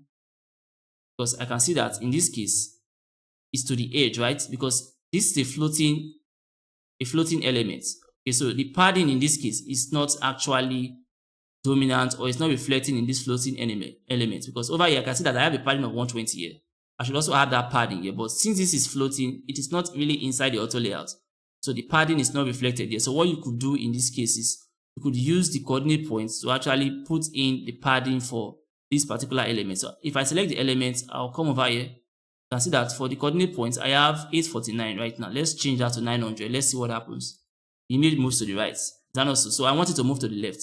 And I want it to move at a distance of 120 pixels. But first of all, let's try to position it exactly within the frame. So right now, this is where it is. I want it to move towards the left a bit. So at this point, the coordinate position is 840. Let's remove 120 to make that, instead of 840, if I remove 120, that becomes 720, right? So that I have this in padding space here. Just where I have it here for this image. And this is exactly how I want it to look like, which is fine. So select it as well and then bring it down a bit. Let's just bring this down a bit. All right. And that's exactly what I want. And while you bring it down, any adjustment you make, of course, you are going to also adjust the isolated image. Just hold and drag it back where we have it, where we had it before, which is fine. Let's check what we have over here. Come over here now. Hold and drag it till I get out of the frame. Better still, one more flexibility. First of all, you could just select this and position it, right? Position the entire thing by pushing it in. All right, I have something like this now. Then I will just hold and drag it to the edge. I have something like this, right? Which is actually looking very good and very okay.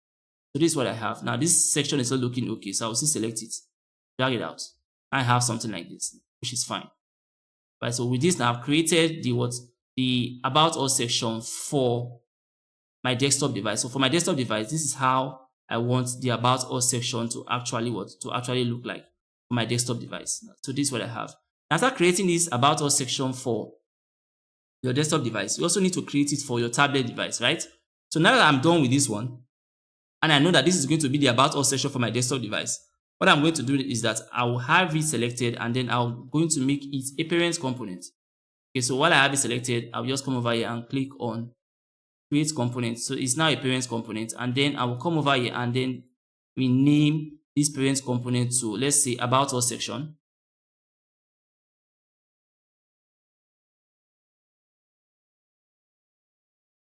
So that's fine. With that, now I am done with this about us section.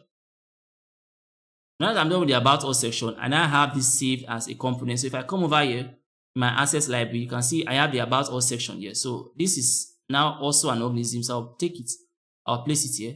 And if I want to put that inside my desktop frame, all I need to do is come to my assets panel, hold and drag on it, and then place it inside my desktop frame. Now, in trying to place it inside the desktop frame, because once you hold and drag on it and bring it here, it may come in a different size. So you want to check the size. In this case, the width is 1440, which simply means it will fit properly into my desktop frame, right?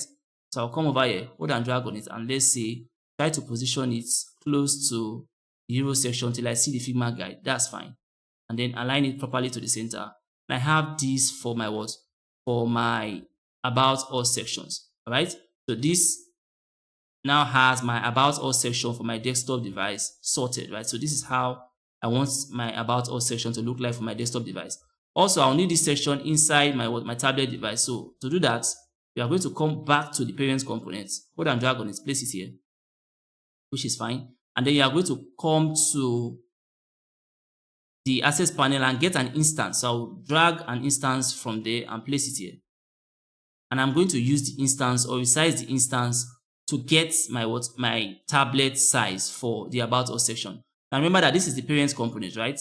And now this is my instance. So if I should select this and come to file, you can see that's the parents component. While this is the instance that we got from our access panel. So to actually convert this your about us section to that of a tablet device, all I need to do now is resize it to the tablet device. The tablet device has a total width of 1024 pixels. So let's see that. If I come over here and I select this, you can see that the width of the tablet device is 1024 pixels, right? For whatever is going to be placed inside of it. So I will come over here now, select this, make sure that I set this to that width first, which is 1024, which is fine. Of course, the floating elements are going to be a bit distorted, but you can easily just, since they are floating elements, you can easily just rearrange them. So I've done that. Now the next thing I want to do is change the padding for my tablet device. The padding is 64. I will come over here, change that to 64. That's fine. Then after that, the only thing I need to change now are any elements that may appear a bit distorted, like my floating elements. But first of all, let me come over to this card that I have at the bottom. Now, remember that this is actually a tablet device, so you have to resize text elements as well. So for these text elements, I'll come over here. For my desktop, it had the heading large size. For my tablet, it's going to have the headline medium size. So for my desktop, it was headline large. For my tablet, it's going to be headline medium. So I'll click on this. I have something like this, right? Now that's fine. Next thing I'm going to do is I could also come here and try to reduce this padding for my tablet device. So instead of 48, let's try 24 by 24. You can see I'm just reducing the sizes of text, right? Rearranging padding values just like that. And I can see that I have this image floating out here. I could simply select it because these are floating elements, hold and drag it in. But you can see that in trying to hold and drag this in, it's not allowing me to hold and drag this image inside of it. So what do? Go back to the parents component and do the holding and dragging from there. I'll select this and hold and drag it. Once I drag it, this automatically reflects whatever action I'm taking, right? So I could just hold and drag it in here. I have something like this. All right. Now, for me, this is fine. Let's still take it in a bit. I have something like this, right? So for me, I have this region sorted. Now that I have that region sorted, I'll come now to these images that I have. Now, this is, for me, it's too moved to the left-hand side. So I'll come over to the parents, select this, take it in a bit as well. So I have this, which is fine. And after that, for this top region, I can see that this top region is actually properly arranged. So I don't have any issue with that, right? So the next thing I'm going to do now is try to actually readjust this particular isolated image that I have over here if it is not looking okay inside the tablet device. So let's see how it's looking in the tablet device. Now for the tablet device, it's looking very okay. So I could decide to just leave it that way for my tablet device, all right? It's looking very, very okay. So I could use this now for the About Us section of our tablet device, which is actually just an instance of the parents component.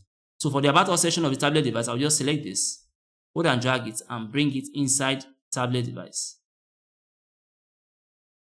All right? Try to position it close to the hero section till I see the Figma guide. Fine. And then align it properly to the center. So I'll come over here, align it horizontally to the center. I have this for my my tablet device. Now you can see that in this way, I've simply just created the About Us section for the desktop device and also for the tablet device. Very easy, right? Now the next thing I want to do is, the moment you get the About Us section for the tablet device and then you make it a component, it will be very easy for you to just get that of the tablet layout and also get that of the mobile layout. So since we've gotten that of the tablet layout, if I want to get that of the mobile layout, all I need to do is very simple. Make a copy of the parent component or come over here and take an instance of that parent component.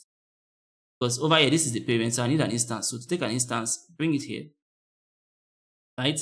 In this case, I want to actually have this redesigned or resized to that of a mobile layout. So the first thing I want to do is change the padding. I'll come over here. For a mobile layout, the padding is 16 pixels. I'll make that 16 pixels, which is fine.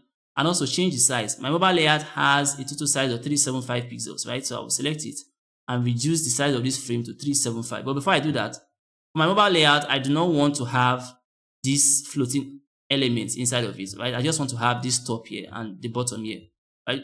When you're actually scaling from desktop down to tablet, down to mobile, you could actually decide to remove certain elements, right, that may be too repetitive or unnecessary. In this case, I do not want too many images inside my mobile device. I just want this region here that has a text and a video, and this other region here that has a video and this image combination. So for my mobile device, I just want to select these floating elements and just remove them. So I will select this and delete this.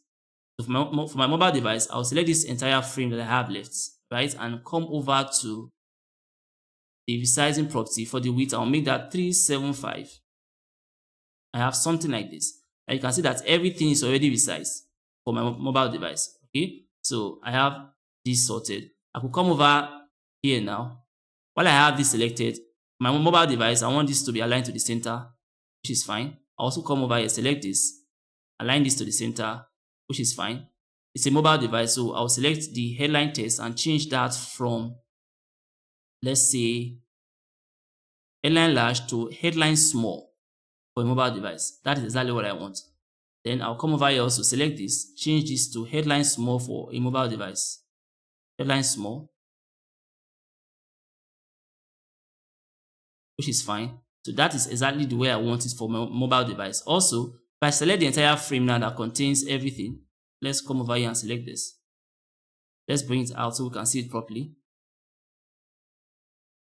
I should select the entire frame. You can see that there's a large distance here. So all you need to do is just edit it. I'll come over here. Distance between items in this case, it's 1005. I'll just make this, let's say 200 pixels. If I have something like this, now that distance is because I removed that entire floating section, right? So I could use this or also reduce the distance to, let's say, 80 pixels. If I have something like this, right, which is looking fine. Let's hold this and drag this back here. So this is how it's going to be looking for my mobile device. And I can see that I have this image going to the edge here. I don't want that. So what I could do is, let's bring this here. Just select this floating image, delete it, right? Then select this one here, which is the main image. I'm going to set that to fill container, so it stays within the container of the device, which is fine. I'm going to select this layout. I'm going to give this layout a padding. In this case, I'll just give it a padding of, let's say, 16 pixels. So let's see what we have. Let me undo that. Right?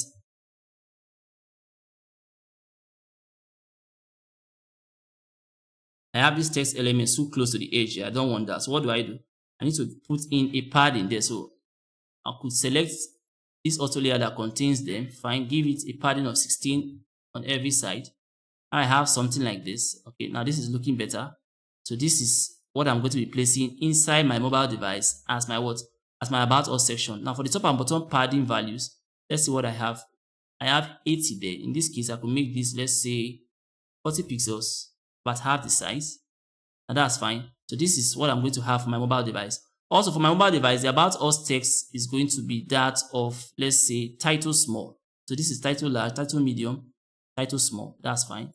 This headline text will be headline small. Come over here, change this headline large, headline medium, headline small. That's fine. And now I have something like this, which is looking good for my what? For my mobile device, right? You can see how good looking the entire system is. We'll come here now because I can see that I have more like padding here that is not needed. So I could just come over here, select this entire auto layout, remove this bottom padding, come here, and then just change that bottom padding to 0. I have something like this. Now this is looking way better. Right now, I could select this.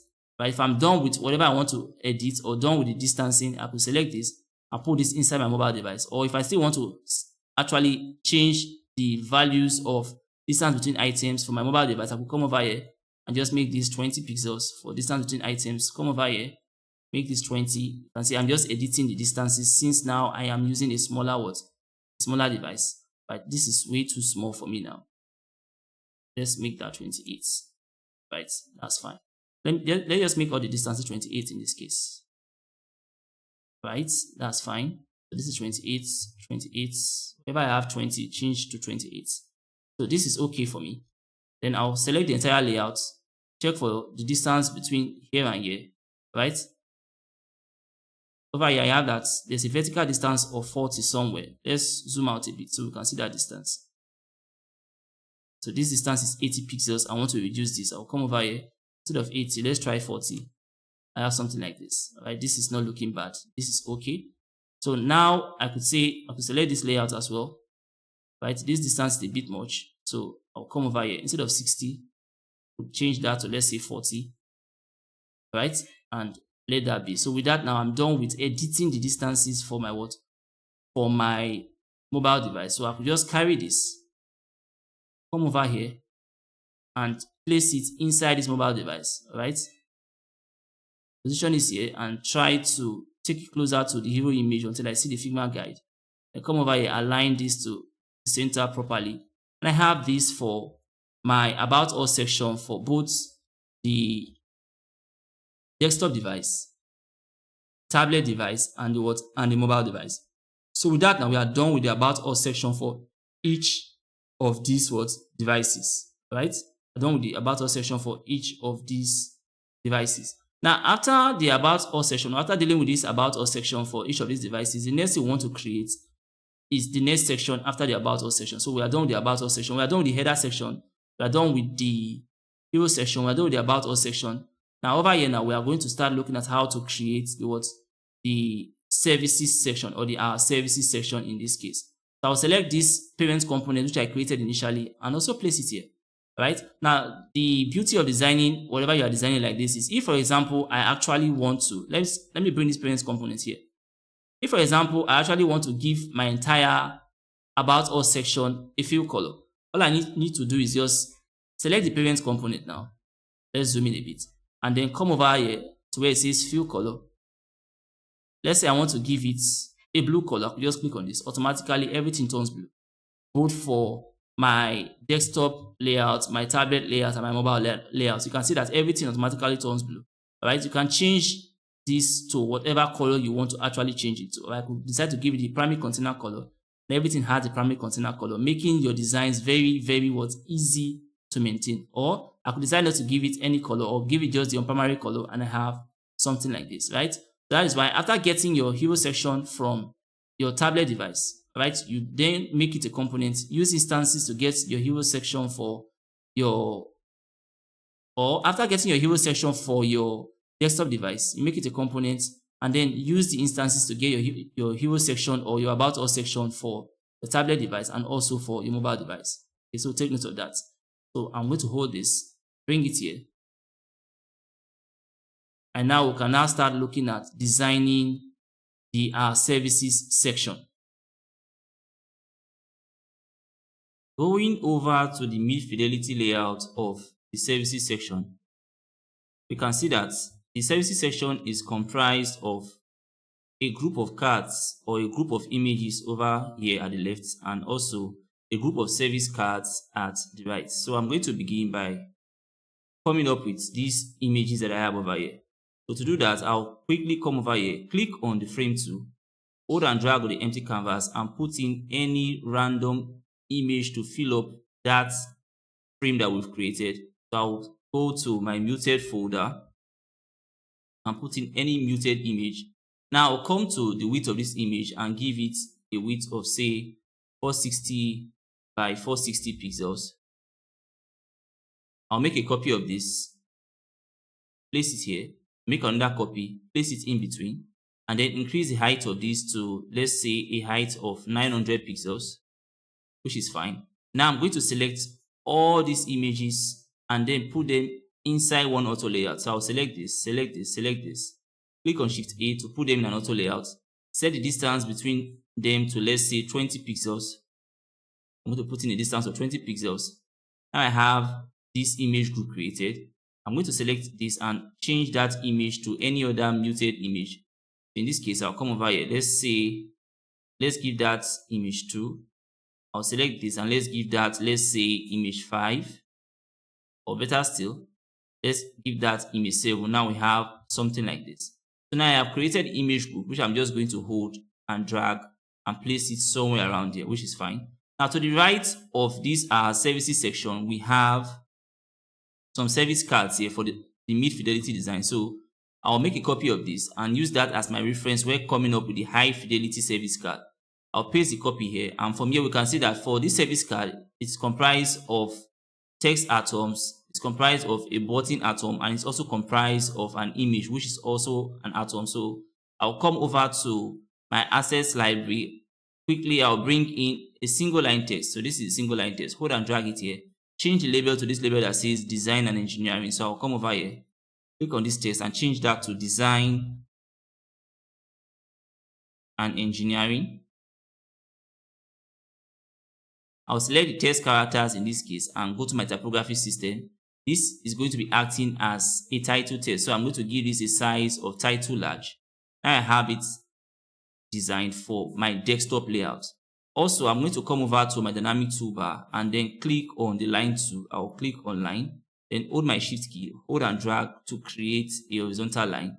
Next thing I'm going to do is I'll come over here and give this line, let's say, a thickness of 2. I'll come over here and set the property of that line to, let's say, I will set the stroke property of that line to inside, which is fine. And I'm going to give this a very dark color, which is fine. Now I have the line created. I'm going to select this text and put both of them in an auto layout by clicking on Shift A, with the line acting as a divider.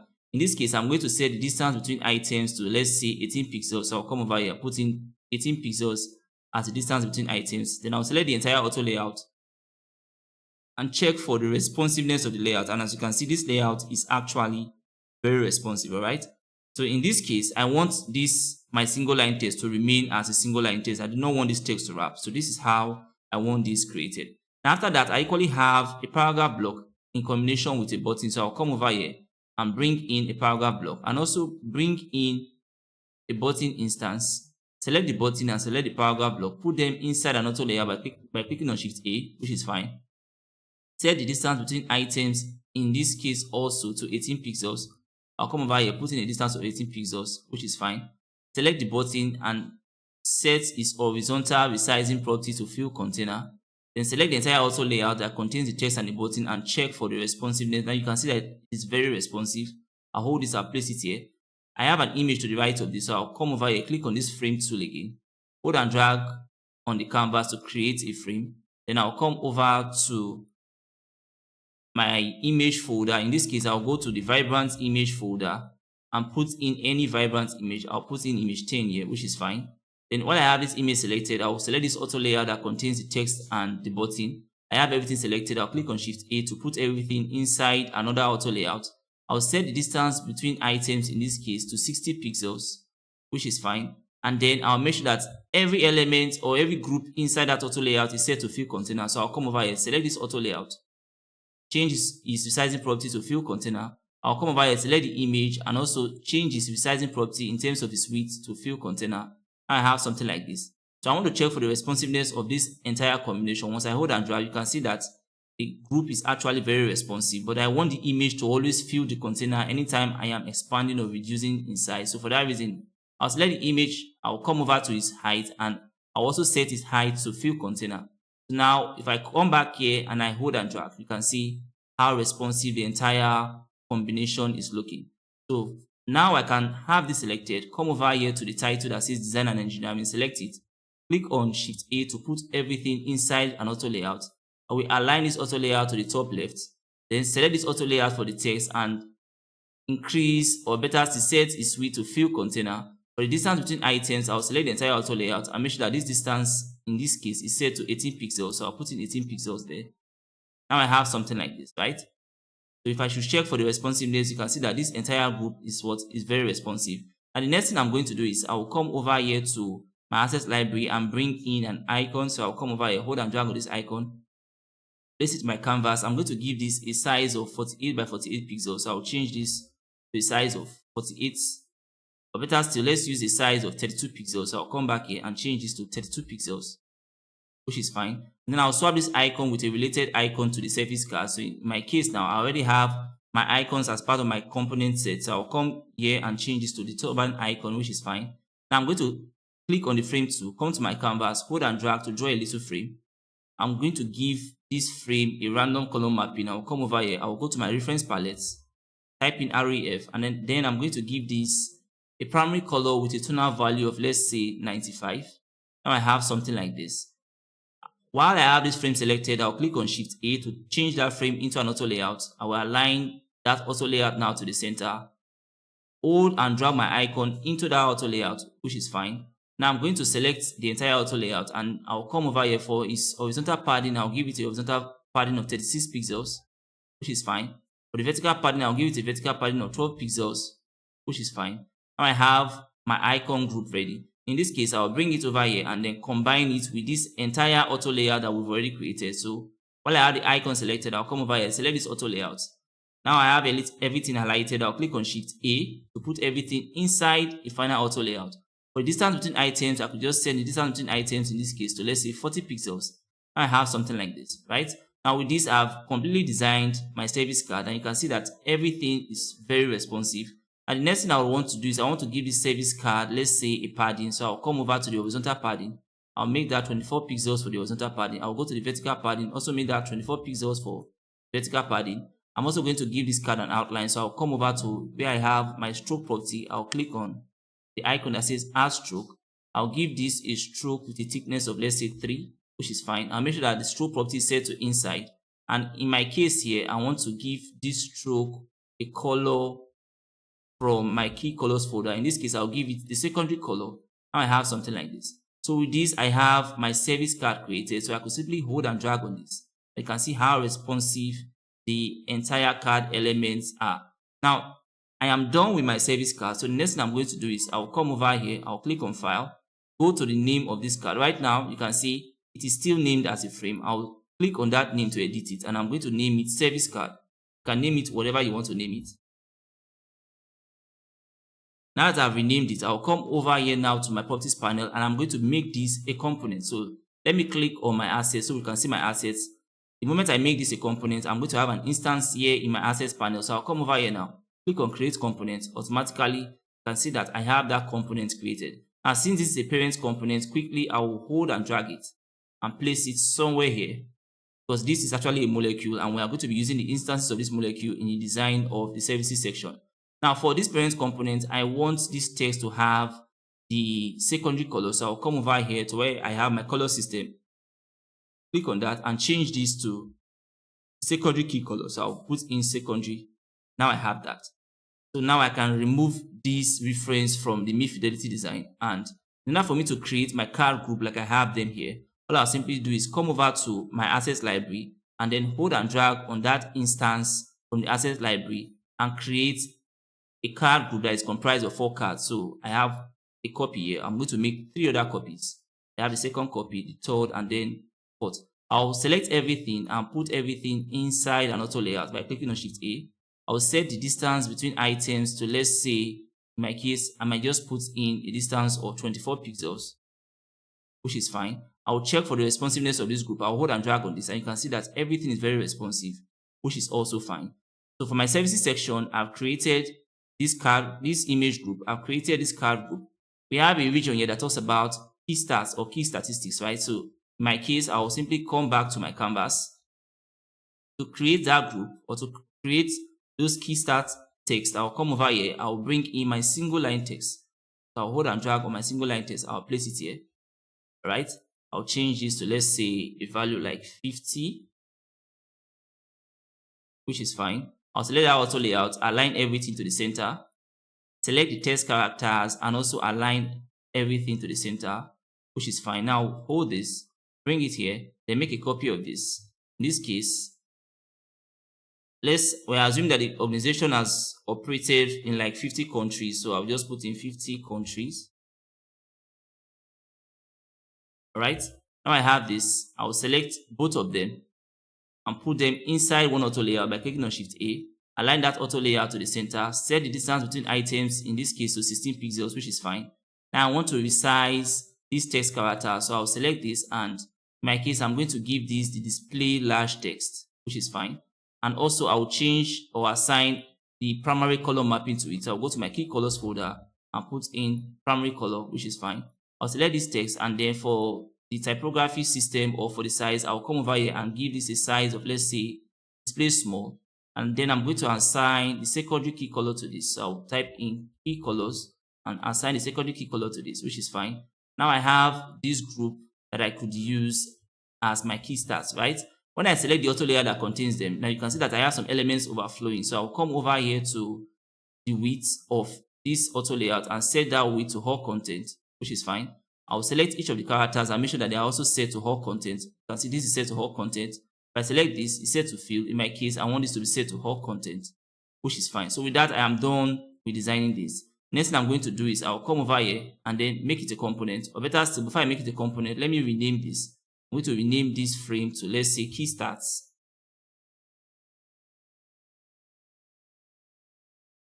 And then I'm going to make it a parent component by clicking on this icon.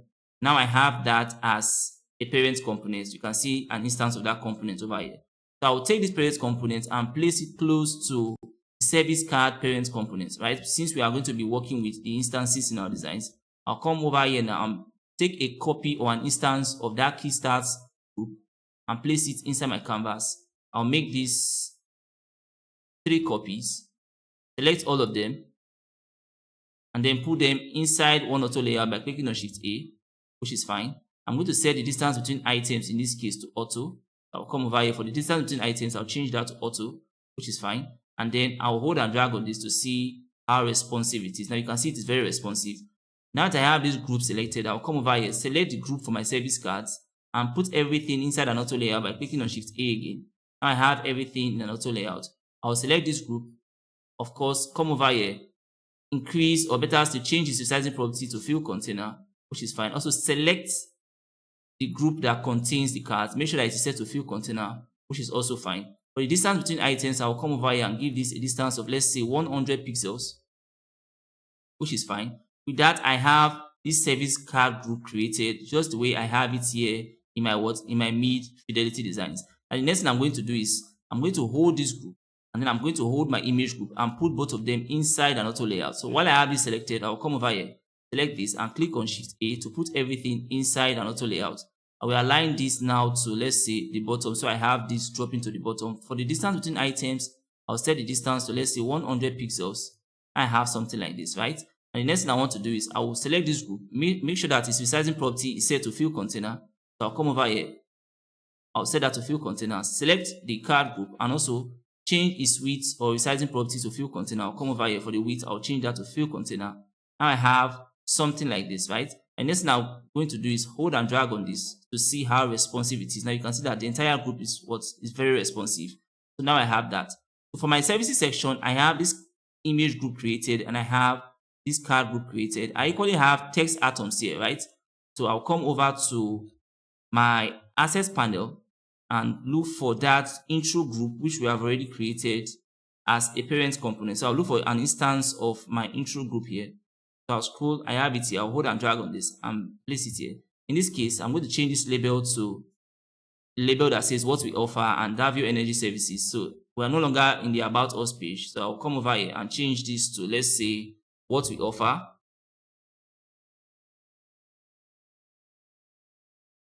Or you can change it to our services, which is fine. In this case, I'll change this to Davio Energy Services. So with that, I have my intro group created, right? Also, I have a content block in addition to this intro group. So I'll come over here, which is more like a description text. I will hold and drag on that content block, place it here, then select the intro group, put everything inside an auto layer by clicking on Shift A, which is fine. Then make sure that this is set to fill container. I'll select it and come to its resizing property in terms of its width, set that to fill container. So I'll come over here set the width to fill container, then hold and drag on the entire auto layout to see that I have a responsive combination, which I do. Next thing I'm going to do now is I'm going to take this text group, combine it together with everything that we've created here for the image group and the service card group, right? So I'll have this selected. I have the text group selected now. So I'm going to select this entire auto layout and then click on Shift A to put everything in one final auto layout, right? Let me hold this and place it here. Now for this auto layout, I'm going to align it to the top left. Then I'm going to select this particular auto layout that contains the text. Click on it, set its resizing property to fill container, which is fine. For the distance between items, I could just change that in this case. So let's say 64 pixels, or better still, let's use 60 pixels, which is fine. Now I could hold and drag on this, and you can see that I have a very good and responsive combination for my for my services section. So now that I'm done with putting in all the elements for the services section, like we have it here in our High-Fidelity designs, I'm going to take this, hold it, and drag it over here. And you can see that as at this point, there's no color mapping assigned to this. So what I'm going to do is I'll come over to where I have my color system and put in a white color, which is also the on-primary color. I'll click on on-primary. Now I have that. Of course, I'll need to actually assign a padding to this. So since this is for a desktop device, I know fully well that for desktop devices, for my case, based on the frame that I choose, my horizontal padding is going to be 120 pixels, right? Is fine. And then for my vertical padding, in this case, I'm using 100 pixels for my vertical padding. All right, you could use any value for your padding. Just make sure that you have enough space around the design or around the elements of the design so that it looks good, right? So now I have this for my desktop layout. But is this how this design is going to be looking like, or is this the way the elements are actually going to be looking like inside the desktop frame? Because desktop frame has its own width, right? And when you are placing this inside the desktop frame, you have to place it in such a way that it fits into the width of the desktop frame. So for that reason, I'll go over to all my frames, which we have been using as references, and copy all of them. So I'll copy this. I'll copy the mobile frame, copy the tablet frame, and also copy the desktop frame. I'll copy them and bring them over here so that we can be using them as references as we are scaling from desktop to tablet to mobile. So I'm going to come over here. I'll paste them here. Now I have this. Now that I've created all the elements inside this particular auto layout, I want to know what should be the actual width of the auto layout so that it fits into a desktop device. Now in this case, I'll come back here and check the width of my desktop frame. Once I select this desktop frame, I have a width of 1440 pixels. So I'll go back to this auto layout now that I have all the elements inside of it and give it a width of 1440 pixels. I have something like this. So this is exactly how this design is going to be looking inside inside a desktop layout. So in this case, I can see that I have too many lines of text here. So I'll go to the parent component of that service card, which is this. Hold and drag it, then place it here. Let me select this desktop layout design and also bring it close. Since I have too many lines of text, I want to reduce this to about 2 lines of text, right? So I'll just come over here. Select everything that I have, and let's say take out these lines of text, right? Then select these service card components. Try to collapse or reduce its width. Now I have something like this, right? Which is fine. Now in this case, now you can see how this is looking for my desktop device, right? You can see how good everything is looking at this point. Now I have a divider, yes. Since that's a divider, I could simply come over to the parent component, select it, and give that divider a color mapping. In my case, I'm going to be giving this color for my reference palette, and it's going to be from the neutral variant reference palette. So I'll type in REF to bring up the reference palette. I'll scroll down to where I have the neutral variant reference tonal values, all right? And then I'm going to give this a color with a tonal value of, let's say, 90 for my reference or for my neutral variant colors. Now I have something like this, all right? And that is effected inside my desktop layout design. Now, in this way, I've been able to create the services section for our desktop device.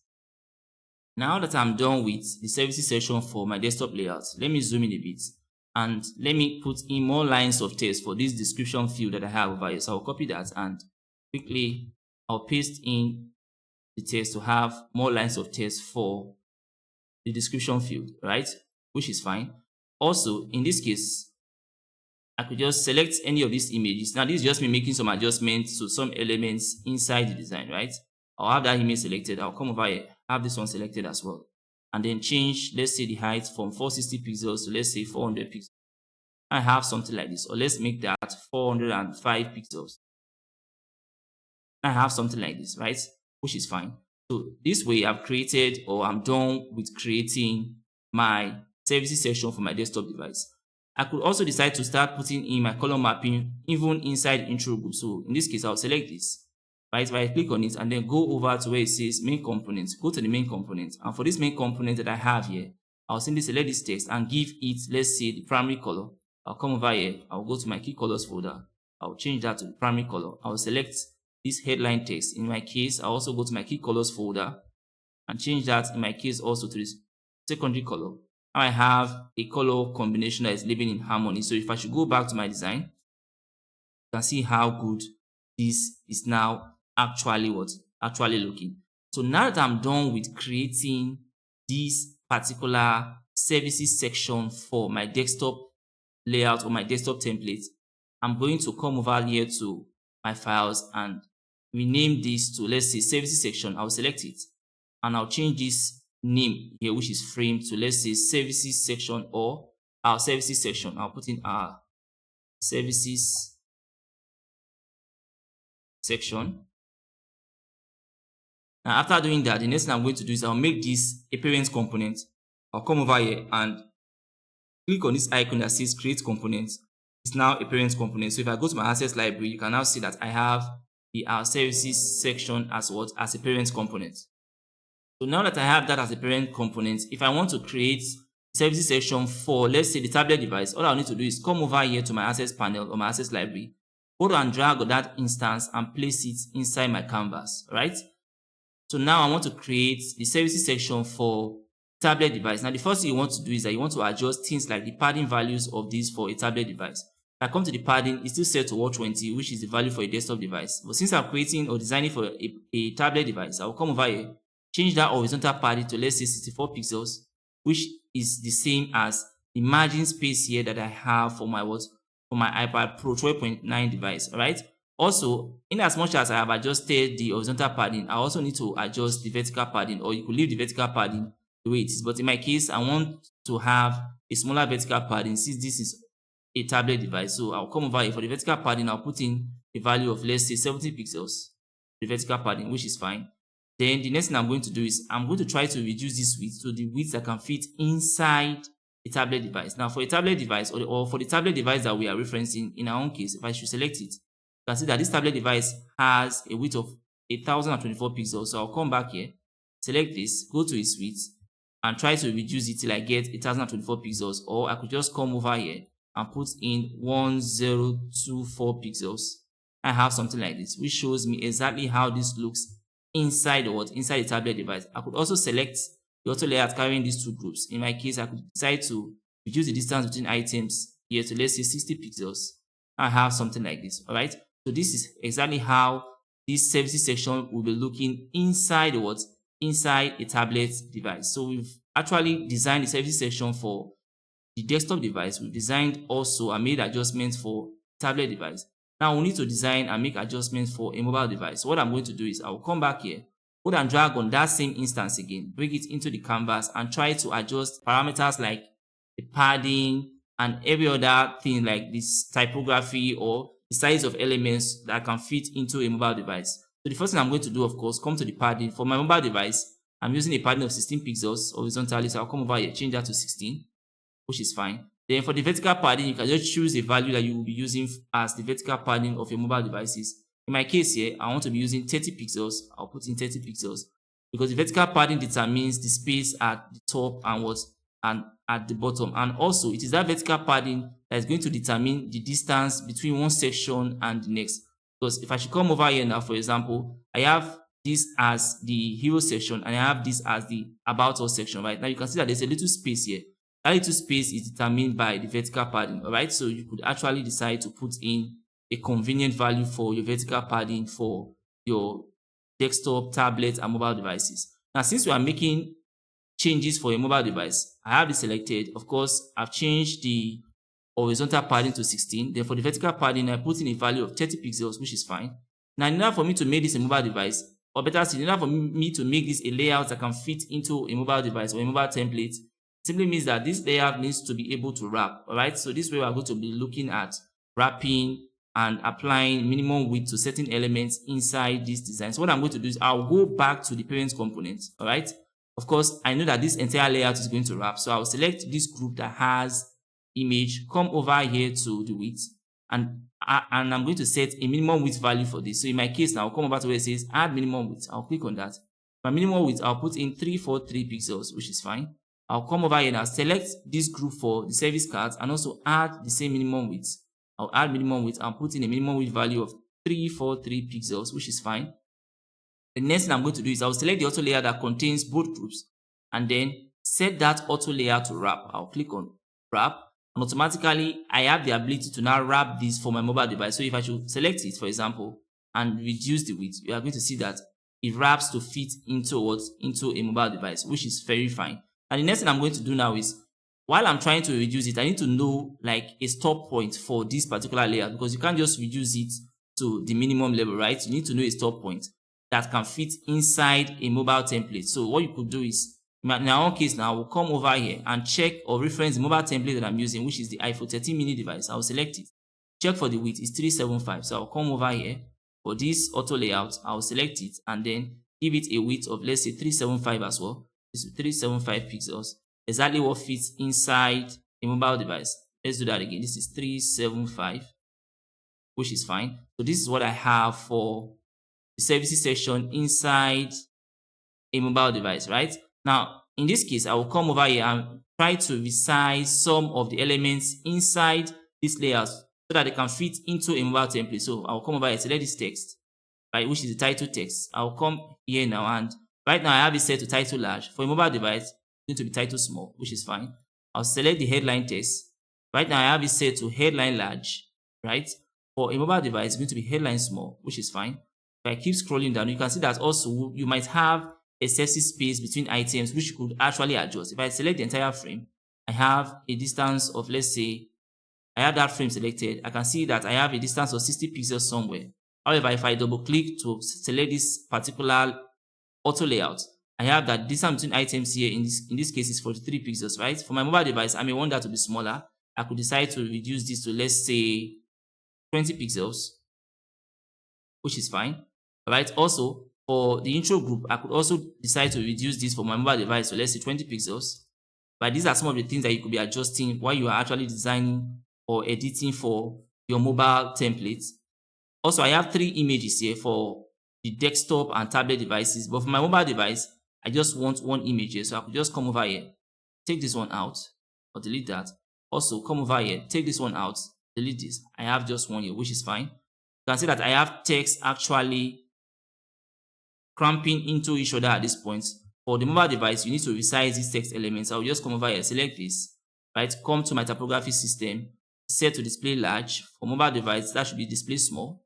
Select this, change that to display small. Select this, change that to display small, which is fine.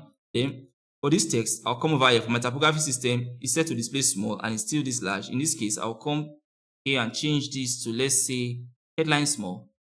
Right, I'll come back here, change it from display small to headline small, change this to headline small, and everything fits properly inside the mobile device, right? Then if I keep scrolling down, you're going to see that I have this service card looking distorted inside the mobile device. That's because while we're creating the card, we did not apply wrapping, we did not apply the wrap feature to this particular service card. What I'm going to do now is I'll go back to the parent component of that service card. Because right now you can see that it's looking distorted. You can see that the button is low, it's not looking good. I have the button label overflowing out of the button, right? And you can see that the layout generally is not looking good. So I'll go back to the parent component of that service card and try to apply minimum width value to the elements of the card and also try to apply the wrap feature to the card, right? But you could actually apply a minimum width value to these elements at any length of the card.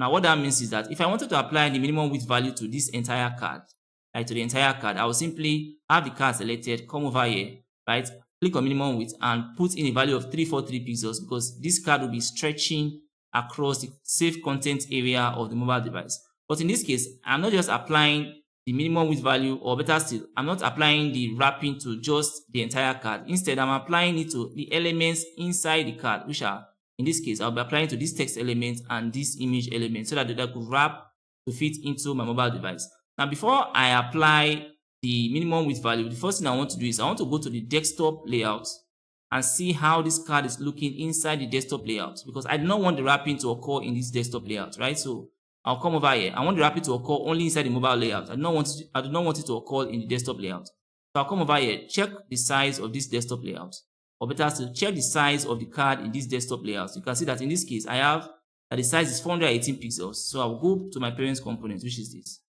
Try to reduce this to 418 pixels. Let's see exactly how it looks like inside that particular tablet layout that we have. So this will be 418.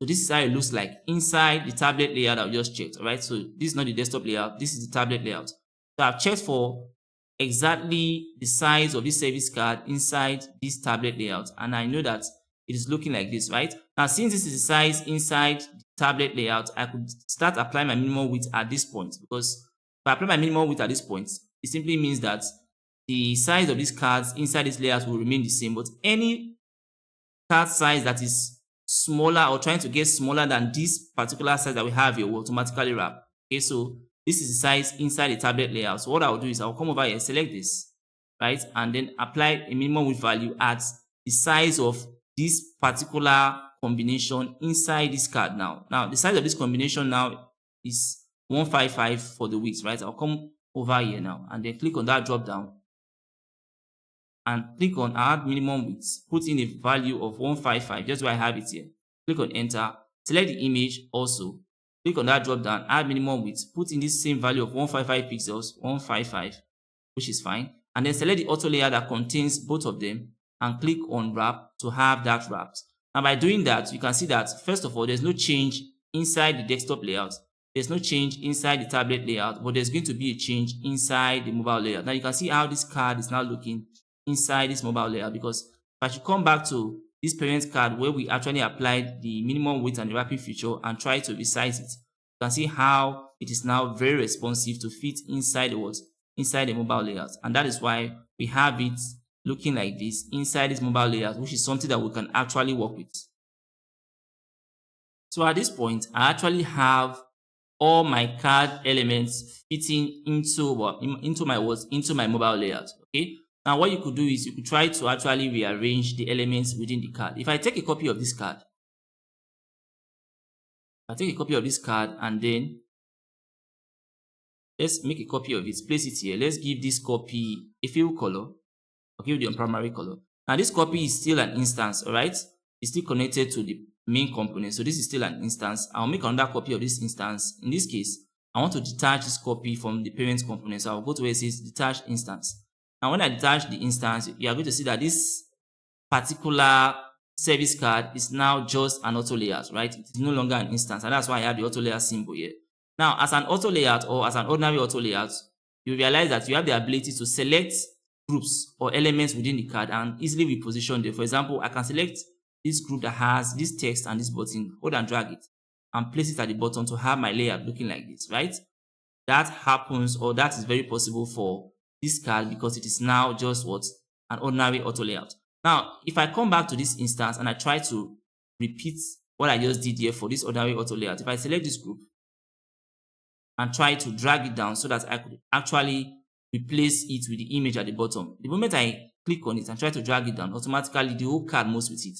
So I do not have the ability to actually do that for this instance because this instance is actually connected to the parent component. And that is the situation we have inside our mobile devices. So what I could simply do is, in my case, I'll just select the image and just delete the image in this case. Now I have something like this for my card, which is fine. Come over here, select this image, delete it. Select the image, delete it. Select the image, delete it. So I have something like this, which is looking good. I could select the text element and come over here and give it, instead of title large, I could give that, let's say, title small. I have something like this, right? Or if that's too small for you, I could change that to title medium. I have something like this for my mobile device. I'll select this, and then let's give this title medium. Select this, let's give this also title medium. I have something like this. Select this, change that to title medium.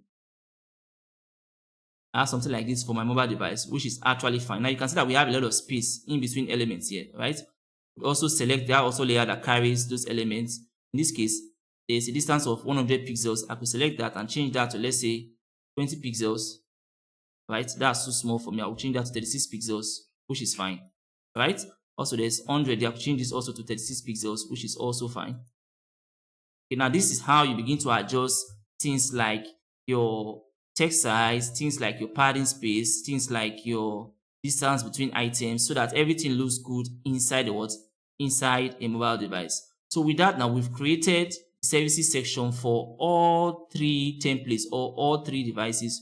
We created for the desktop device, which is the largest. We've created also, or we've designed for the tablet device, and also we've designed for the mobile device. What I'm going to do now is I'll simply hold and drag on these two and take them or place them inside the what? Inside my templates that I have here on the device. So I'll take them and bring them here. So for the mobile device, I'll just select that of the mobile auto layout and try to drag it into the mobile frame. This is the mobile frame over here. I'll select this. Try to place it inside here, right? Align it to the center. Then I have this sorted, right? Then for my desktop or for my tablet device, I'll select tablet layout and try to place it inside what? Inside the tablet frame. And then align that to the center. Then I have this sorted. Now you can see how everything is looking from the info section to the about us section to now the services section, right? Then for the desktop layout, I'll just come over to my access panel because we made that a component originally. Hold and drag on that instance, place it in here, right? Take it up till I get to see the Figma guide, and then align this horizontally to the center. I have this for my what?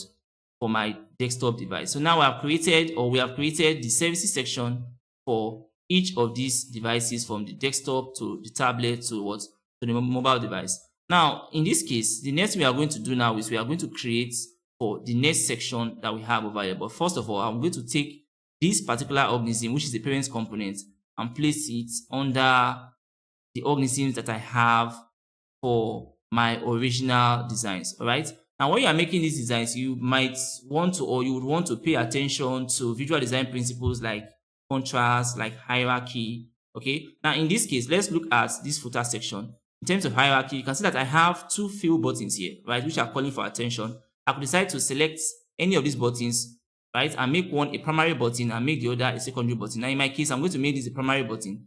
So this is going to call for more attention. To make this other one here the secondary button, I could select it and then come over here and change that from a fill button to, let's say, an outline button. So I'll come over here, select this outline button, select the elements inside of it and change them to the primary color. I'll select the elements inside of them now and give them primary key color. I'll select this. Now I have something like this. So looking at these two buttons inside my footer section, you can see that this is acting as the primary button and this is acting as what? As a secondary button, because this calls more attention compared to this outline button that we have over here. Same thing applies when you're applying or when you're trying to give a color mapping to different elements inside your design. I could decide now to just come over here and for this card, select the card, come to, let's say, the fill section. I want to change this color from the primary container color to, let's say, secondary color, which could act as a good background color. Fine. I will select text elements inside of it and give them the primary color, which is white. I'll just change this to the primary color, right? You can see how very accessible this is looking. Then I'm going to select this little card inside of here and also give that the primary color so I could have more contrast between it and its background. I'll come over here, change that to the primary color, which is fine, right? Now, with these little adjustments that I've made inside the parent components, you realize that I have been able to actually maintain my design across all three devices. Now, you can see the little changes that I just made is now affected inside the desktop layout and what? and mobile devices just by making those changes inside the what? Inside the parent component. Now, after creating this services section, let's go back to our main fidelity design to see other sections that we need to create. So we've created the header section, which is fine. We created the footer section. Sorry, we created the header section. We created the hero section. We created the about us section. Created the services section. And now we are going to look at how to create the next section in this case, which is the our project section. Now we can see that the our project section is comprised of this test group that I have over here and this other group to the right of it. So the first thing I'm going to do is try to come up with this test group that I have here. So I will quickly bring up my panels, and over here I have that intro group which I already made a component. So I'll come over here to where I have that intro group, hold and drag it into the canvas, which is fine. And then this label here says our projects. So I'm going to change this to our projects.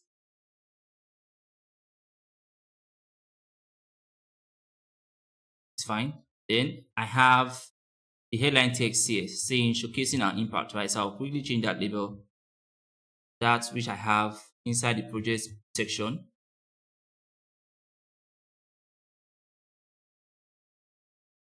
And that's fine. After that, I have two content blocks. So in my case, I'll just come over here, hold and drag on any of these content blocks. Let's just make this into, let's say, 3 copies. I have this selected, have this selected, have this selected. Put everything inside an auto layout. Click on Shift A. All right, and then set your distance between items. In my case, I'm going to use a distance of, let's say, 48 pixels, which is fine. Then I'm going to combine it with this intro group. So while I have it selected, I'll come over here, select this, put everything inside another auto layout by clicking on Shift A, which is fine.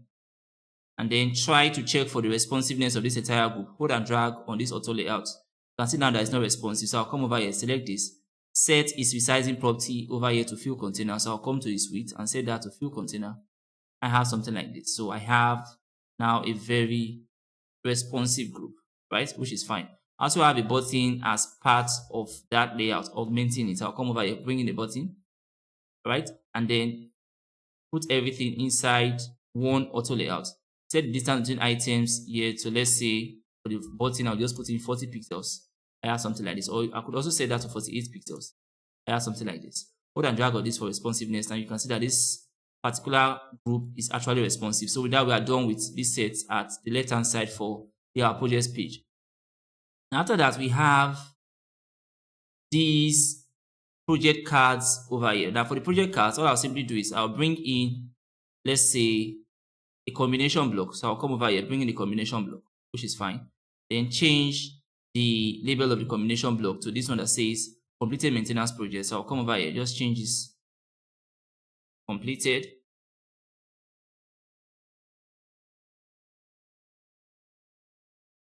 Maintenance projects.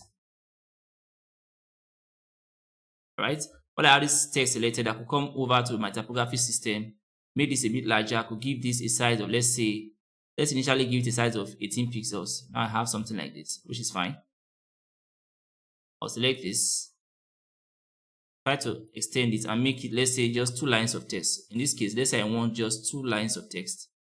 I have something like this, which is fine. Now I can see that we have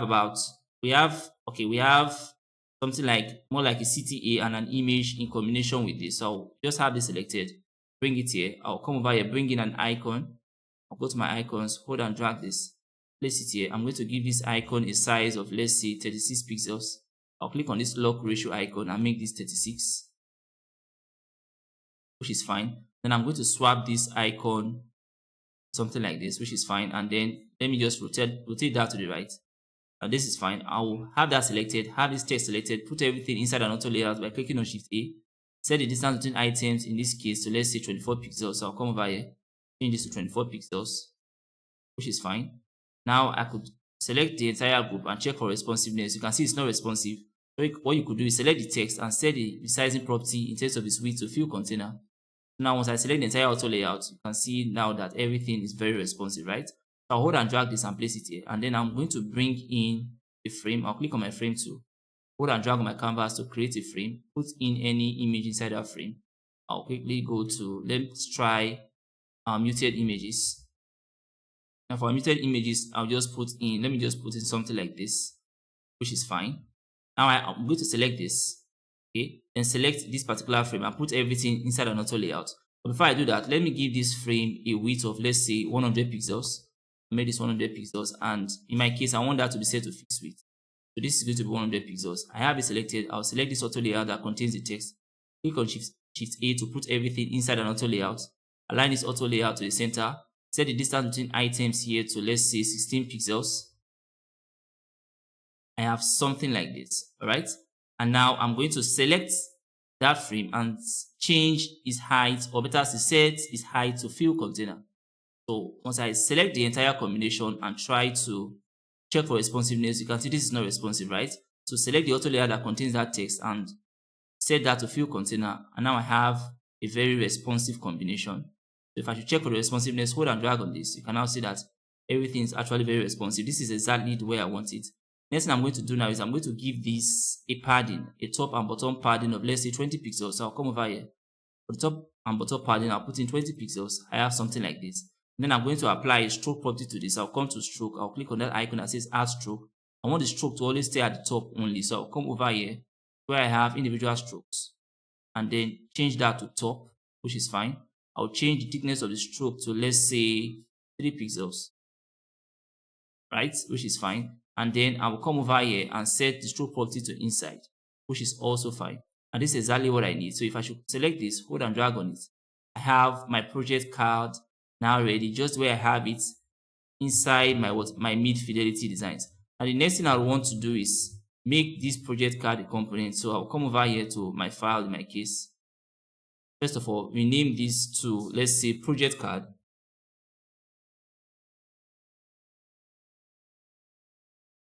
Which is fine. And then after naming it to project card, I'm going to make this a component. I'll come over here to where it says create component. I'll click on that. Automatically, I have that component here created. So I'm going to take this and keep it somewhere. Let's say I keep it. Let me just keep it here.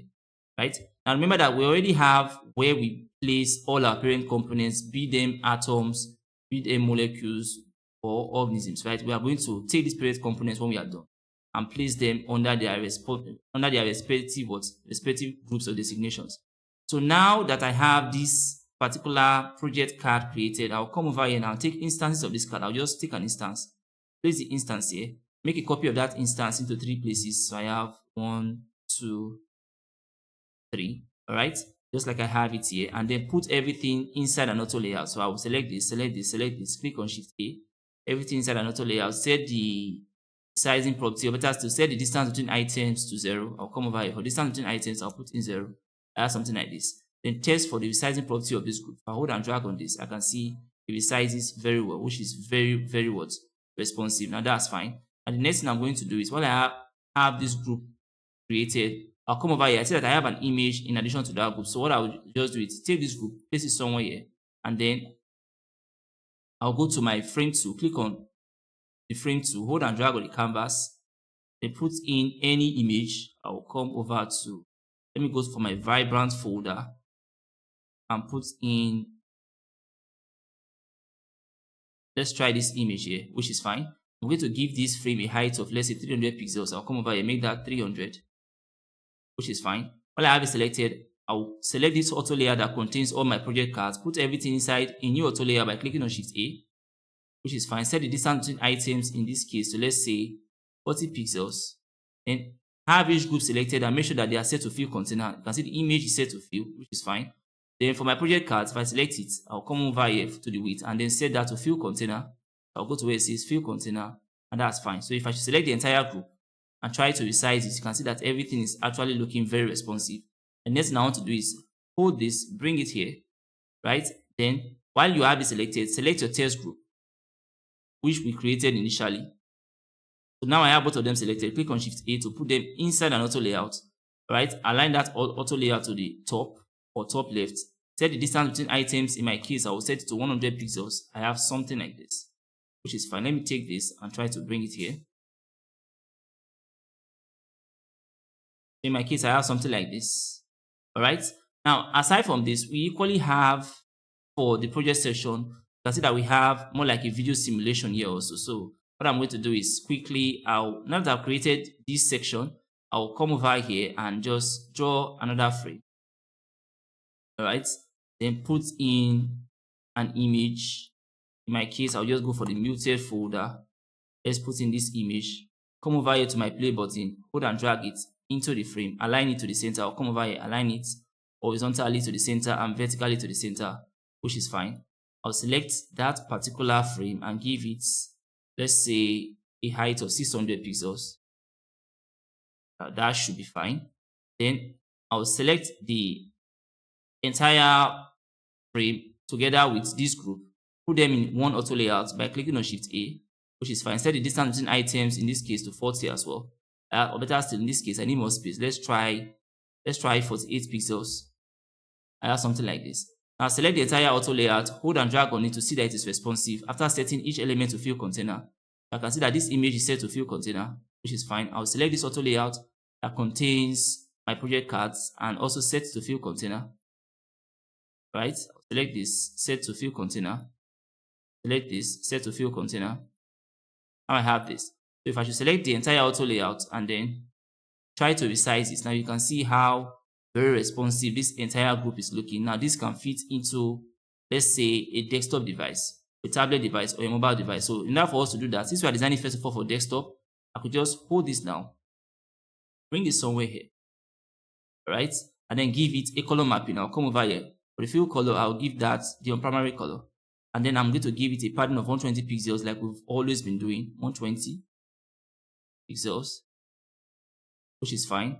Then vertically, I'll give the padding of, let's say, 100 pixels, which is also fine. Now I have something like this, all right, which is looking good. So now I'm going to try to see or try to resize it to know how exactly this is going to look inside the desktop frame. Now for my desktop frame, I have a width of 1440. So I'll come over here for the width. I'll put in the value of 1440 pixels. I have something like this. Now this is exactly how this layout is going to be looking like inside my what? Inside my desktop frame, right? Now after designing for the desktop frame, you also want to design for, let's say, the tablet frame. So I'll come over here, go to where it says file, change this to, let's say, project section or our projects. I'll just come over here, change this to our projects.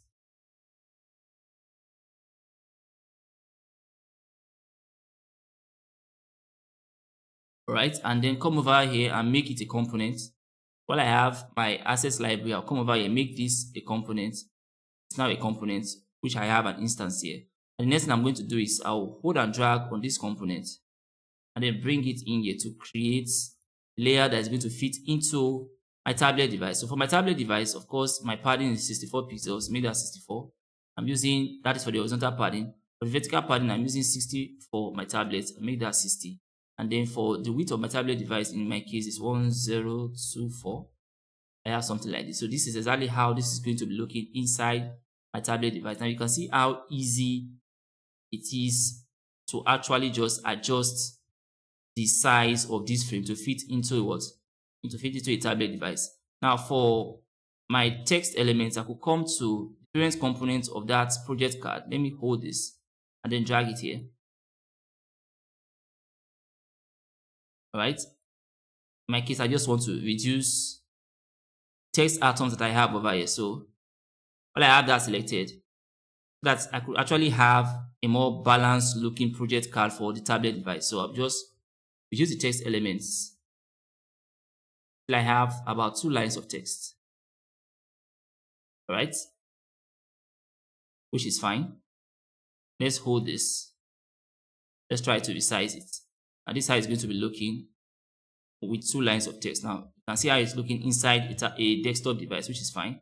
Let's say it's looking inside a tablet device. See how it's looking in the tablet device. But for a tablet device, I could decide to actually reduce the size of this particular title text, because of course from desktop to tablet, you will actually reduce the size of your text, right? So I'll come over here, select this and check for that size. In my case, I can see that this is set to title small here. I could use title large, or better still, I could use body large, which is fine. Come over here, change this to body large for my desktop or for my tablet device. Come over here, change this to body large. All right, now I have something like this, okay, which is looking good. So with that, I have actually made this particular project section for my tablet device and for my desktop device.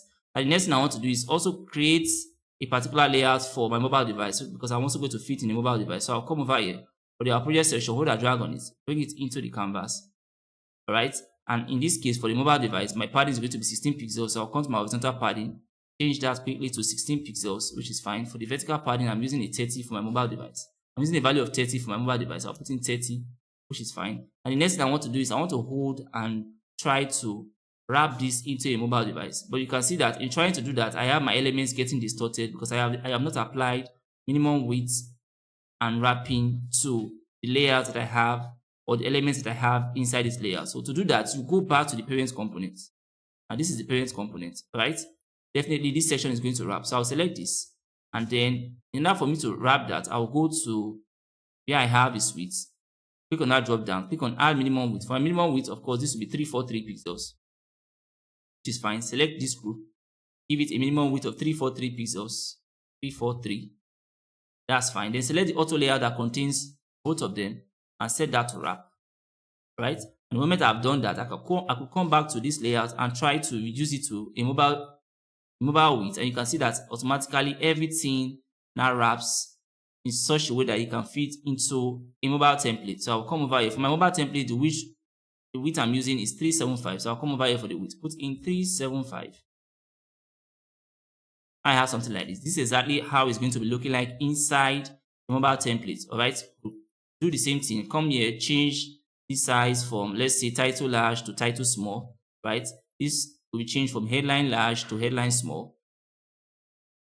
Just like that. Also adjust the distance between items like we did for previous section that we just created. Okay. Now, if I should come over to every other section, you can see that every other section is looking good aside from my project cards. All right. Because in this case, my project cards is looking distorted, which simply means that I equally need to actually apply minimum width and wrap feature to these project cards, which I have their parent component right here. Now, in order for you to do that, the most effective way to do that is to come over here, check for the size of these project cards inside your tablet device. But before we do that, I could just select this auto layout that contains this group and this group, right?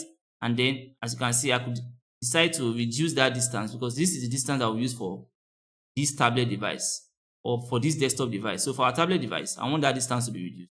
I'll select this, change this to, let's say, 60 pixels. I have something like this, which is looking way better.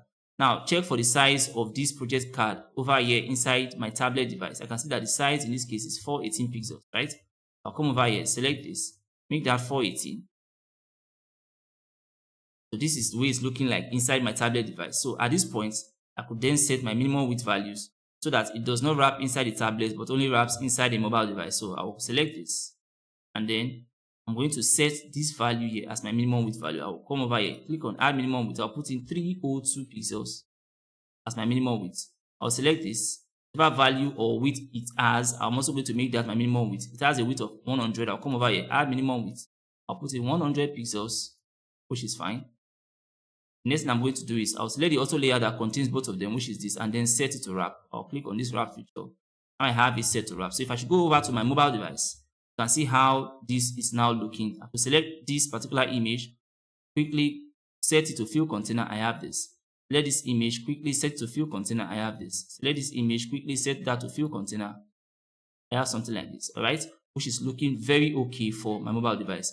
Now with that, I've been able to easily design the project section for tablet device, all right, for the desktop device, tablet device, and also for the mobile device. So quickly, I'm going to take all these sizes and feed them inside their respective frames. So I'll select these two now. Okay, hold and drag them over here. And for the mobile device, I'll simply select this and fit it inside its mobile frame. Of course, you have to adjust the distance between items so that you don't have objects that are too far apart, and also you don't have objects that are too close apart, just the way we did for the previous section.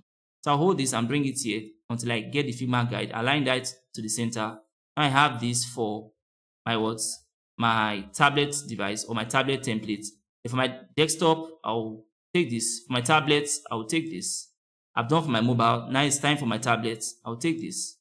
Try to fit it in till I see the Figma guide, align to the center. And I'm done also with the project section for tablet device. All right. Then for my desktop template, I could just come over here, hold and drag on an instance of their project section, place it directly inside desktop template. See, that's the first one I created, align it to the center, which is fine. They try to fit it in using the Figma guide. Now I have something like this. So with that, we have easily just created this project section for all three devices. Now after the project section, we equally have another section there. But before we create the other section, I will take this particular organism and, of course, place it close to other organisms that I'll be creating, right? And in this case, what I have here is a molecule. So I'll hold this, drag it to where I have my molecules. Let's drag this here. So that's a card molecule. I'll drag it there. Aside from that, I also created other card molecules. This is also a card. This is also a molecule, right? I will hold it. Try to drag it there. I also have other card molecules while I was creating the previous section. So I'll select this now. Go to main components to locate card molecule, which is this. You can see I accidentally deleted that, but I just restored it. Then hold and drag it and place it under the molecules that you have. I'll select this as well. These are all molecules. So I'll place it here. It's fine. So now you can see that for my atoms, I have all my atoms here. For my molecules, I have my molecules. For my organisms, I have all my organisms here. Now we are creating templates, right? Which are desktop, tablet, and mobile template. So after creating, in order not to make this too long, I'll just hold this, place it here. It's fine. Hold this, place it here. All the different sections for this home page. Hold it, place it here. Right, so these are all the parent components. If you want to actually maintain your design, you maintain using these parent components that we have here. Any change that is effected here is automatically effected in the entire system. All right. So now I'm going to go over to the next section. We are done with the project section. Now I want to look at the partner section. How to create the partner section, just like the way we have it inside our mid-fidelity designs. So the first thing I'm going to be designing, like always, for each of the sections is going to be the intro group, right? So I'll bring back my panels and then go over to where I have that instance of the intro group. Place it here. And the intro group is always comprised of our title text and our headline text. So in this case, we are in the our partner section. I'll change this to our partners.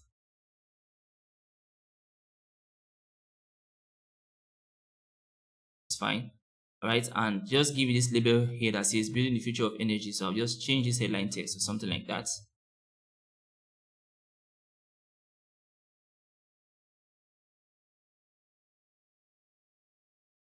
All right, now I have that done. Now, aside from that, I have this outline text here, right? That says active collaboration. So in that case, I'll just come over here, bring in my single line text, place it here. All right. Let's change this to that text that says active collaborations.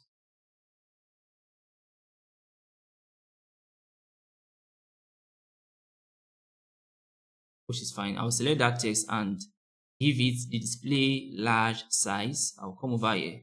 I'll make this display large. All right. And then I'll take this to the next line of text. Select the entire text. Or better still, select the auto layout that contains the text. Align it to the center. Now select the text characters themselves and align them to the center. Now I have something like this. Next thing I'm going to do is I'm going to give this a stroke color, or I'll give that a stroke and remove the fill color. I have something like this. For my stroke, I'll set it to, let's set that to center. Let's see what we have. Set that to center. Then I'll give this a thickness of, let's try 3. I have something like this, right? And then for the color of the stroke, I'm going to make this, I'm going to give it a key color. So let's give it the neutral key color. I have something like this, which is fine, right? Now, this I could use. So I'll hold it, drag it, and place it here. Now I have a combination block and a button in addition to that. So I'll just come over here, come over to the access panel and bring in my content block. I'm going to select this particular content block, come to my access panel and bring in a button, which is fine. The button selected, I'll select the text, put both of them inside an auto layout, click on Shift A, align that auto layout to the left, set the distance between them to, let's say, 48 pixels, which is fine. Then combine it with this text that I have over here. So while I have it selected, I will come over here, hold my Shift key, select this text, click on Shift A, to have something like this. All right. Make sure it's aligned to the center, which is fine. Set the distance between items to 100 pixels. All right, which is fine. I'm going to align this to the center. Then hold and drag on this to see what I have. All right, and then I'm going to combine this with my intro group. So while I have this selected, come over here, click on that text to select it. Click on Shift A to put everything inside one final auto layout. Align this to the left. And I have something like this, right? I'll come over here, select this, and then align this to the left. I have something like this. Select the auto layout of this text, set to fill container. Set this to fill container. I have this. Right? Even select this and try to see if I could set that to fill container and see what I have. Right? I have something like this, which is actually fine. So now I have this partner section created. In my case now, while I have this selected, I'll come over here to padding values. I'll give that a padding of 120 pixels. It's fine. Vertically, then as horizontally, then vertically, I'll make this 100 pixels.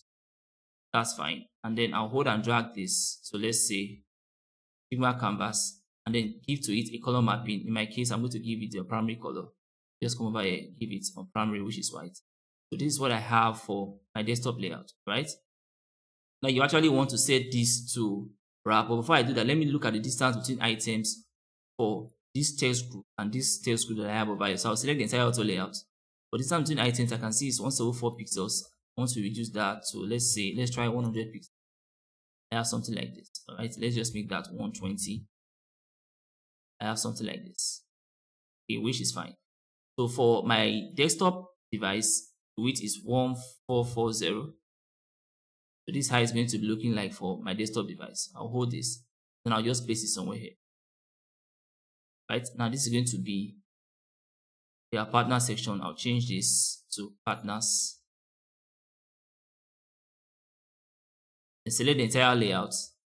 Rename it, go to where it says file, and rename that to our partners.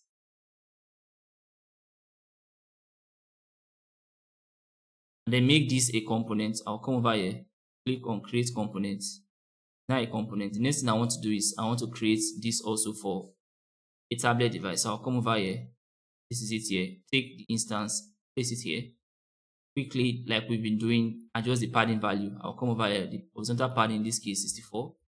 It's fine. Vertical padding will be using 60 for tablets. It's fine. Then try to reduce the width. The width for my tablet device 1024. This fits exactly into a tablet device. For distance between items in this case, I could make this. Let's try 80 pixels for my tablet. So I have something like that. Right? Fine. For my desktop device, I want to change that distance between items to 100 pixels. I have something like this, right? Which is fine. Now after this, I want to create for my mobile device. So I will take another instance, place it in my canvas. Then for this instance that's placed in my canvas, I'm going to give it a padding of 16 pixels for my mobile device. Which is fine. Vertically, I'll give it a padding of, let's say, 30 pixels, since that's what we'll be using, right? And then try to reduce this until it wraps, but I have not actually set in a wrap value and or a minimum width for the elements of this layout. So what I can do is I could come over here, select this, and then add a minimum width. Minimum width in my case now will be 343 pixels, 343, right? That's it for adding a minimum width. Come over here, select this, add a minimum width of 343. Add minimum width. In my case, I'm going to put in 343, which is fine. Let the auto layer that contains them and set that to wrap, which is fine. Then I'll come back here and select this and try to wrap it. So the moment I start using the layout, you can see what we have, right? Now for my mobile device, it has a width of 375. So in 375. So this is how, let's change that to 375, 375 pixels. This is how it's going to be looking like for my mobile device, all right? So I could just come over here now, resize some of these text elements, select the title text, change that from title large to title small, right? Let the headline text do the same thing, headline large to headline small, right? Select this text that says active collaborations, change it from display large to display small. This is what I have. Then you could adjust the distance between items till it's actually suited for a mobile device. I could just come over here. This distance of 100 pixels, I could make it, let's say 30 pixels. I have something like this, right? Or let's make that 40 pixels. I have something like this. Make that 40 pixels. I have something like this, which is fine. And this distance over here of still 100 pixels, let's also make it 40 pixels. I have something like this. Since that's looking too close, I'll make it 48 pixels. I have something, right? And this is what I have now for my mobile device. So with this, I could put each of these into their respective template. So I'll select this for the tablet, select this for the mobile device, hold and drag them and try to fit them into their templates that we have over here, right? Now you can see how the entire website is actually coming out. So I will come over here. Since I'm putting in for a mobile device first, I'll select the mobile device, scroll down and try to increase the height of this device. Hold and drag this. The footer at the bottom, I'll take this quickly, place it in here, take it up till I get to the Figma guide, all right, and then align it horizontally to the center. Now I have that sorted, after which I will go to my tablet device. Also increase the height so that I could fit in more elements into it. Hold and drag this, right? Then try to position it. You see the Figma guide, which is fine. Then align it horizontally to the center, which is sorted. For my desktop device, I will also select this. Hold and drag it down. Then bring in an instance which I've created. Try to fit it inside. Align it to the center. I have something like this, right? So with that, I'm done with this partnership section for my design. Now the partnership section has a region that is actually an infinite scroll animation, right? Because remember that we have been focusing on just coming up with the high fidelity layouts. We've not started looking at heavy interactive animations like drag animations or hover or click animations or even prototyping or navigation to other pages, right? At this point, we're just focusing on getting or sorting out the layouts for these particular desktop, tablets, and mobile templates that we have over here, right? So that's what we are actually doing at this point. Now, what I'm going to do now is I'll simply come to this partner section and try to create, because the partners are more like organizations that have different names and different logos, right? So these are just used here as placeholder for the partner organization. So to create that region, I'll just come over here, take any of those placeholders. Let's just make a copy of that, paste it here. All right, let me undo that action. I'll just make a copy of this. Make a copy of this.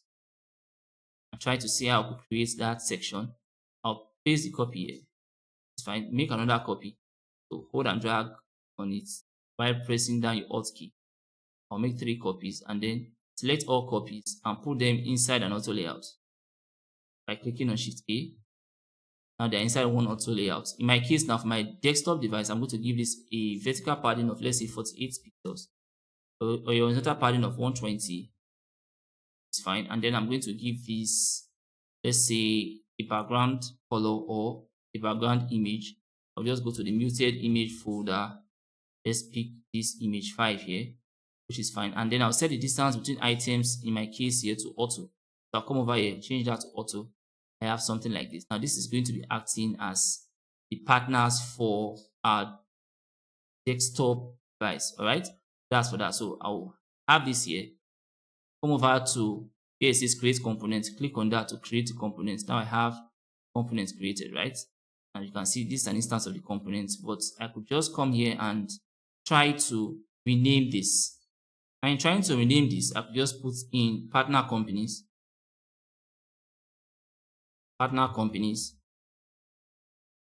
which is fine. That is for my desktop device. Now for my tablet device, I'll just come to my assets panel, hold and drag on an instance, place it here. Now for my desktop device, what I'm going to do is I'll just reduce the padding values. Now for my tablet, I'll reduce the padding values. For my desktop, I use a size or a padding of 48. For my tablet, I'll just change that to 36. Now something like this. Then for the horizontal padding, of course, this will be 64, which is fine, right? So this is going to fit into my what? Into my tablet device. Okay, so for the width, I could just make this 1024, and that's fine. So this will fit into my tablet device. For my mobile device, I'll bring in another instance, and then of course I could go to the padding values, change that to 16 pixels, which is fine. That's for the horizontal padding. For the vertical padding, I could change this to 36 pixels, which is fine, and use this for my mobile template. So I'll select everything, or better still, I'll select these two like we've always been doing because you are to leave your parent component behind, right? So use only the instances that you brought in. Select those two instances that I've edited, hold and drag them and try to feed them into this layer that I have. So this is for one of them here is for my tablet device. All right, so this is for my tablet. I'll come over here, try to fit it into my tablet device, hold it, like see the Figma guide. All right, and then align it horizontally to the center. So I have this over here for my tablet device. My mobile device, if I should reduce this to the size of my mobile device, which is 375, let's see what's going to happen. I will reduce that way to 375. You can see that we have the items cramping into each other, right? So in that case, what we are going to do is that we are going to make this an infinite scroll animation inside the mobile device. So I could come over here now, just place it in the mobile device, knowing fully well that I'll make it a scroll animation, right? So I'll just come over here, place this here. Let me take this frame, hold and drag it to this point. All right, and then try to reposition this inside the mobile device.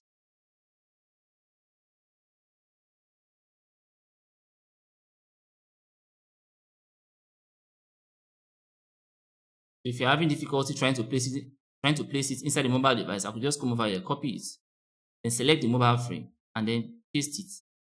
Automatically, you can now see that it's inside. I could select this now, delete it. Then select this one that I just pasted, hold and drag it. Try to position it inside the mobile device. All right? Let's say we position it somewhere here. And this is going to be giving a scroll animation once we start looking at interactive animation, right? So that the partner companies will just be scrolling infinitely from left to right or from right to left, depending on how you actually do the prototyping.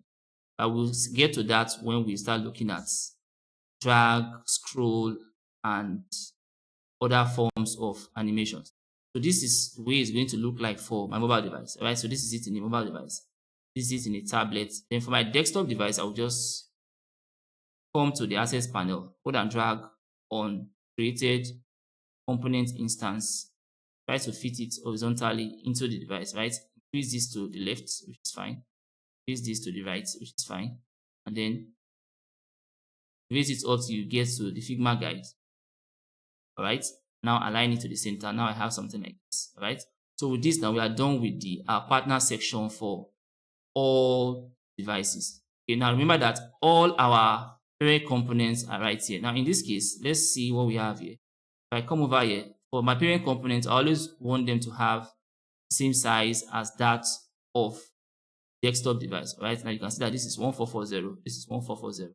1440 because this is the original way that I created these particular components. And if I should zoom in a bit, I can see that I have a bit of distortion here, right? I have two copies of this. I accidentally copied this in two places. I could select any of them, select this, just delete it, and automatically I have the layout looking the way it's supposed to look. So I can see that we have a bit of distortion here. That could actually happen probably when I was trying to place this inside this general frame. So what I could do is, before you make any changes, go to the parent components. I'll go to main components and see if there's any error. You can see that we have duplications inside the main component. So what I could just do is delete these duplications. I could select this, delete that, which is fine. Come over here, select one image, delete one image. And now I have this sorted. So if I should go over to that particular organism, you can now see that everything is now looking exactly the way it should, right? So we are done with each of these sections. We are now going to go into the next section for the high fidelity designs. So while designing each of these sections, it is actually important that you ensure that there is enough spacing or enough distance between the elements in your designs, because spacing or distance between items equally has a way of contributing to the overall outlook of your design as well as contributing to the hierarchy of your designs. So now we are going to move over to the next section, which in this case, we've looked at creating the header section, the hero section. We've looked at designing the about us section. We've looked at designing the services section. And after the services section, we have another section, which is the project section, which we just designed. And now we are going to start looking at the stakeholder relations section. So in this case, what I'm going to do is I'll come over here, bring back my panels, and over here you can see I have my title text, and of course I have my headline text. The title text that says stakeholder relations, or the headline text having this particular label. So I'll come over to my assets library, and then I'm going to bring in my intro group. So I'll go over to where I have my intro group.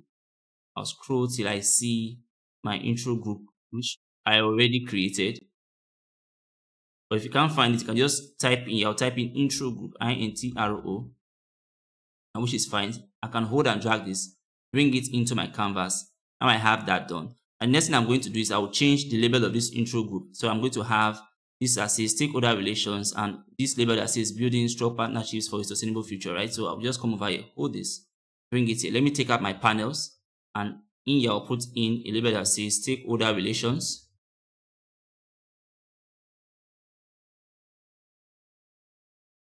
which is fine. And then I'll put in this exact label that I have here that says building strong partnerships for a sustainable future. All right, I'll do the same thing here.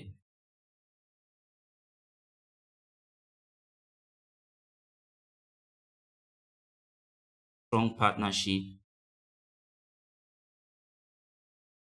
for a sustainable future.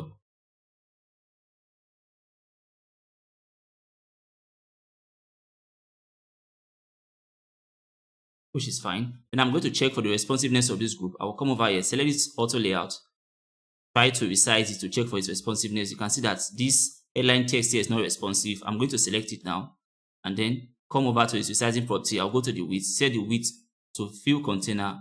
Now I have a very responsive group, as you can see here. So I'll take this now and then place it somewhere here, which is fine. Now I also have about 3 content blocks in addition to this text. So I'll scroll down to where I have my content blocks, hold and drag on an instance, place it in my canvas. I'm going to make this into 3 copies. I have 1 copy already. This is the second, this is the third.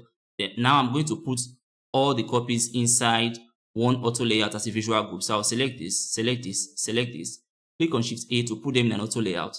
I'll come over to where I have the distance between items. I'll give them a distance between items of 56 pixels, which is fine. Then I'll hold and drag on this to check for responsiveness, and you can see that the entire group is very responsive. And I will take this, bring it over here. While I have this selected, I'll come over to the intro group, select it, put everything inside a bigger auto layout by clicking on Shift A. Now I have everything inside one auto layout. Set the distance between items also to 56 pixels, right? And then check for the responsiveness of the entire text group. If I hold and drag on this, you can see that I have my intro group very responsive there, but I can see that my content blocks are not responsive. So I'll select the auto layout that contains them. I'll go to the width, set the property there to fill container. Now I have a very responsive combination of text over here. So with this now, I am done with this text group or this text region for this particular section that we are designing for. Now over here, I equally have an image. So I'll quickly come here to the canvas. I'll go to my frame tool, click on frames, and then hold and drag on the canvas to create a frame. Next thing I'm going to do is that I'm going to put in an image inside this frame. So I'll come over to the fill section, click on this icon here, and I'll go to the muted folder to get a muted image. In this case, I'm going to put in image 7, which is fine. Then I'll come to my assets library, hold and drag on this play button or icon, and then drop it inside this frame. Come over here, align it horizontally to the center, and also align it vertically to the center. Now I have something like this, right? I'll select the frame and give it, let's say, a height of 500 pixels, which is fine. Hold and drag on this now, and I have this created. And the next thing I'm going to do is that I'm going to select this created frame, which is now more like a video simulation, right? I have it selected. I'll come over here, select the text group, select the frame, make sure that I have both of them selected, as you can see. Then I'll click on Shift A to put them inside another auto layout. I'll set the distance between items in this case also to, let's say, 56 pixels. Now I have something like this, or let's make that 100 pixels. I have something like this, which is fine. Now I have this entire group. I can check for responsiveness by holding and dragging on this to see how responsive it is, right? You can see that only the image is responsive. I'll select the text group, and in this case, I'll set its resizing property in terms of its width to fill container, then try to resize the whole thing. And you can see that I have a very responsive combination here. Now, without sorted, I will go back. Remember that we are referencing the mid-fidelity designs to actually be able to create the high-fidelity designs. So for my mid-fidelity designs for the stakeholder relations page, I've been able to create this text group. All right, I've been able to create this video simulation. Now you can see that I have this particular isolated image here. So I'll just make a copy of that isolated image. I'll make a copy, bring it here, and I'm going to make this copy a component or a parent component. So while I have it selected, I'll first of all come over to File. I'll rename it to isolated image. So let's have this named as isolated image, which is fine. Then I'll come over here and make it a component. I'll click on create component. I have now made that a component. So if I go over to my assets library, and you can see that I have an instance of this isolated image here. So what I'm going to do now is I will hold on this instance and then drag it into my canvas, which is fine. I'll take out these panels, and now I'm going to put this isolated image and this text group inside one auto layer. So while I have this auto layer selected, I'll come over here, select the image, click on Shift A to put everything inside a new auto layout. All right. And now I'm going to select the isolated image and set it to absolute position. So what I'm going to do is I'll come over here, click on this icon that says ignore auto layout. The moment I click on it, automatically I have applied the absolute position to this particular image. So if I can align it to the right of the layout, in this case, I have aligned it to the left, I can align it to the right, I can align it to the center, and position it anywhere I want to position it. Now, I want this to actually be behind this image and also behind the text, right? So while I have it selected, I can right click on it and then click on send to back. So it goes to the back of every element that I have there, all right? Then I can also hold on it and then try to position it anywhere I want to position it. Now, anytime you are trying to position an element that has absolute position, you should actually be careful to ensure that this absolute position icon is actually highlighted, all right? Because sometimes when you're trying to reposition this may actually be detached from the entire auto layout. You may have the absolute position icon not highlighted. So you want to check to ensure that this is highlighted and to ensure that whatever you are moving around is still part of that parent auto layout. So now that I have this, I want to take this now. Let's hold it and place it, say, somewhere here. Let's assume that this is what I want. Now I have created this entire layout, all right, for my stakeholder relations section. Now this is going to be for my desktop device. So for that reason, I'm going to have this selected and come over to its width. I'm going to give it a width of 1440 pixels, which is fine. Now, by doing that, you can see that I have my layers increasing, but other elements within it are not responsive. So I'll Ctrl Z to undo that action. What I'm going to do first of all is I'll have this selected, and since this is the position I want it to actually be, I am going to restrain it, or I'm going to give it the constraint. I'm going to give it some level of constraints, right? So in this case now, I want it to stay at the right. So horizontally is going to be positioned at the right. So horizontally, I'll come over here, change this to right, which is fine. The vertically is at the top. I can see that vertically this is aligned to the top, and now that's fine. I'll select everything inside this auto layout and make sure that their property is set to fill container. So over here, I have this set to fill container.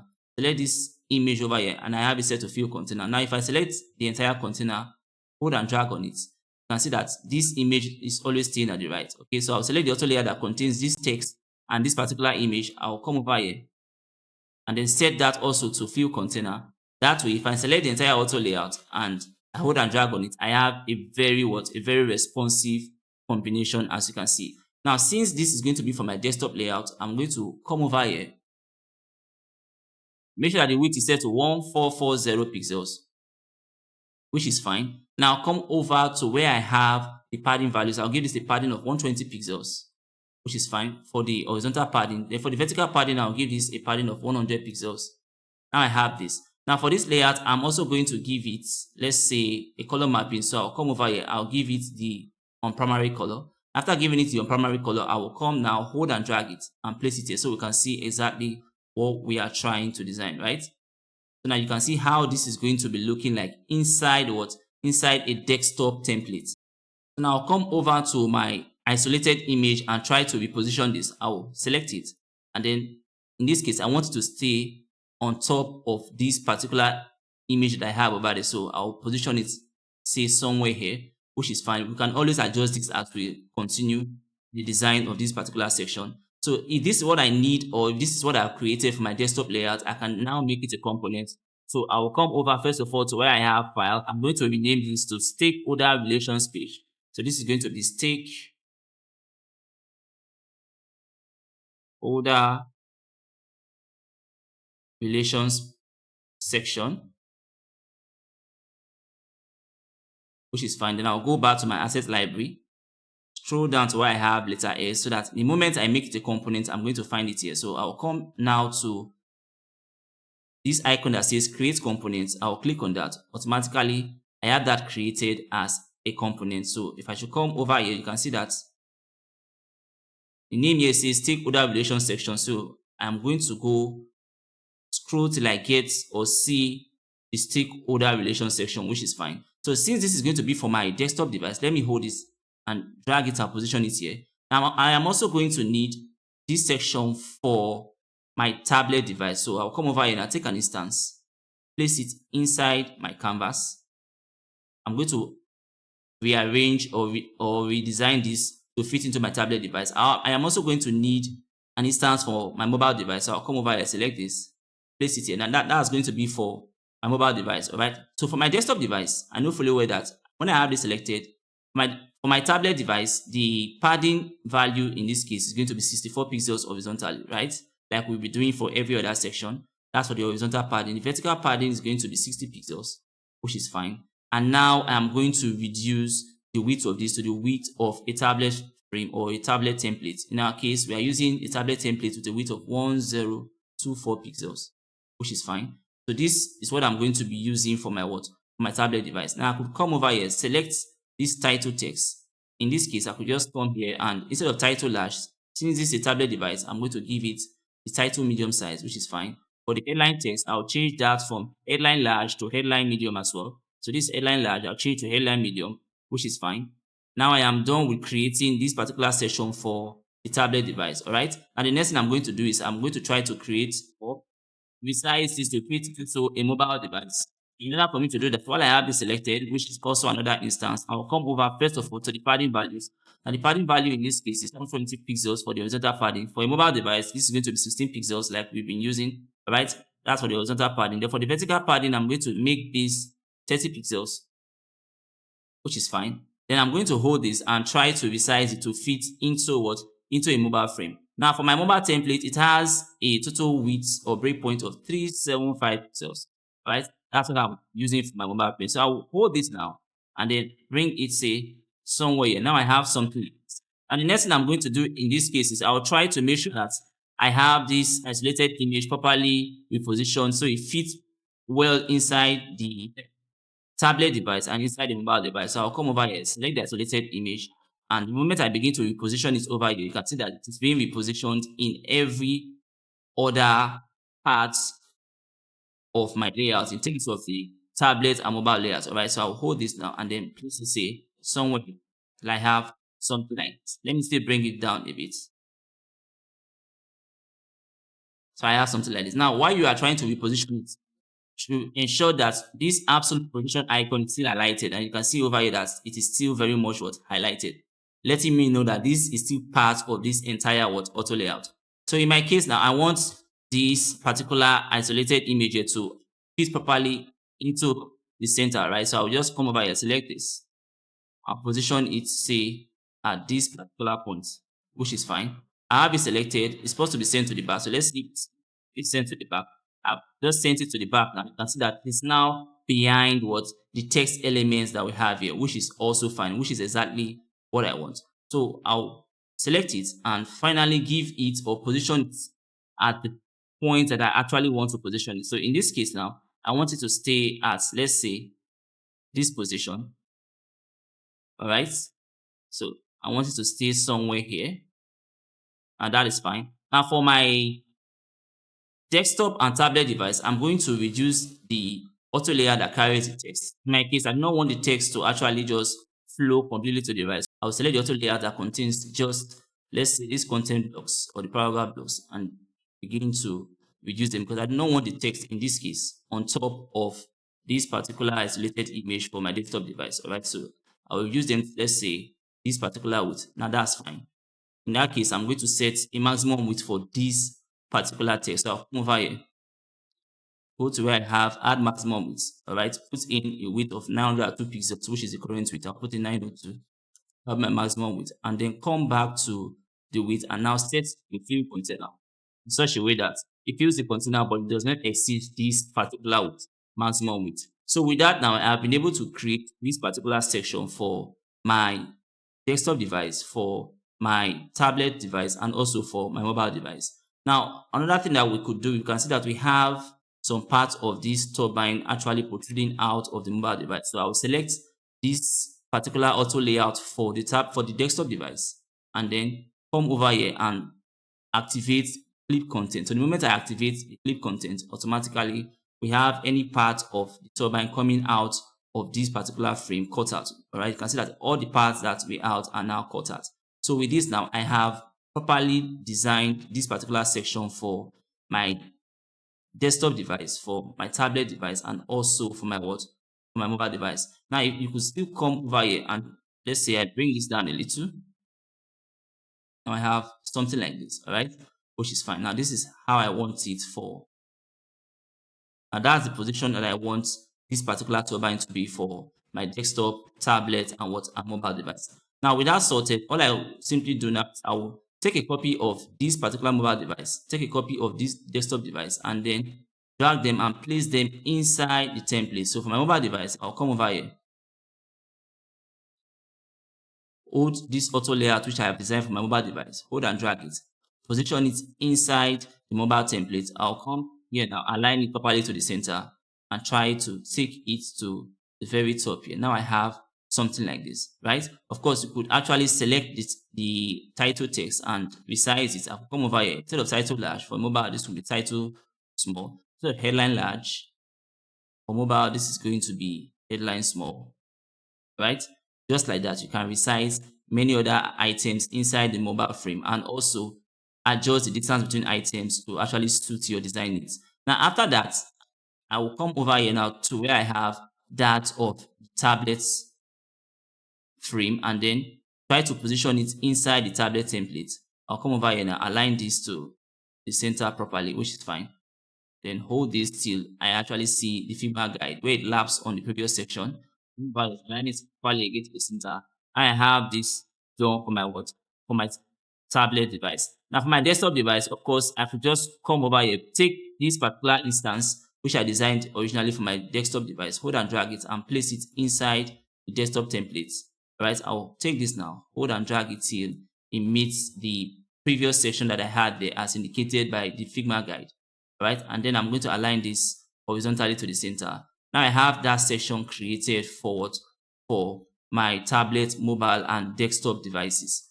All right, so this stakeholder relation section is now done. As part of the stakeholder relation section, we equally have these particular cards or these overflowing cards here, right? And also we have this turbine image also as part of the stakeholder relations section. So in order for me to design that, all I'll simply do is I'll come over here now.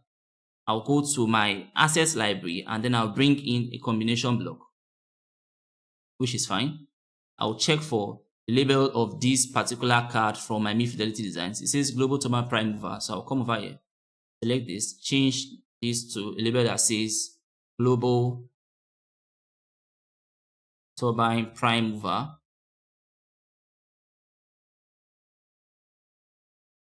Which is fine.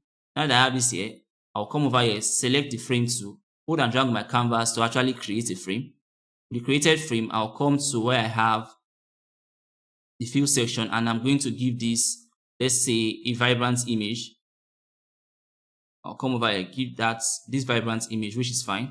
Now with this image here, I'm going to select this entire text group and put everything inside one auto layer. But before I do that, I can see that we have a button in addition to the text. So I'll come over here and bring in a button instance. I'll come over here, hold and drag on this button, place it here, select the text, click on Shift A to put everything inside an auto layout. I'm going to set the distance between items in this case to let's say 16 pixels, which is fine. I'll select the button and set its resizing property to fill container, which is fine. Then I'm going to select this text and the button and I'm going to apply a padding of 16 pixels around this. So I'll come over here for the horizontal padding, I'll put in 16 pixels, which is fine. For the vertical padding, I'll put in 16 pixels, which is also fine.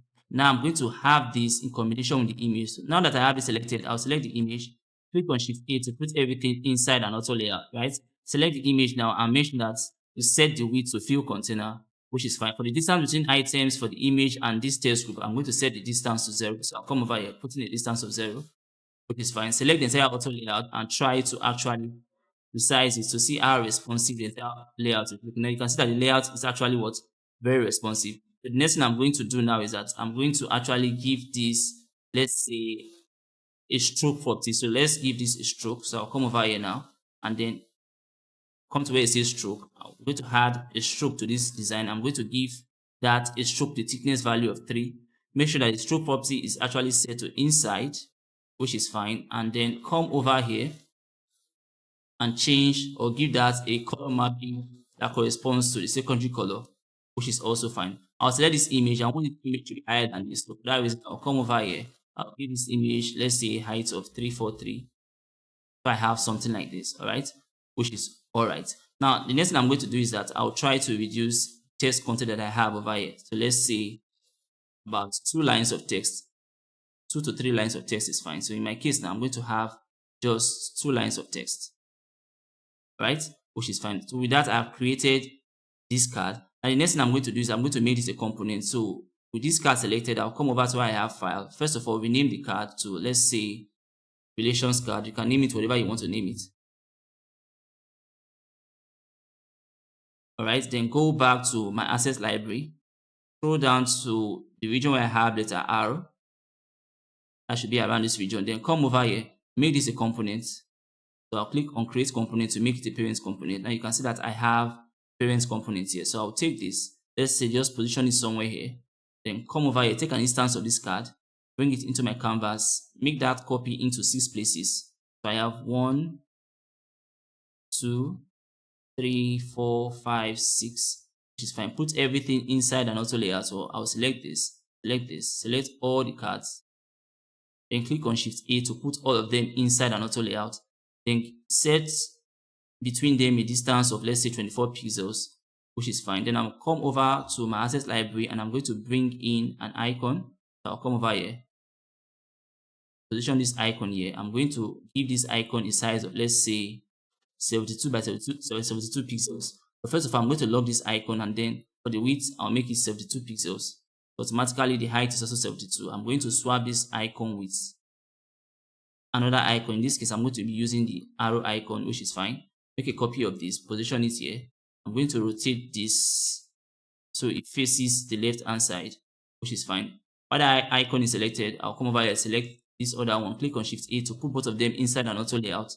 Set the distance between items, in this case, so let's say 16 pixels, which is fine. Give them a color mapping that corresponds to the primary color. So while I have them selected, come over to where I have selection colors, go to my libraries, and in this case, I'll bring up the key folder to give them primary color, which is fine. Now I'm going to select this icon and combine it in this class. So while I have it selected, I'll come over here, select the auto layer that contains all the cards, right? And then put everything inside one auto layer by clicking on Shift A.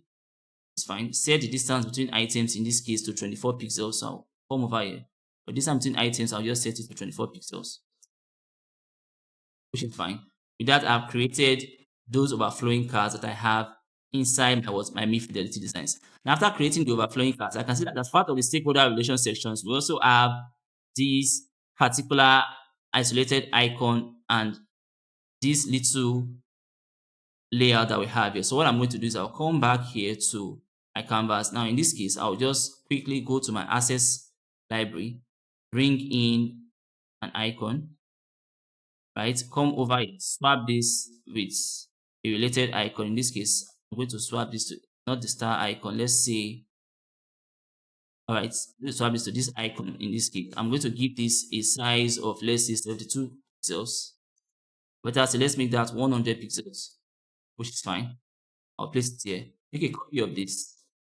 Swap this to another icon such as this, and I'm going to rotate this to the right, which is fine. I'm going to give this a size of, let's say, 50 by 50 pixels, which is fine. I'll take this icon, yes. While I have it selected, I'm going to select this other icon beside it. Both of them are now highlighted. I'll click on Shift A to put them into an auto layout.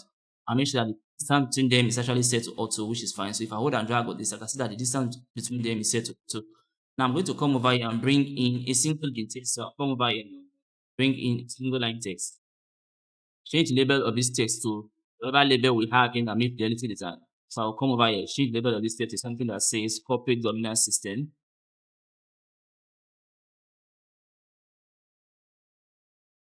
Corporate governance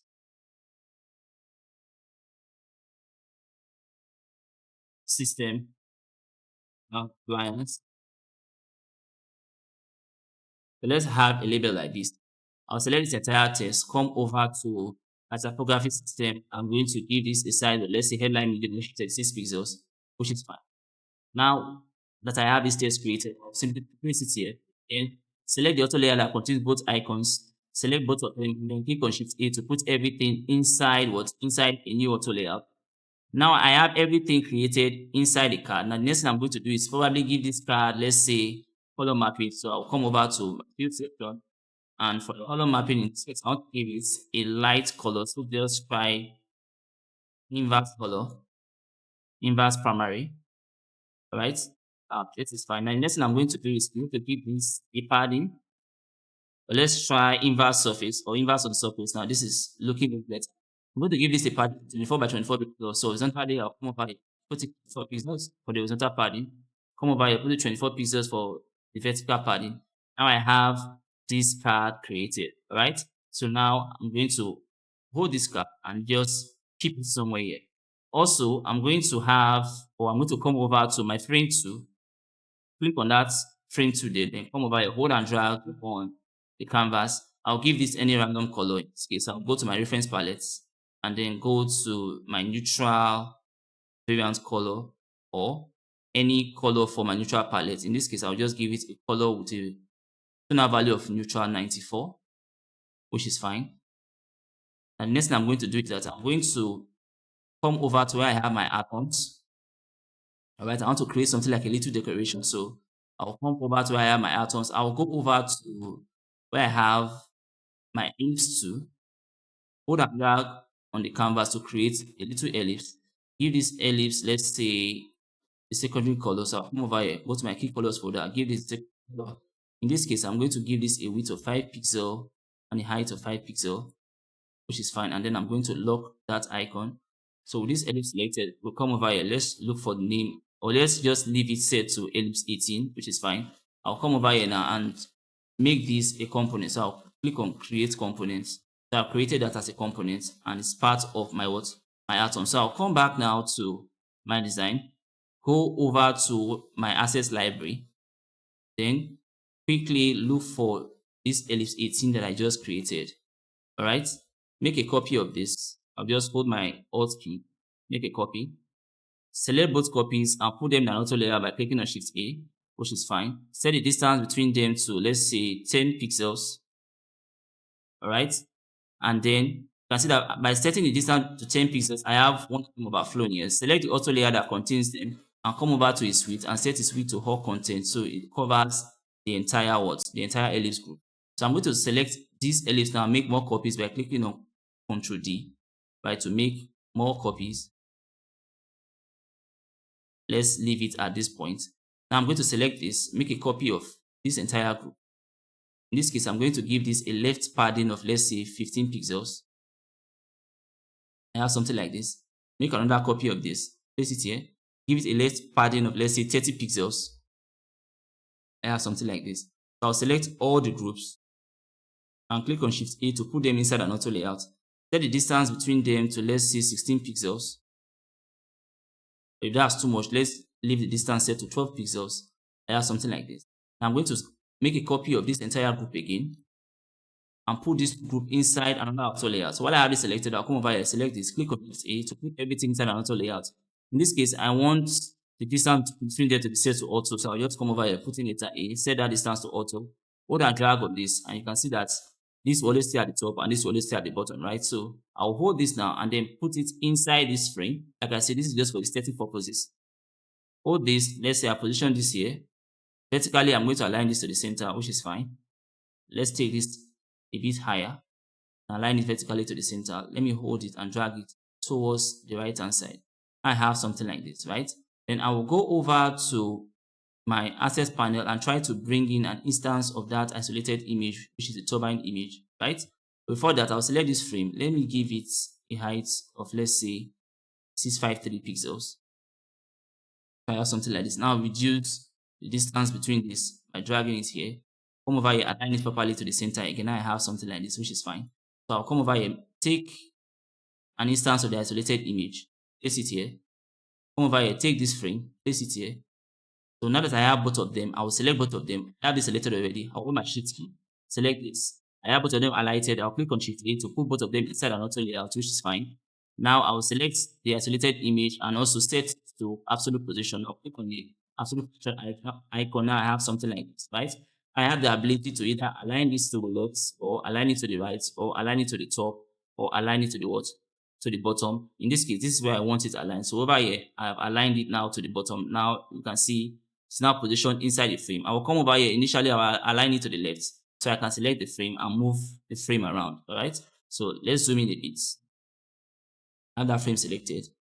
So now, with the frame selected, I could just come over here, position it here, put it inside a new auto layout with this particular created section that I have. So while I have this selected, come over here, click on this. All right. I have both of them highlighted. Click on Shift A to put them inside the auto layout. And for this auto layout, I'll align it to the bottom, set the distance between items, let's say 200 pixels. It's fine.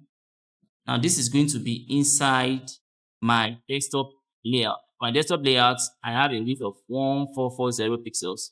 So I'll set that to 1440.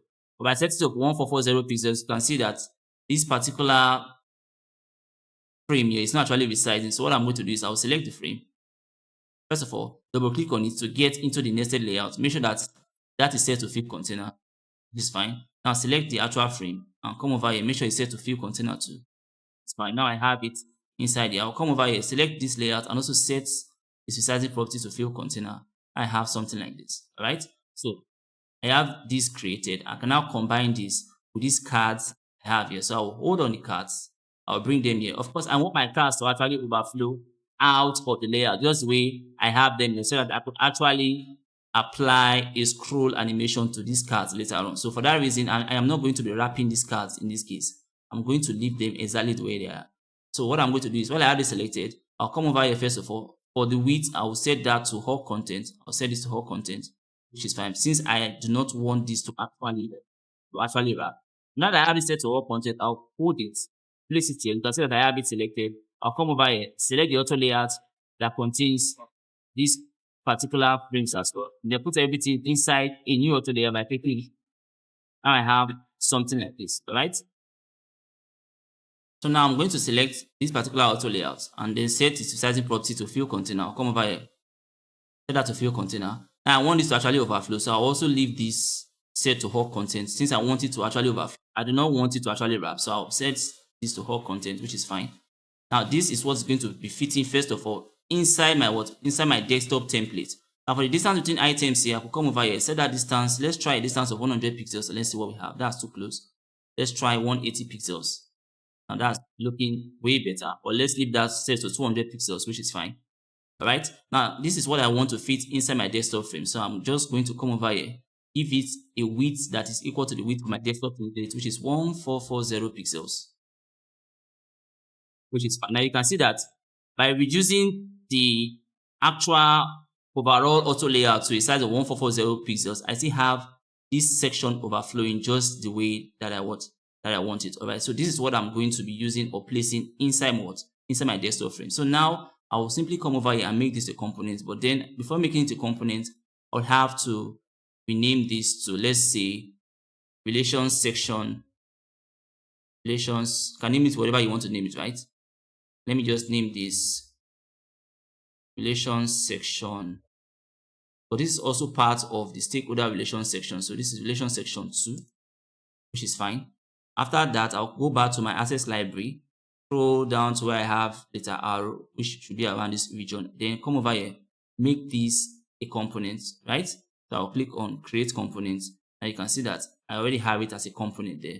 But before I start taking or bringing in the instances, I actually will come to these particular cards now, select them, then hold on my control key and try to reduce this particular auto layout that overflows so that it meets my actual layout or my template at this particular edge I have over here. So I'll hold my control key now, come over here, hold and drag till it aligns with this particular point, which is fine. Now I can take an instance and place it inside what? Inside my frame. So with that, this is also going to be a parent component. So I'll just leave it somewhere here. I'll bring back my panels and then I'll come to my assets library, take an instance which I'm going to be using for my desktop layout, right? Now for my desktop layout, I want this to have a padding at the left, all right? So I'll select this auto layout that contains the cards, come over here and apply the padding only to the left hand side. So I'll just come over here to the left horizontal padding only. Give this a padding of 120 pixels. I have something like this, all right? Now this can fit into my desktop template. So I'll hold it and try to place it inside my desktop template. Let's see what we have. So over here, I'll come over here and try to, now this is a section. I had a section there before. Now this is another section. Now for us to have a little distance between the section or between the sections, while I have it selected, I will give this a vertical padding only of, let's say, 100 pixels. So I'll come over where I have my padding values, all right? And then give this a vertical padding of 100 pixels. So I have something like this. Now I can hold this and try to actually fit it till it meets the previous section that I had as indicated by the Figma. Now come over here, align this properly to the center. So you can see that this fits in properly into the what? Into the desktop template. And you can see that the other cards are already overflowing and they are cut out because this frame is actually set to what? To clip content. Now if I should clip the content, you can see the other cards. If I clip the content, you can no longer see the web card. And this is exactly the way I want. So that's for the desktop layout. Also, I have for my tablet layout, I'll come back and I'll bring in this same created section and try adjust it so it fits into my tablet layout. So my tablet layout, the padding in this case for this card is going to be 64 pixels. So I'll come over here, go to the left padding only and make that 64, which is fine. Then for the vertical padding, which enables it to actually have a space at the top, the vertical padding in this case, I'm going to be giving it a padding of 60 pixels, just like we have been doing for all our tablets prints designs, right?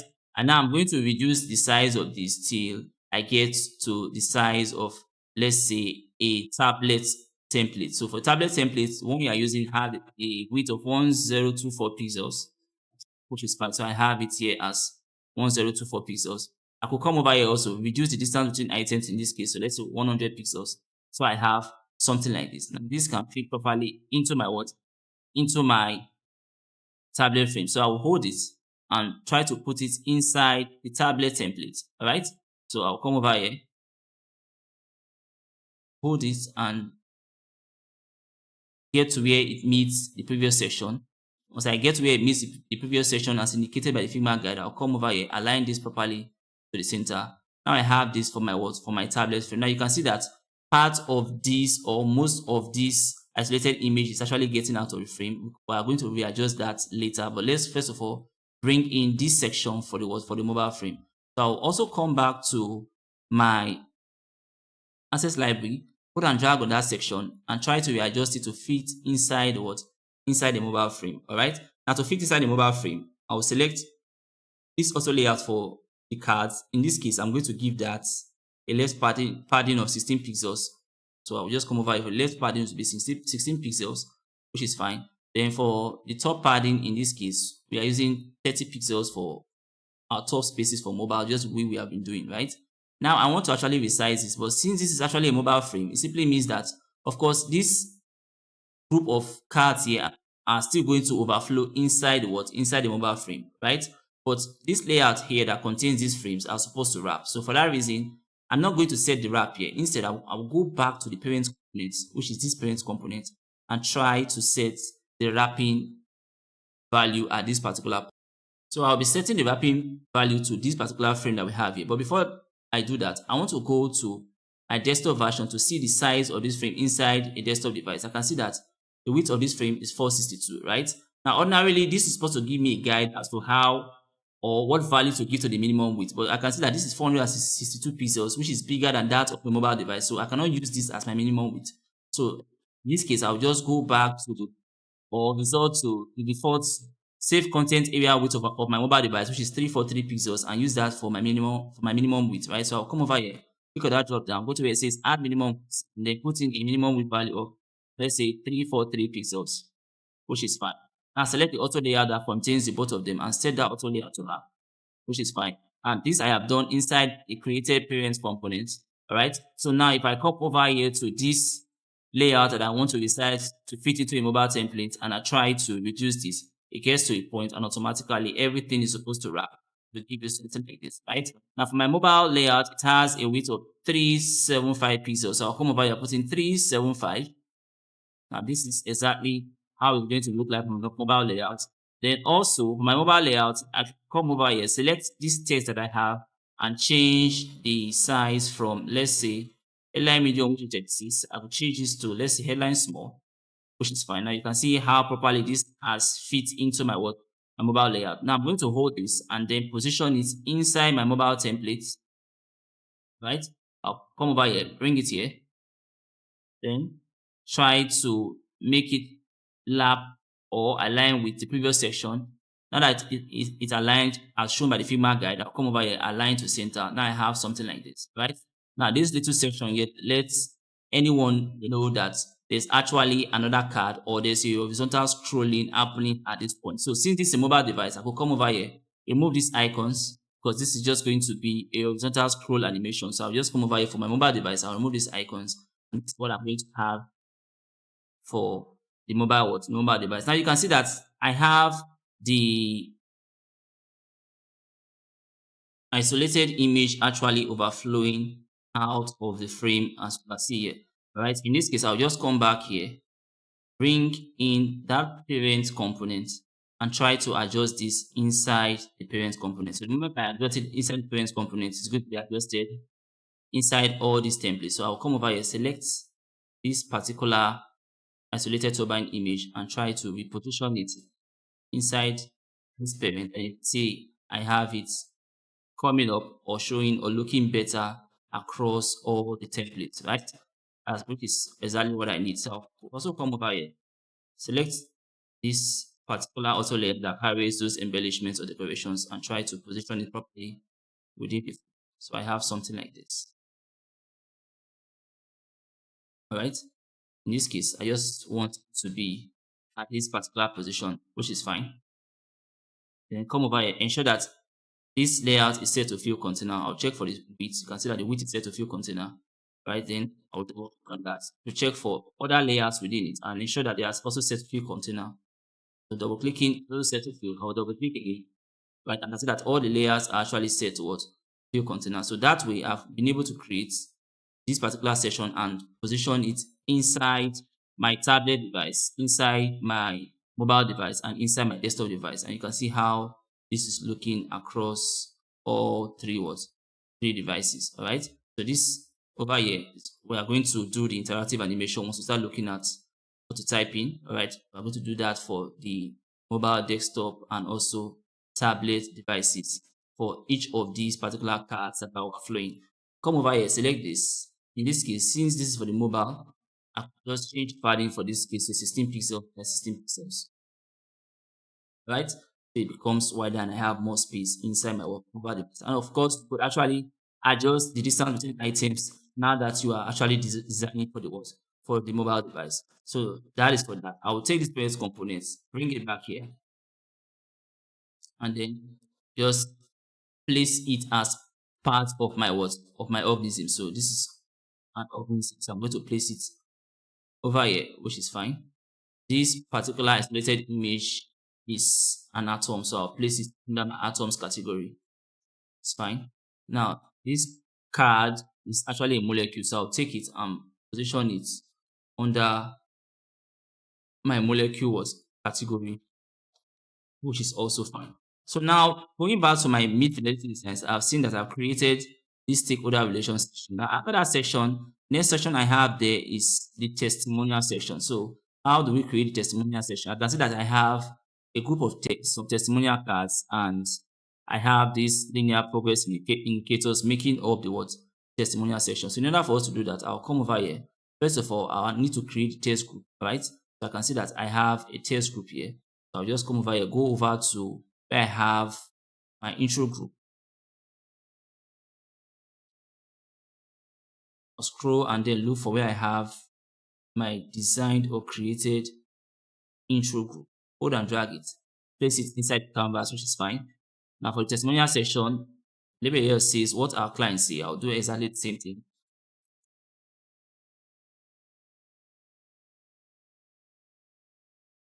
All right. Then for the headline, I'll change it to something related. I'll put in real experiences.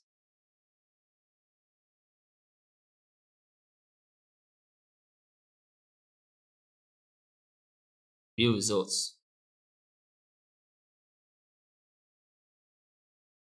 That is it for the title text and the what and the headline text. After that, I believe I'm going to have a content block acting as a description text for my testimonial section, right? I'm just going to have just one description text. I will select this, click on Shift A to put everything inside an auto layout, set the distance between them to 56 pixels. After that, select this text, come over here to its resizing property, set that to fill container.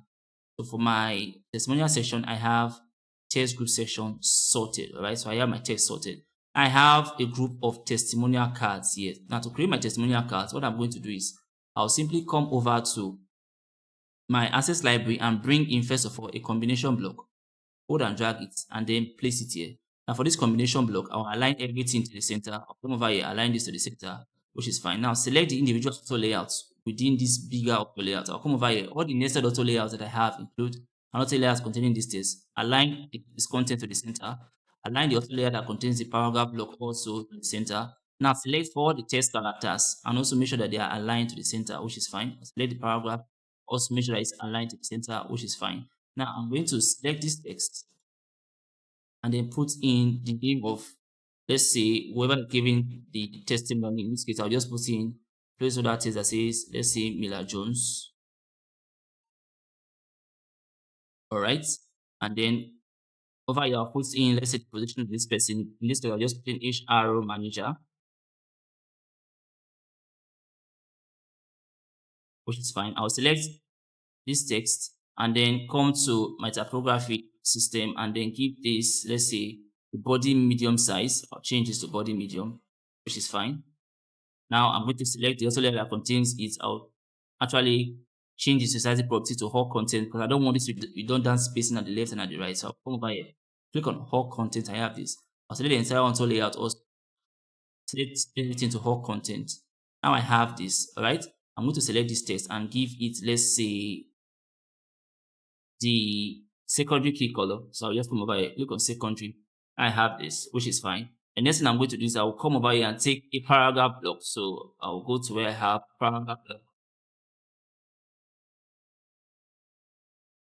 And then the paragraph block is going to be acting as testimony. Now, in this case, I will have this paragraph block selected and come over to the alignment, align this content to the center, select the text characters and also align them to the center. It's fine. Next thing I'm going to do is I will select this paragraph block, select the name and title of person giving testimony, click on Shift A, put or align everything to the center. I set the distance between items. In this case, let's say 16 pixels, which is fine. I'm going to change this to about 3 lines of text since it's center aligned, or let's use 2 lines of text, which is also fine. Now I have this. I'm going to give this, let's say, a partner value of, let's say, 24 by 24 pixels, which is fine. Now I'm going to come over here and try to give this a color mapping. Now for my color mapping, I will go over to my reference palettes. I'll go to neutral reference palettes and then give it a value of, let's say, a tonal value of neutral 94, which looks good. Or we can try a tonal value of neutral 96. All right, I'm using 96, which looks lighter, which is fine. So I have this. Now I'm going to come over here and also give this the stroke. So in my case now, I'm going to give this a thickness of, let's say, 3, which is fine. And then change the stroke color. Make sure that the stroke is set to inside. Come over here, change the stroke color to, let's say, secondary key color as well. I'll come over here, put this here. which is also fine. So with that, I've created this particular testimonial card. I want to put in an avatar or the face of whoever is giving the testimony. In that case, I'll come over here, click on my frame tool, hold and drag, draw a frame on the canvas.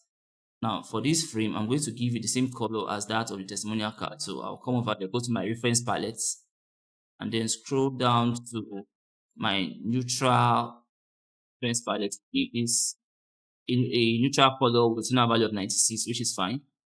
What I'm going to do next is I'll keep this selected. Of course, for the width, I'm going to give this a size of 100 pixels by 100 pixels for the width and the height. Then lock that icon, make a copy of this, place it somewhere here. After which, in this case, I'll go to Unsplash and then bring in any avatar to put inside this particular frame. So okay, I have my Unsplash plugin loading up. Then for my chips that I have here, I'll go to the label that says portraits. I'll click on that. Then I'll go over to, let's put in this particular image. I have this, which is fine. I'm going to reduce this a bit. Let's give this a size of 88 by 88 pixels, which is fine. Now I want to change these frames into circular frames. So I'll select this, come over to the corner radius, give it any very large value. I'm putting in 2000. Now I have a circular frame. I'll do the same thing for this frame, the image. Come over here, put in a value of, let's say, 2000. I have a circular frame. Hold this frame, try to place it inside this bigger one. Come over here, align it horizontally to the center and vertically to the center. Right? Now I have it horizontally aligned to the center and vertically aligned to the center. Now I have something like this to act as the avatar for the testimonial card. I'll select this, come over here, place it here. While I have it selected, I'll come over and select the card, click on Shift A to put both of them inside an auto layout. I will now select this particular avatar or image and then set it to absolute position. Now I have something. Come over here, align it to the right, so it's fine. Then I'll zoom in a bit, hold and drag it till it aligns centrally with the top of the card. So I'll keep holding the drag till I get. I can now see that it aligns centrally with the top of the card as shown by the Figma guide, which is fine. I'll also make sure that it's still aligned to the edge, and I'll also make sure that while it is selected, I still have this particular absolute position icon highlighted over here, right? Letting me know that this is still part of this entire auto layout. Now, with that done, I want to ensure that this is actually constrained, right? So horizontally, this is aligned to the right, as you can see. Then vertically, I can see that it's aligned to the top, right? So once I select the card, hold and drag on it, I should have this particular avatar image always staying at the right hand side and at the top, right? So that's for that. Now I want to assume that this person is coming from an organization, and I want to also put in, let's say, the title of that organization as part of my card or as part of this testimonial card. And what I'm going to do is I'll just come over to my single line text, hold and drag on this, place it here, right? I'm just going to put in, let's say, a random organization name. Let's just put in Ray Energy, which is fine. I'll select this and give this a size of, let's say, let's try 14 pixels. Let's make that a small. Give that 12 pixels, which is fine. I'll keep this here. Then I'll come over here, bring in an icon. Hold and drag on this, bring an icon. I'll give this icon a size of, let's say, I'll lock this icon here. Then for this, I'll give it a size of 20 by 20 pixels, which is fine. I'm going to swap this something a bit more related. So I'm going to come over to where I have this. All right, I'll be using this icon in this case. I'll select this, click on Shift to put both of them inside an auto layout. Set the distance between them to, let's say, 4 pixels, which is fine. All right. Now, I also want to assume that the person giving this testimony is also giving a star rating, right? So I'll just come over here, bring in my icons. I'll place it there. In this case, I'm going to change this to, let's say, I'll swap it to the star icon, which is this. Give this size of 8 by 8 pixels, right? Make a copy of this into, let's say, 5 places. Select all of them and put them inside an auto layout. You're clicking on Shift A, which is fine. Set the distance between them to 0. It's fine. Then combine it together with the auto layout carrying this text and this logo. So while I have this selected, I'll come over here, Select this photo layout as well. Click on Shift 8. Set the distance between items is about 2 pixels, which is fine. Now I'm going to give this a padding around value. In my case, I'll give it a padding of 8 pixels. Better still, before I give it a padding, let's actually give this a fill color. So I'll come over here. In my case, I'm going to give this, let's say, still the secondary key color, which is fine. Select this particular text and logo, change them to the primary color. So I'll come over here, go and give them the primary color mapping. Select the icon, do the same thing. We set the color there to on primary, which is fine. I'll select the star ratings, and in this case, I'm just going to give them either a yellow color or any of my accent colors. So I'll come over here, and those are inside my extended folder. Remember, we add an extended folder while we create this. So I'll just add extended. Once I put in extended, you can see I have extended colors. In this case, I'll just give this. In my case, I think I have an orange color. I'll give that an orange color, which is fine.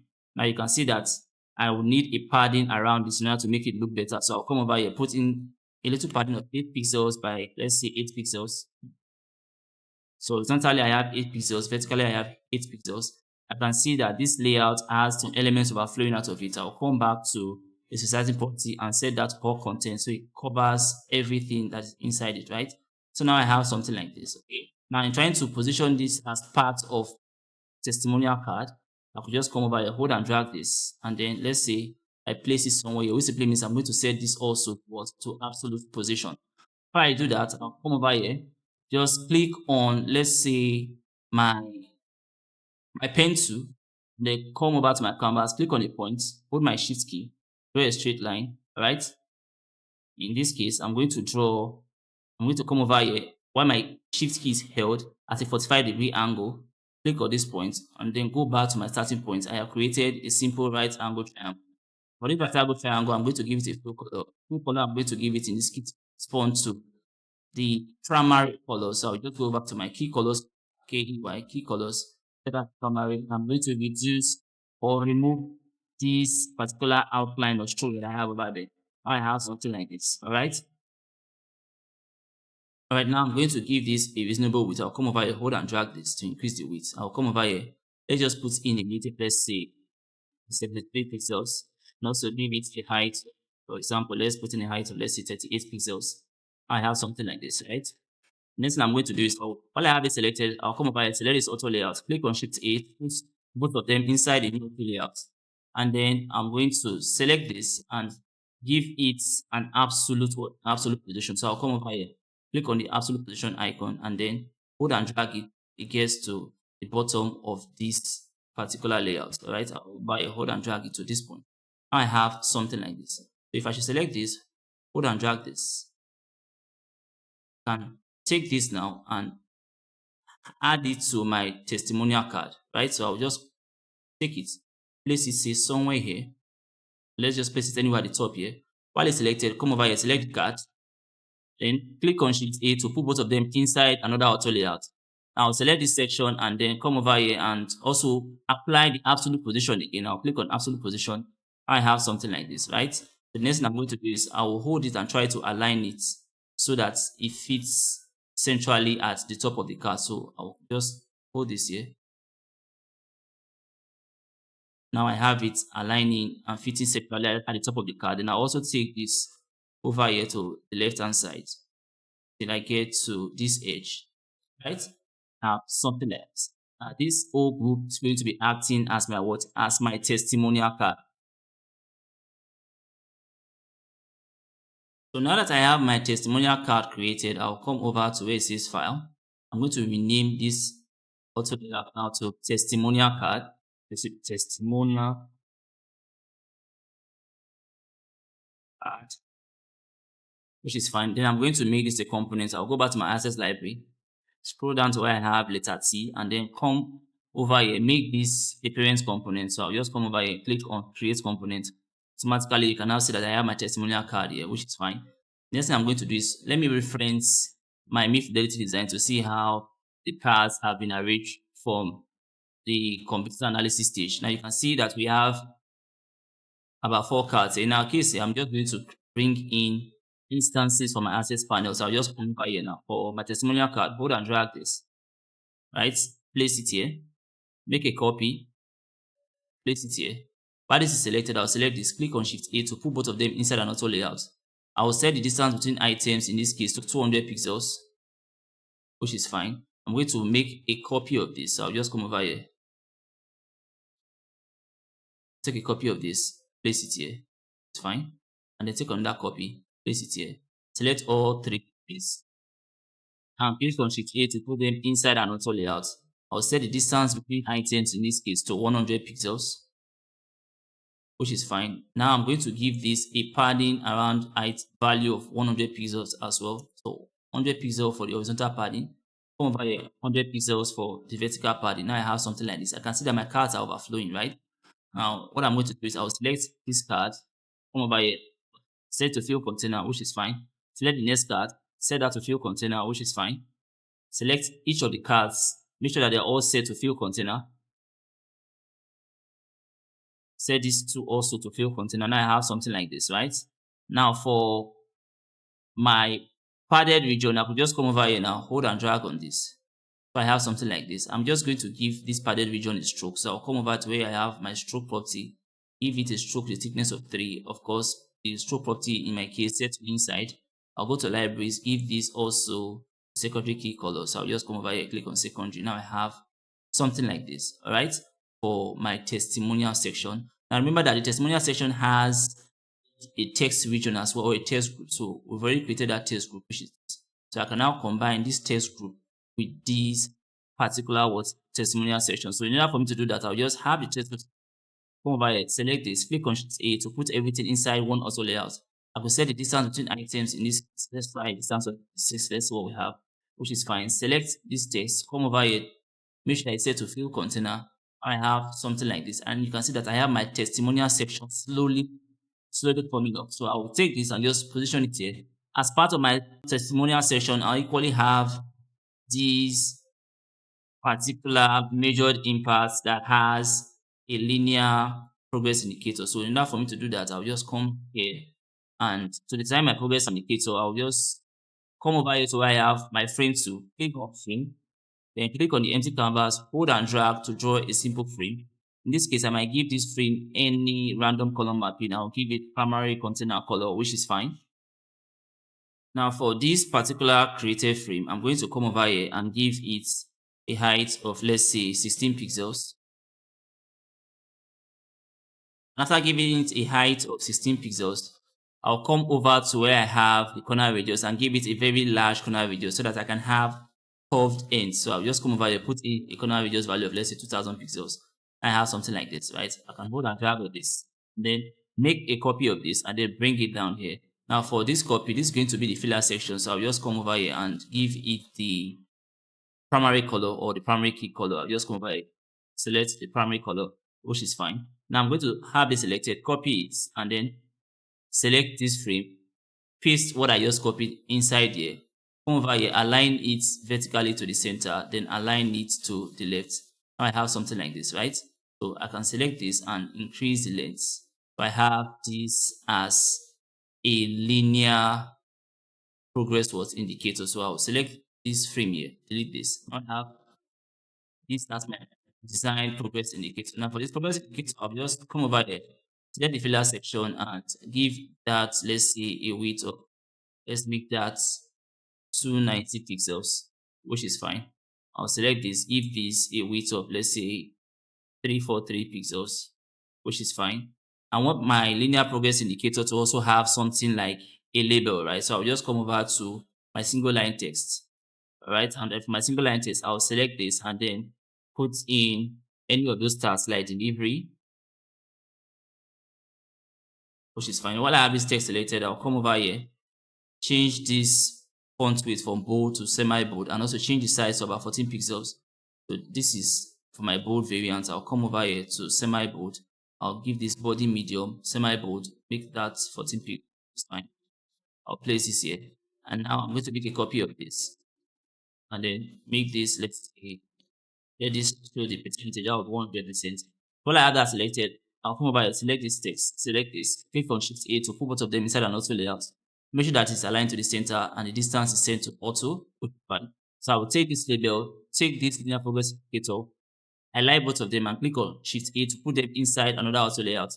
Set the distance between them to, let's say, a distance of 4 pixels, which is fine. Or I could use a distance of 10 pixels, which is also fine. Right? Come over here, select this auto layout and then set its resizing property to fill container. Now I have something like this, right? Now in this case, I'm going to make this a parent component. So I'll come over to where I have file, click on file.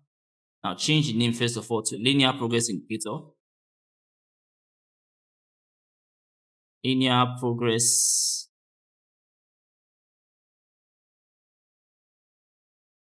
indicator, which is fine. Now after changing the name to linear progress indicator, I'll go back to my assets library and then make this a parent component by clicking on create components. Automatically, you can now see that I have an instance of that created component. I am also going to create variants of these parent components. I'll come over here to add variants. I'm going to add about 4 variants. So I have 1, 2, I'll add another variant, 3, and 4. Let's check our High-Fidelity design to see the key stats that we are going to be needing for this particular measured impact section. I have delivery, quality, satisfaction, and reliability, right? So we just come over here, change this from delivery to, let's say, quality. Let's change this to reliability, which is fine. Let's change this to satisfaction, which is fine. Now, also, I'm going to give this different levels. So I'll select the pillar section in this case, and then hold and drag it to, let's say, this level, which is fine. Select that for the next, hold and drag it. So let's say this level, which is fine. Select the last one here, hold and drag it to, let's say, this level, which is fine. Now, this is going to be my component set for the progress indicator. So now that I have created the component set for that, right, I'm just going to come over here to the assets library, hold and drag on an instance, which is fine. Make this instance into 4 copies. I have 1, 2, 3, and 4. Then highlight all the copies and click on Shift A to put all of them inside an auto layout, right? In this case now, I'm going to set the distance between items to, let's say, 20 pixels. I have something like this. I'll hold and drag on this for responsiveness. You can see that everything is actually very responsive. I'll come back to my assets library, bring in a single line text. Now just come over here, bring in this single line text, right? Change the label of this text to something that says measured impact, which is fine. I'm going to change the size of this to, let's say, title large. So I'll come to my typography system, change this to title large, which is fine.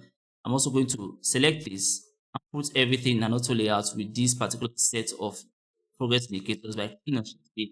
Instead, the distance between items, in this case, let's use a distance of, let's try 6 pixels. That's what we have. Let's change that to 36 pixels, which is fine.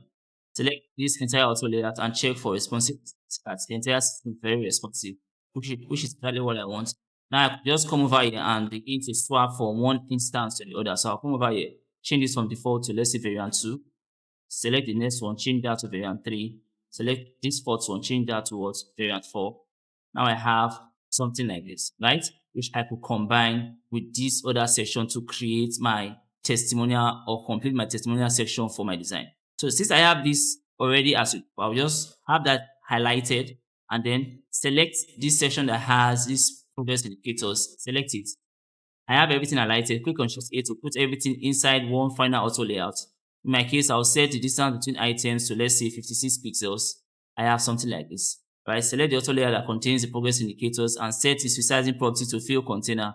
I have something like this, which is fine. Now with this, I am done with my testimonial section. So I'll hold this entire layout and then let's say I drag it here. Let's drag this entire layout here. Let's give this a particular fill color. So I'll give it the primary color, which is fine. I'm going to give this a padding value of 120 pixels since it will be first of all for desktop, and then give it, that's for the horizontal padding. For the vertical padding, I'll give it 100 pixels. Or something like this. Now for a desktop device, the width in this case, or the breakpoint is going to be 1440 pixels, which is fine. Now this is what I'm going to be using as a testimonial section for my for my desktop device. Now that I have this designed, I need to make it a component. So I'll come over to where I have file, I'll rename this auto layout to testimonial section.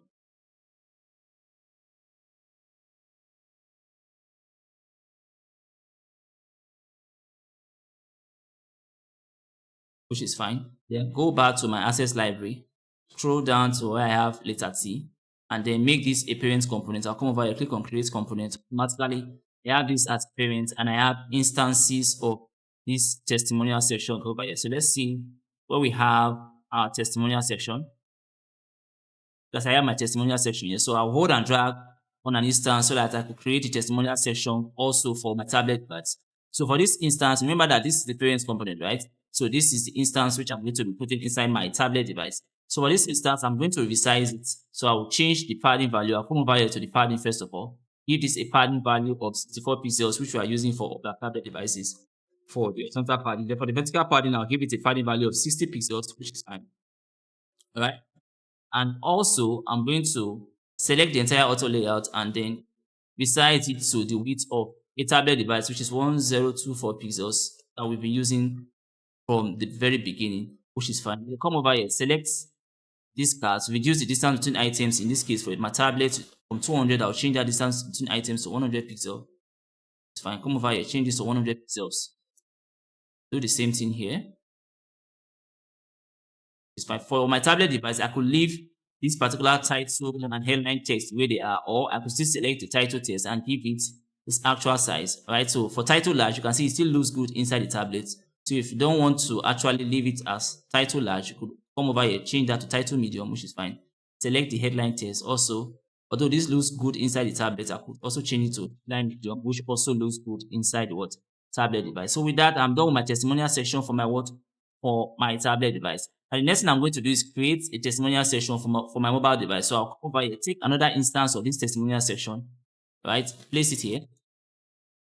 Just the way I have it now. Now the next thing I'm going to do is come over to the padding, change the horizontal padding to 16 pixels, vertical padding to 30 like we'll be doing for all our mobile templates. Then you try to hold and drag this in order for you to resize it. When you try to resize it, you are going to realize that this particular region that has testimonial card will have to wrap, right?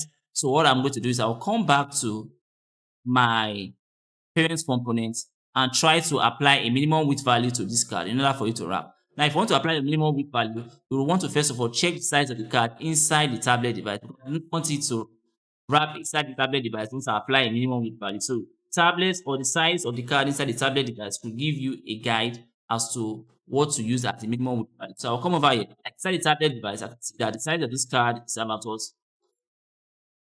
So size of the card is about 298 pixels, right? So I could use that as the minimum width since it's actually less than 343 pixels, which is the breakpoint for the mobile device. So in this case, since this is 298, I will go over to the parent component of that card, go to the main component of the card, right? And then I'm going to put in a minimum width of 298 pixels. So I'll go over to add minimum width. For this case, I'll put in 298 pixels as the minimum width, which is fine.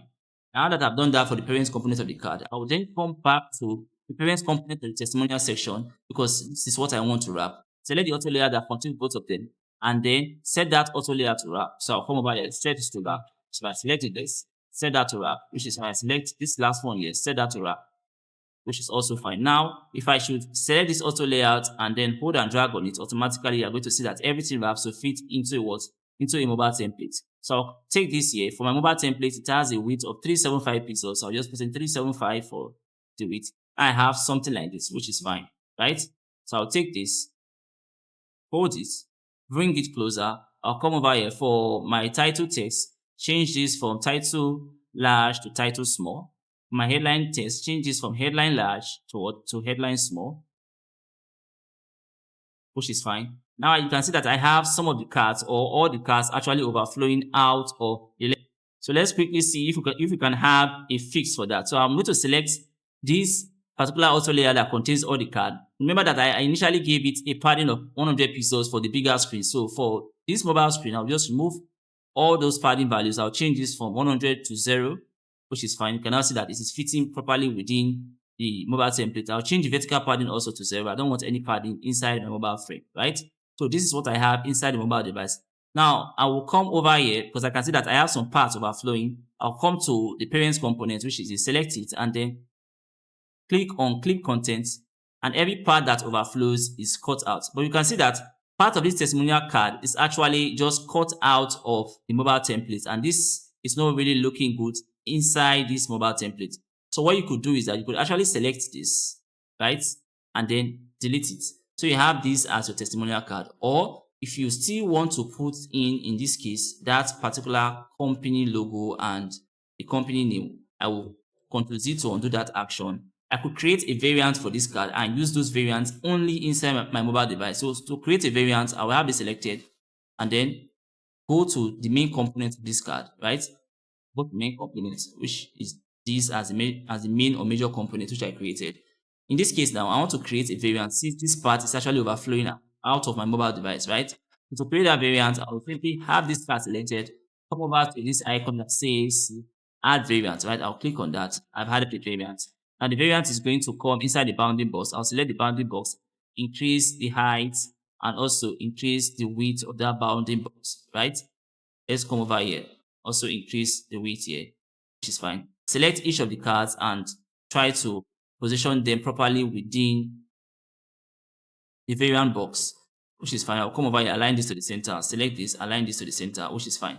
And this is the variant which I've used for my tablet and desktop layouts. Now, this variant I want to use for my mobile layouts, but I have this part overflowing here. So what I will do is I'll try to redesign this quickly. So I'll just select this, right click on it and send it to the back. I'll click on send to back, which is fine. Start sending it to the back. I'm going to align it to this edge. I'll come over here, align to the left. I have something like this, all right, which is fine. I'll hold this, drag it till gets to this point here, right? The size of this card in this case, first of all, I will select this card, give it a size of, let's say, 343 pixels. Let's make that 343.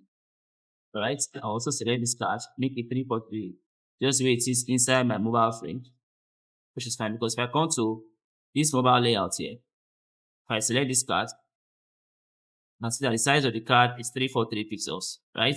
So I'll make that 343 pixels for both cards. Then I also select this region and give it a width of 343.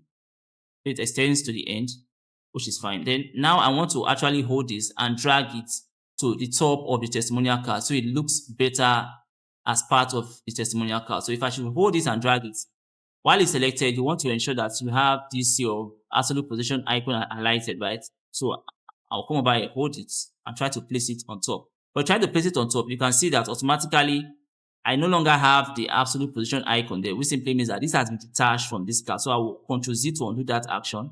A better or an easier way to do this would just be to select that particular layout and note the height of that layout, right? Or better still, while I have the layout selected, I'll come over here, align this to the top. Right, by aligning it to the top, and I have it inside here, you can see the outline representing that particular layout. The height of that layout in this case, if I should come here, is 46, right? So if I actually want to place it on top, I could hold and drag it like I've been doing, or I could use the coordinate point. Now you can see that the moment I begin to hold and drag this, I have this value here changing. Let me undo that. Right now, the coordinate point in terms of y-axis is set to 0. If I hold and drag, you can see this value is changing, right? In order for this to be properly placed on top of this testimonial card, just know the height, which is 46. Come over to the y value, put in a value of, let's say, minus 46. You can see I have it properly at the top of the testimonial card, right? If you put in, let's undo that. Let's see what happens if I put in minus 20. You can see that if I put in that value, it's beginning to come up, right? So the only way I can see the full length is if I put in the full height of this particular card, and the height over here is 46. So that's why we are putting in a value of minus 46 in this case. So we have the entire height at the top, and with the card selected, you can see that it is still set to what? Absolute position. So I also make sure that the width of this extends to the end. So I can just hold it manually and extend it to the end. And also check for the width, which is going to be 343 once it extends to the end. And I could use this as a variant for my mobile device. Now, if I should actually bring in an instance now of this testimonial card, I will go scroll over to where I have the testimonial cards. If I bring in an instance of this testimonial card, right, and then I begin to swap this to the mobile background. If I click on this, click on variant, I have this, right? I want to check for the responsiveness of this card that I just redesigned, right? If I hold and drag on this, you can see that this top section doesn't go with it, which simply means that it's not yet responsive. So what I'm going to do is while I have this over here, I'll first of all come over to the constraint properties, and then because this was attached to this testimonial card using absolute position, right? So while I have it selected, I'll come to horizontal resizing property, and in this case, I have that this is aligned to the top, right? So, but I can see that I don't have any top yet. Or better still, for the horizontal resizing property, let's first of all leave this aligned to the left, since it's coming from the left, which is fine. Then for the vertical resizing, let's leave this aligned to the top, since it's at the top, right? But with this particular alignment, you can see that it's not responsive. So what I'm going to do is that I'll have this selected, and for the horizontal resizing property, you have to make it responsive. I'll set it to scale, right? So that it moves completely with this card whenever I size it. So now by setting it to scale, if I come over and select this and move it around, you can see that everything is now very what? Very responsive. So this I can now use inside that my mobile frame, right? So I'll go back to my mobile frame for this testimonial card. I'll select this card, right? I no longer want this overflowing variant. So I'll come over here, change that to variant 2, which is fine. Select this, change that to variant 2, which is fine. Select each of them and change each of them to variant 2. I'll change this to variant 2. Change this to variant 2. Change this to variant 2, right? And also select this and change this to what? To variant 2. And now I have excessive distance between items. So what I could do is just select any of them and then reduce the distance between items from 200 to, let's try 100 pixels. Let's see what we have. And that's fine. All right. Or I could try a value of, let's say, 80. Let's leave that at 100 pixels. All right. This is fine. Do the same thing for every other region. Let's change this to 100 pixels, which is fine. Select this last two. Let's change this also to 100 pixels, which is fine. I have this outline around this, right? That which I put initially with the stroke. I'll select the entire auto layout and then come over here. This stroke that is around it or that is bounding its perimeter, I could just come over here and remove that stroke for me. So I'll select this, go over to that stroke, click on delete, and automatically I have that stroke leaving. Now this is how the testimonial section is now looking inside the what? Inside my mobile device, right? You can see the region for the progress indicators. You can see how they are looking inside the mobile device. You can see how these testimonial sections are looking inside the tablet and what and desktop. So with this, I have created my testimonial section for the desktop, tablet, and the mobile device. So what I'm going to do is that this is the parent component, so I will not put the parent component inside the template. Instead, I'll just come over here and add it to my already created molecules, right? Or better say my already created organisms. So I'll just come over here, leave that there as the parent component, which is fine. Now I'll take these two that I have and then go and feed them inside my mobile and desktop template. So this is going to be fitting inside my mobile template. So I'll select it, come over here, try to fit it inside my mobile template, right? So I could just come over here, fit it to the base of the previous section, align this to the center. I have this for my testimonial section for my mobile device. You can see how very big this is. Right. So I'll also come over here, select this, fit it inside my tablet template. Take it up till it meets the previous section.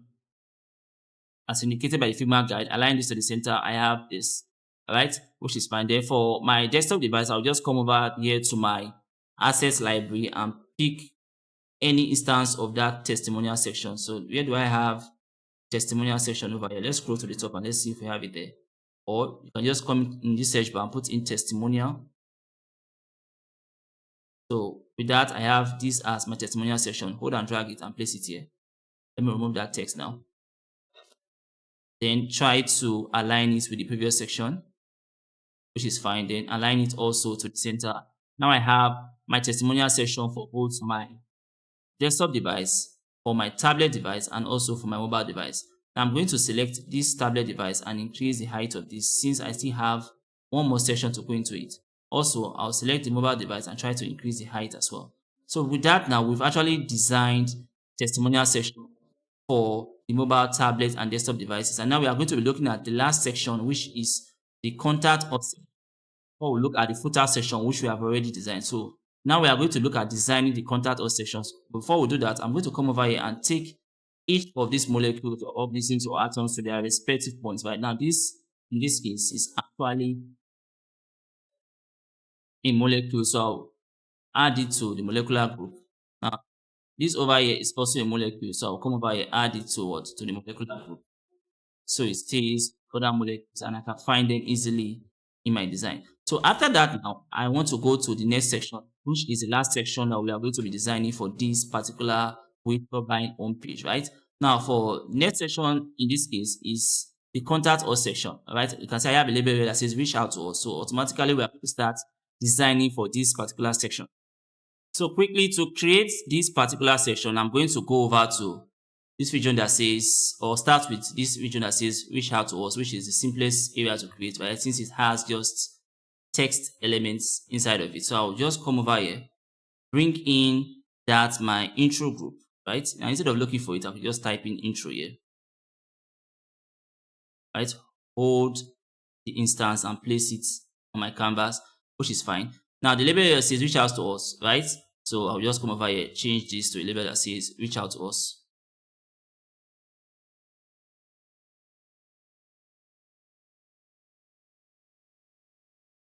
Right, then change the headline to a related content. In this case, I'll just put in all,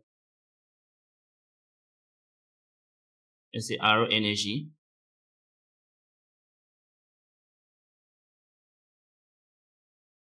for buying services, which is fine.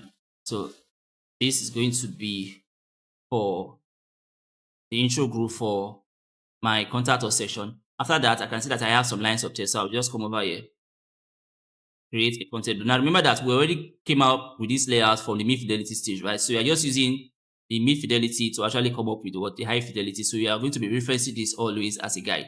I'll come over here, make a copy of this content block. In my case here, I'll just make, let's say, 2 copies, or I could make that 3 copies if I want to. And then in this case, select this, select all of them and put them inside an auto layout by clicking on Shift A. Set the distance between items to 56 pixels, which is fine. Hold and drag on this to check for responsiveness, which is fine. Combine them with this intro group by clicking on Shift A again. Set the distance between items, in this case also to 56 pixels, which is fine. And then check finally for the responsiveness of the test group. I have this sorted. Alright. After that, I have 2 images by the side of this. So I'll just come over here, click on my frame tool, hold and drag on this, then give this, let's say, a muted image. I'll just go to muted. Let's try image 10. In my case, or better still, let's go to a vibrant image.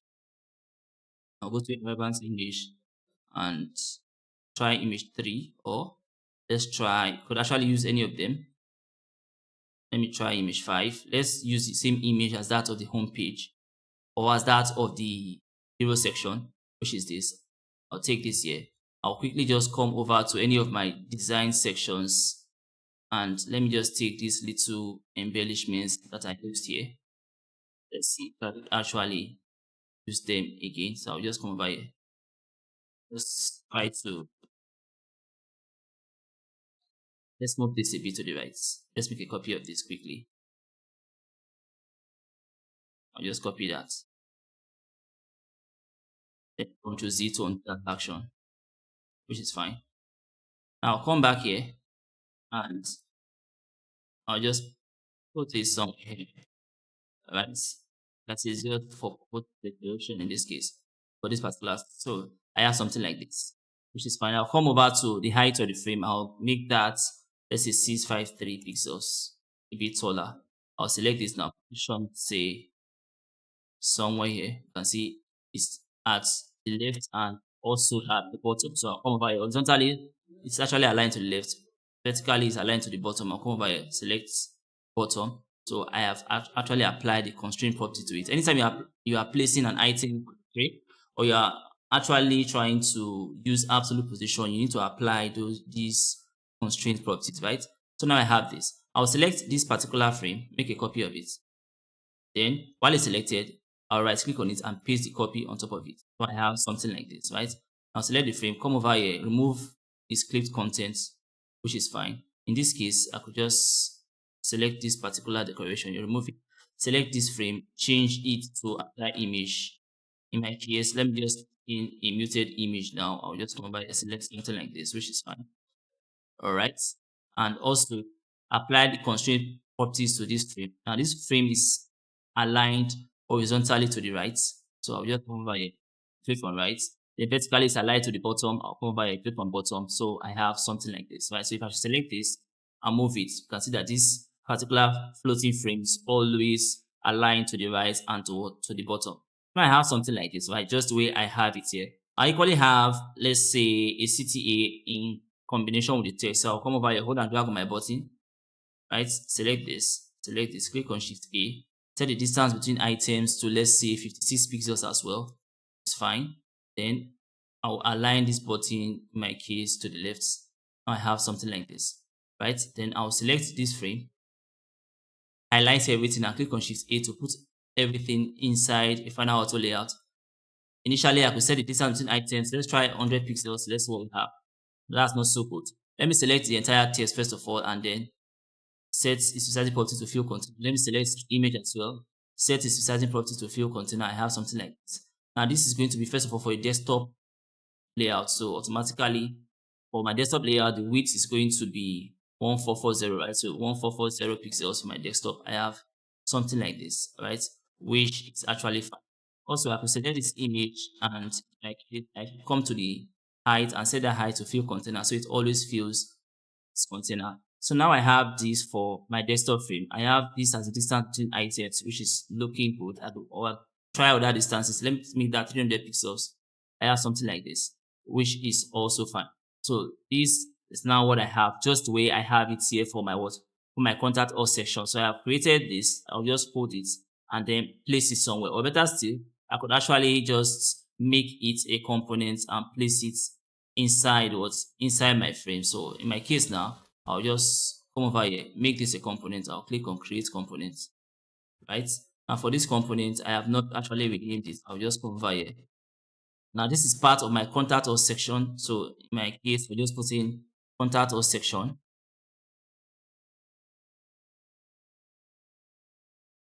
This is going to be section 1. Since it's just part of the section. So this is contact us section 1. Go to my assets panel, right? And then look for this section that I just created. Bring in the instance and place that instance inside, let's say, our desktop frame first. I'll place that instance here. Now for this instance, in this case, I could decide to give it just a padding, a top or total padding of, let's say, 100 pixels. I'll just come over here for my top padding. I'll put in 100, which is fine. And try to align it with the previous layer that I had there. It's fine. Come over here, align this to the center. You can now see that I have this sorted. I also come over here, select this, because of course I'm supposed to have a horizontal padding here also. So I'll just give this a right padding. All right. So I'll just come over here. In my case, I'll just give this a right padding of 120 pixels for my desktop frame. I have something like this. I'll come over here, select this text, set it to fill container, or I could just do that from the parent component. Come over here, select this text here, set that text to fill container. So I will go to sizing property, set that to fill container. I have something like this. Then select the auto layer that contains the text. So set that auto layer to fill container. Select this, set this also to fill container. I have something like this, all right, which is fine. So coming back here, you can now see that this is what I have inside my inside my desktop frame for this particular layout. Also, I'll take another instance from here and I'll position this instance inside my my tablet frame. So for my tablet frame, I'm going to have a width of 1024. So come over to the width, make that 1024 pixels, which is fine. Align it to the center, which is fine. For the top padding, in this case, I'm going to give it a top padding of, let's say, 60 pixels. I'll come over here, put in a top padding of 60, which is fine. Hold and drag this and then align it to the previous section. Come over here, make sure that it's properly aligned to the center. Then over here, I will select this particular frame and give it a right padding of 64, which I use for all my tablet frames. So I'll put in 64 for the right padding, not the left padding. I'll put in 64 for the right padding. Now I have something like this, right? For the distance between items in this case, I could decide that instead of 300, I want a smaller distance between items. I could make this 200 pixels. I have something like this, right? You can see that I have this image on the text. In order for you to actually adjust that, you can go to the parent component, And from the parent component, I could just select this image and take it closer. I'll select the floating image and take it closer to the left hand side. So if I come back to my tablet device, you can now see that it's now looking very okay. And I could also reduce the distance between items further. Instead of 200, I could make this 100 pixels, and I have something like this. So let's just make that 120. If I have some space between this image and the text, right, which is fine. So with that, I am done with this section for both my desktop and my tablet device. Now next is for my mobile device. So I'll just come over here, take that same instance. And that's, in order for us to see it, let's just give this a color mapping. In this case, I'll come over here, just give this the primary color, which is white. All right, and then try to actually reduce this. But in trying to reduce this, you realize that I will need to have this set to wrap. I'll need to wrap this in order for it to fit into this mobile device. Now to wrap it, I'm not going to wrap it inside this instance. Instead, I'm going to go back to the parent component and set the wrapping feature here. So for the wrapping feature, I'm going to actually set this and give it a minimum width of 343 pixels. This is 343, which is fine for the minimum width. But better still, you can check for the width of that inside this particular desktop frame first. Over here, the width is 388, right? So which simply means that you cannot use this particular width as the minimum width because this is greater than the minimum width for a mobile device, right? But it's always good to always check for the width inside a mobile device. And there are times where it is equal to or less than the content area of a mobile device, and it will guide you in trying to come up with a minimum width so that once you set your wrapping, because I only want the wrapping to occur inside the mobile, I don't want to occur inside tablet device. So once you set your wrapping, it should be occurring here and not here in this particular case, right? So I will just come back here and give this a minimum width of 343 pixels. Set this to 343 for the minimum width. All right, I already have that set. Now I'm going to select the auto layer that contains both of them and set that to wrap. Automatically, if I should come back to this frame and select it and try to reduce it, automatically you can see it wraps into a mobile frame or template. Now for the width, this is going to be 375, which is fine. Now in this case, I could select this image or this floating image and delete it, which is fine. For the distance between items over here for my mobile device, right now I can say that the distance is set to 300 pixels. That's too much. I'll just make that 100 pixels for my mobile device, or better still, to make that 50 or 60 pixels. I have something like this. Let's make it 60. I have something like this, right? Select the text and resize them just like we've been doing. This is going to be headline small. Select this. This is going to be title small, just like that for every other text that you have. All right. Now I could also select this entire layout and then give it a top and bottom padding. In this case, I'll come over here. For my mobile frame, I'll give it a top and bottom padding of, let's say, 30 pixels. So I have something like this, right? So I'll hold this and then try to position it in here. And then take it up till it aligns with with the previous layout that I had over there, right? Now this is fine. Now for me, this is actually fine. Now putting in the top padding created more distance between the previous section and the current section. So that's why I decided to put in the top padding. You can still select it and decide to remove the top padding. I'll make that 0. In that case, I will have to hold this frame till it meets the previous section. You can see it is still it's still fine. So either case is fine. So with that, I have created this particular section for my mobile template, my tablet, and my desktop template. Right? So take note of that. I can see that there's a very large distance here, so I could select this. In this case, come over here for the distance between items. I could make that 200. I have something like this. All right, and this looks way better. So with that, now I've created this region for the contact us section. Also, as part of the contact us section, I equally have a region that says send us a message and also a contact form. So quickly, I'll create this region that says send us a message, and after that, we are going to create the contact form. And we are going to be done with the high fidelity designs for this particular home page. So quickly, I'll come over here.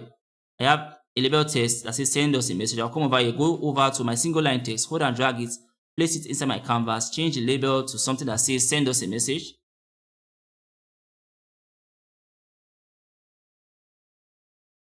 Which is fine. Select the text, give it, let's say, the title large size.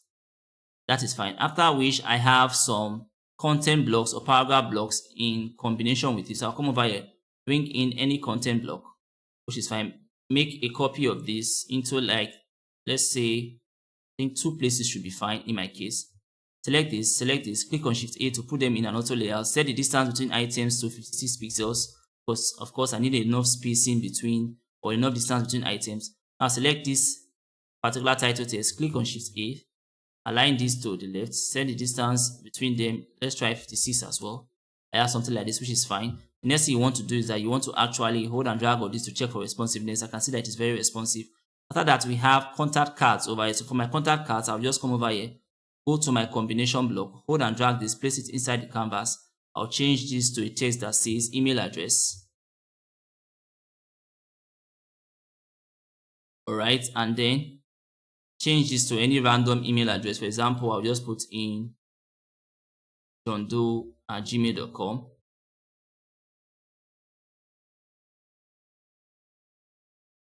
Which is fine. Also, I'm going to need an icon together with this. So I'll just come over here and then bring in my icons. I'll place this here. I'll leave the icon set to 24 by 24 pixels.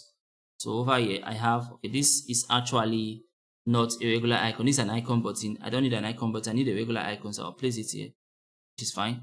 Leave this set to 24 by 24. Change this icon to a related icon. In this case, email icon. So I'll change it to the email icon, which is fine. Then select this text, click on Shift A to put everything inside an auto layout. Set the distance between them to 16, which is already 16. Now that's fine. I'm going to come over here now, set this particular layout here to all content. Let's go over, set that to all content. Right. Select this auto layout that contains the email, also set it to all content. I have something like this, which is what I want. Select this entire auto layout. Set it also to all content. I have this. Give this a padding of 24 by 24 pixels, horizontally and vertically. I have something like this. Alright, then once we get to the mobile version, you can also change this padding for the mobile template to 16 by 16 pixels. Alright, but for my desktop and tablet, 24 by 24 is fine by me. I'll come over here and give this a color mapping. I'll go to the field section, go to the reference palette, right, and I'll quickly go over to where I have the neutral colors. I'm going to give this a color of neutral 94, which is fine. Then hold and drag on this to, let's undo that action. I have something like this as my card, which is fine. Let's leave this here. Let's make this a component. So I'll come over here. I'll first of all rename this to contact card. So I'll change this to contact card.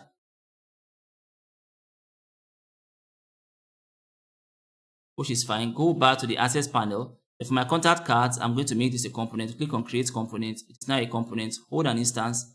Place it inside your canvas, which is fine. Make a copy of this. Place it beside it. Select both of them. Put them in an auto layout. Set the distance between them. In my case, I'm putting it 24 as the distance between items. Of course, this should be able to wrap, but we're going to look at wrapping later while we are moving from or scaling from desktop to tablet to mobile. Now, this is a parent component. Just hold it. Keep it somewhere. All right. So that's for that. So I have both of these inside an auto layout. That auto layout, I'm also going to give it a padding, a vertical padding of, let's say, 24 pixels.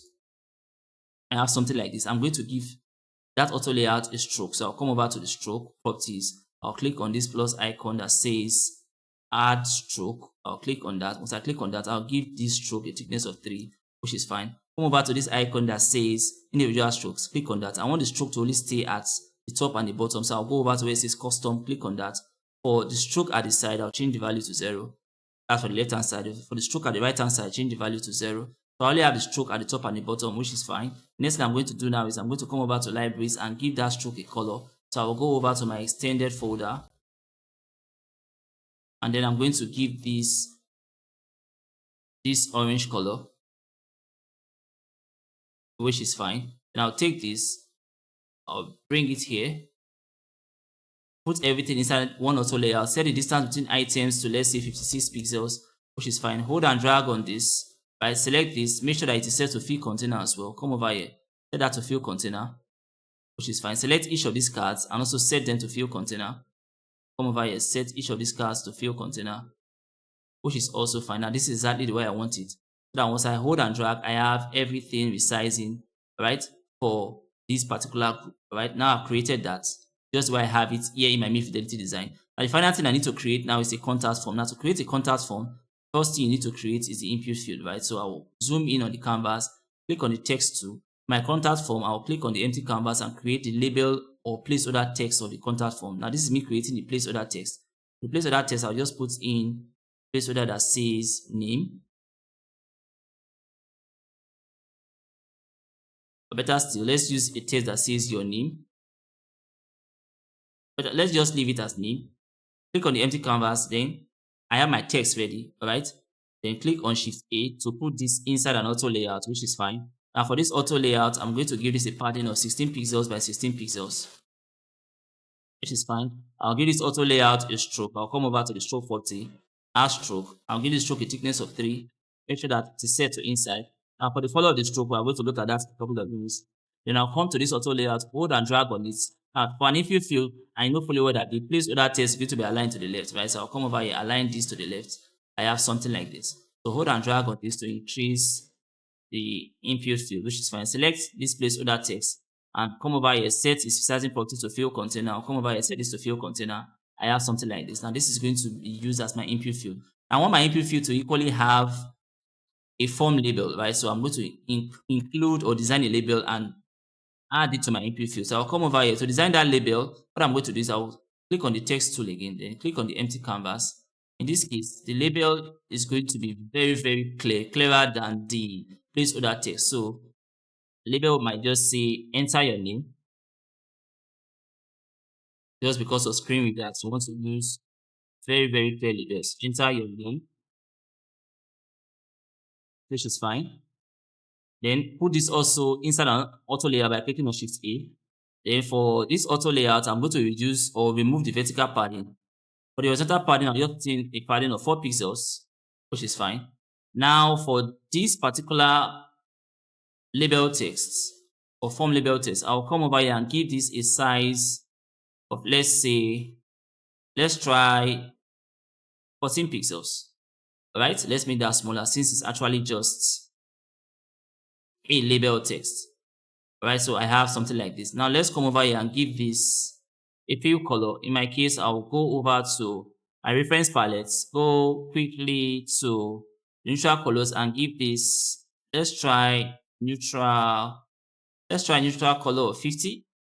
I have something like that. Now that's too dark for me, right? So I'll just come over here and try 80. All right, still a bit too dark. So I'll come back here now and try a neutral color of, let's try 90. I have something like that. This is fine by me. All right. So I'll select this, put both of them inside an auto layer by clicking on Shift A. Then I want this to be floating on top of this outline. So I will select this particular label and then add an absolute position to it. Now I have something like this, right? So now that I have something like this, I'll simply zoom in on the canvas and try to position it so that it is midpoints on top of the input field. So it's now at the midpoint of the input field, which is fine. Now I'm going to check to ensure that this absolute position icon is still highlighted, letting me know that this is still part of the entire auto layout, which is fine. Now I need to move this to the right. Okay. Now anytime you are applying absolute position, you can use these coordinate points to move an element left to right. All right. Now you can see that at this point, it has a value of 0 for the x-axis. So if I should come over here and make this, let's say 4, it's going to move to the right by what? By 4 pixels, just like that. But I know fully well that for my input field, if I should select this, I gave this a padding of 16 pixels, which simply means that from here to here, it's already 16 pixels, right? So, and now for these text elements to align, this layout that I have at the top here, I gave it a padding of 4 pixels. So to move it by 16, it already has a horizontal value padding of 4 pixels. So I'm just going to move it by 12 pixels so it fits properly with this particular placeholder text that I have here. So I'll just come over here now and if that's a value of 12, so I have something like this. Now you can see that they are properly aligned. Now this is what I'm going to be using as my input my input field. Now aside from this, I will come over here as well. Give this a stroke property. Also, I will come to where I have stroke. Add a stroke to that. Now for the stroke, also give it a thickness of 3, which is fine. Right? Now this is going to be for my stroke. Now this is the way I want my input field to look like. Now my placeholder text is a text that is supposed to have a faint color since it's actually a placeholder text. So I will come over here. While I have it selected, I will go over to color system and then go over to my reference colors, REF, type in REF, and go over to my neutral colors so that I could have a very faint placeholder text. I'll give this a color of, let's say, 90. I have something like this, which is fine. Or if that's too light, let's take something 87. That's still too light. So let's just go for 80 and see what we have. In this case, I'll try 70 and I'll leave it at 70, which is fine. Then for my outline, I feel like this is too dark. So I'll select the outline. And then for this outline, I'll also go to my reference palettes. Let me select that again. While it's selected, go to my reference palette. I'll type in REF, go to my neutral colors. And in this case, I'm going to put in, let's try neutral 50 and let's see how that looks like. That's for the fill section. I want to put this for the stroke section and not the fill section. So I'll select this again. While I have it selected, I'll go over to this color that I have, type in REF, scroll down to where I have my neutral colors, try color of, let's say, neutral 50. I have something like this for my input field. Now that's not looking very nice, right? So I'll just come back and then try to change that color from neutral 50 to something a bit darker. Let's try 30 then. Come over here, let's try neutral 30. Now this is looking way better. Now this is what I'm going to be using as my input field, right? So I have this. I'll take neutral 30 as well for the stroke color. I have something like this, right? So this is what I'm going to be using for my input field. I could select this also, reduce the color inside of it to a lighter version. So let's just take something like 94. Or let's take 92. I have something like this. So this is what I'm going to be using as my input field. If I hold and drag on this, I have my input field ready. So I'll come over here to where I have file. We name this to input field.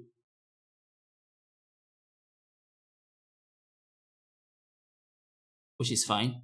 Go back to my assets library.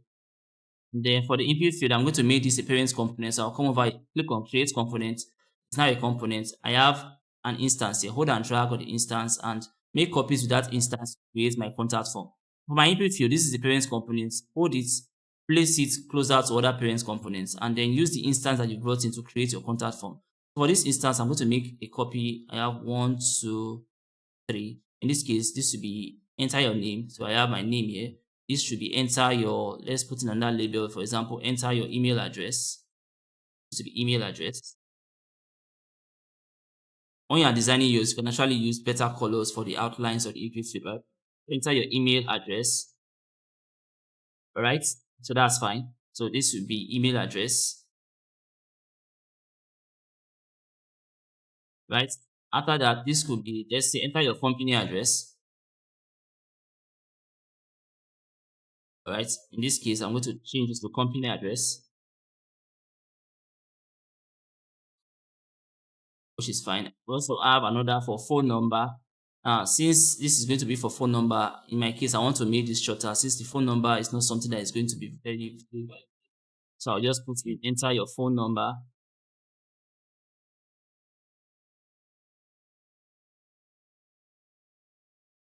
Which is fine. So over here, this will say phone number. All right. And then I'll have another that talks about subjects. Let's take out these panels. I'll select this, place it here. So in this case, it might just be enter your subjects.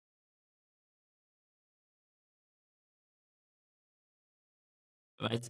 Place order text. This will be subjects, which is fine. Then the last one would be something that talks about your message, right? Let's just be enter your message. In this case, this is going to be a multi-line input field. So enter your message. Over here, I'm just putting a label that says message, right? So that's for that. So now that I've actually put in the labels and their placeholder text, I'll select all of these and then put them inside one auto layout. So I'll select this first, select this, click on Shift A to put them inside an auto layout. For the distance between items, well, I put in an initial value of 24 pixels. That can always change later, right? So after that, I'm going to select each and every one of them and put them inside final layout. So highlight all of them and click on Shift E to put everything inside one final layer. And then select each of them and set the resizing property to fill container. So this will be fill container. It's fine. It's set to fill container. Same thing for all of them. So I'll just select all of them now and set them to fill container. So I have something like this, right? So if I should go and drag on that container, have everything increase it, you can see that this is not responsive. So I'll select this input field also, set that to fill container. Select the next one beside it, set it to fill container. I have something like this. So with this, I want to set the distance between items in my case. So let's just say 36 pixels, which is fine. And then I'll bring in a label text. I'll bring in a single line text. Change this to a text that says contact form.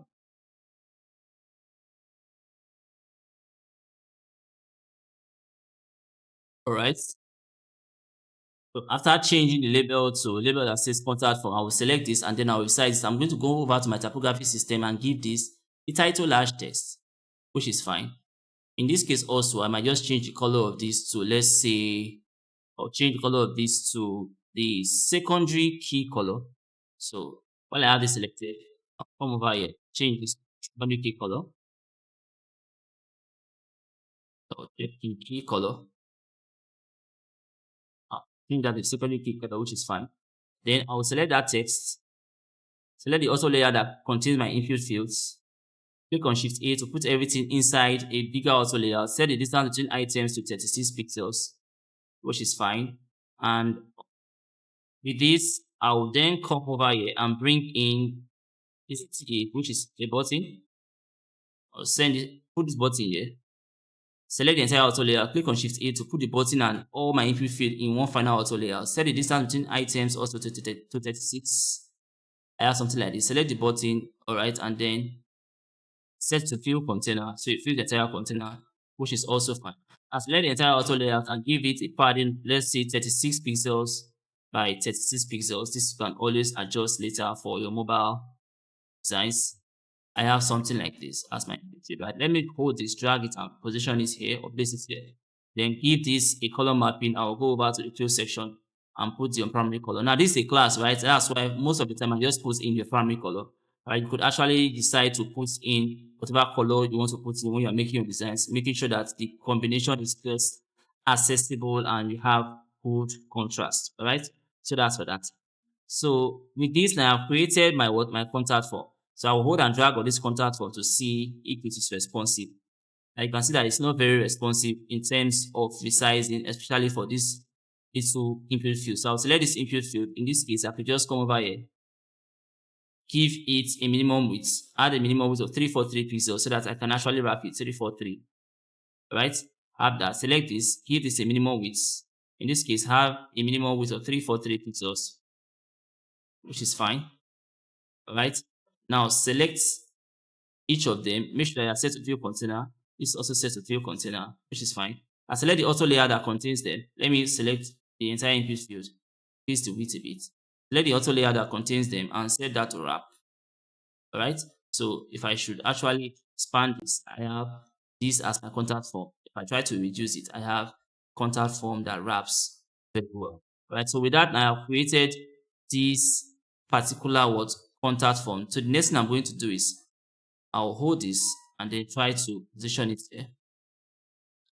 And my label text should be more visible compared to my placeholder text, right? So giving my placeholder text this faint color is very fine, but for my label text, I feel like this is too faint. What I'm going to do, I will go over to the main component of the input field. First of all, I'll go to main components.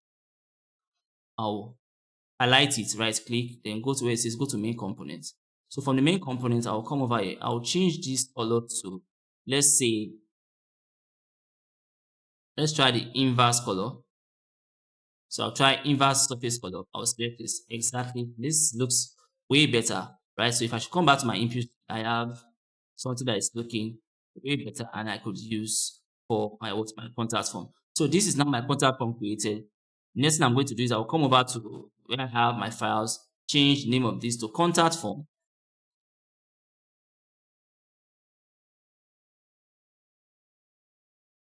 this time. And then that's the name of this contact. Put to make this a component, my parents component by clicking on create. Now I'll go to my assets library and make sure that I have my contact form here. Now this is a parent component, so I'm still going to hold it, place it close to this parent component that I have. So in order for me to use my contact form, now come over here, take an instance of this contact form, and then place it here, right? So I'll take this contact form. While I have it selected, I'll take the initial auto layout which I created for the contact us section, select it, and then put everything inside one final auto layer by clicking on Shift A. Automatically, I have everything in one final auto layout. Hold and drag on this section for responsiveness. You can see that this region here is not very responsive, so I'll select it. In my case, I'll come over here and then set that to fill container, which is fine. Set the distance between items to 56 pixels. I'll put in 56. I have something like this. Let's hold this, drag down so we can actually see what we are doing. I'll then come over here and give this, for example, a fill color. For now, I'm just going to give it the primary color, which is this. Or I could just come and give it a muted image. Let me come over here and put in this muted image here. So I have something. So I'll select the text elements inside this layout and then change them from black to white. So we can see them in of this muted image. So every dark text over there will be given the primary color, which is white. Select this. Every dark text over there, give it the primary color. Now I have something like this, right? I'll select the entire auto layout and also give it a padding. So I'll come over to padding, give this a padding of 120 pixels horizontally, and then a padding of 100 pixels vertically. Let's go back to that. I'll give this a padding of, let's take this out. Give this a padding of 100 pixels vertically. I have something like this, which is looking right. So now I have my contact us section ready. Right, so this is the contact us section. Now you can see that these cards are expanding, right, in a way that is just too much. So I do not want these cards to expand up to this list. So I'll select the auto layout that contains them, right, and then try to reduce the width of that auto layout to a width that I want. So I'll come over here. I will reduce them to, let's say, a width that I feel is all right or okay. Now this is looking fine. So in this case, I'm going to have it selected. Come over here. Give this a maximum width, which is this particular present width that I have here, which is 618 pixels. I'll come over here, put in 618 pixels as a maximum width. Then I'll come back and then set it to fill container, but it's not going to increase beyond that point, all right? This is exactly the way I want this to look inside my what? Inside my desktop frame. So now I have this particular contact us section sorted. And next thing I'm going to do is I'll make this a component now. So let's carry this and place it back on top of a region where we can actually see what we are doing, right? I'll select each of these parent components and then take them a bit far away. So I'll come back here, select this, place it here. Now this is going to be for my desktop version. So I'll come over here, make this a component, and then try to rename it as well. So this is going to be more like contact us section 2, right? Since there are two sections making up the contact form. So I'll come over to where I have the name and change that to, let's say, contact form section 2. So I'll just put in contact section. Name is whatever you want to name it, contact section 2. So I have this. Now if I go over to my assets panel, I have my created contact section. You can see I have it over here, right? Now this is the parent component. So let me just place it somewhere here. So from this desktop frame, I'm also going to be needing this tablet. I'll come over here, take an instance again. Position the instance here, right? And then resize it into a tablet. Now for our choosing tablet device, the padding we are using in this case is 64 pixels for the horizontal padding. Vertical padding, of course, you can put in any vertical padding that you want, but I just make sure that there's enough space at the top of the bottom. So my vertical padding in my case that I'll be using is 60 pixels. This is fine. I will size the width to the breakpoints of tablet device actually 1024 pixels. It's fine. With that, I have easily just created this contact us section for the tablet device. Okay? After that, I'm going to create for my mobile device. So I'll make a copy of this also. Place it here. So in order for me to actually resize this for my mobile template, while I have it selected, I'll first of all come to the padding and give it mobile padding, which is 16 pixels. Vertically, I'm using a mobile padding of 30 pixels vertically. Now you can put in, like I said, a reasonable padding space for the vertical what? The vertical padding. Alright, so that's for that. Now for my width, I'm going to come over here, give this my mobile width, which is 375 in my own case. I have something like this. Now you can see that by resizing this, I have all the elements inside resizing properly aside from this. First of all, these contact cards, they are not resizing properly, which simply means that this is actually supposed to. So I'll go over to the parent function, select this, right? And I'm going to try to make this wrap. So I'll just select this card and give it, let's say, minimum width of 343 pixels. That's what we have. I'll come over here. Now, first of all, I can see that over here, the size of this is actually 297 pixels, right? Which is already less than 343. So for that reason, I could actually just use this as the minimum width. So I'll come over here, give this a minimum width of 297, add minimum width, I'll put in 297. Select this, minimum width of 297, add minimum width 297. Or instead of doing it one after the other, let's undo this action and go back. I could just go over to the parents. I created a parents component, right? Or select the parents components, come over here and give it that minimum width of 297, right? So 297. I have this as my what? My minimum width, right? So if I have this as my minimum width, you can see that automatically it's overflowing in the mobile what? In the mobile frame, but no issues. Let's come back here. Select this auto layout that contains the both of them, and that auto layout gets it to actually wrap, making this wrap icon. And if you go back to your mobile device, you can see that it's now properly wrapped inside what? Inside my mobile device. So that's settled. I can come over to the contact form and you can see that all the input fields are looking good aside from this that I have here, right? Remember that we'll put in a minimum width of 343 for this particular input field. Right? If I select that, you can see that in this case, it's overflowing. It is this card in this case that can actually take that minimum width of 3 pixels, right? So I have that my input field are less than my minimum width at this particular. So what I'll do, I'll select this particular size of this input field for this mobile device. Take note of the width, which is 271. We just come over now to the parent components and change that minimum width that I put in for these two input fields from 343 to 271. So I'll just come over here, change this to 271 pixels. I have this. Select the next one. Change the minimum width also to 271 pixels. I have something like this, right? Which is fine. So the next thing I'm going to do is I'm going to check it over here, and you can see that for my mobile frame, I have everything fitting properly inside the mobile templates. Alright, so that's now this is the parents component. So I'll just select this parents component, add it to my created organisms, right? Place it somewhere here. Then for the instances for the tablet and the mobile, I will select both of them and then try to save them inside their responsive layout. So for my mobile frame, I will select this,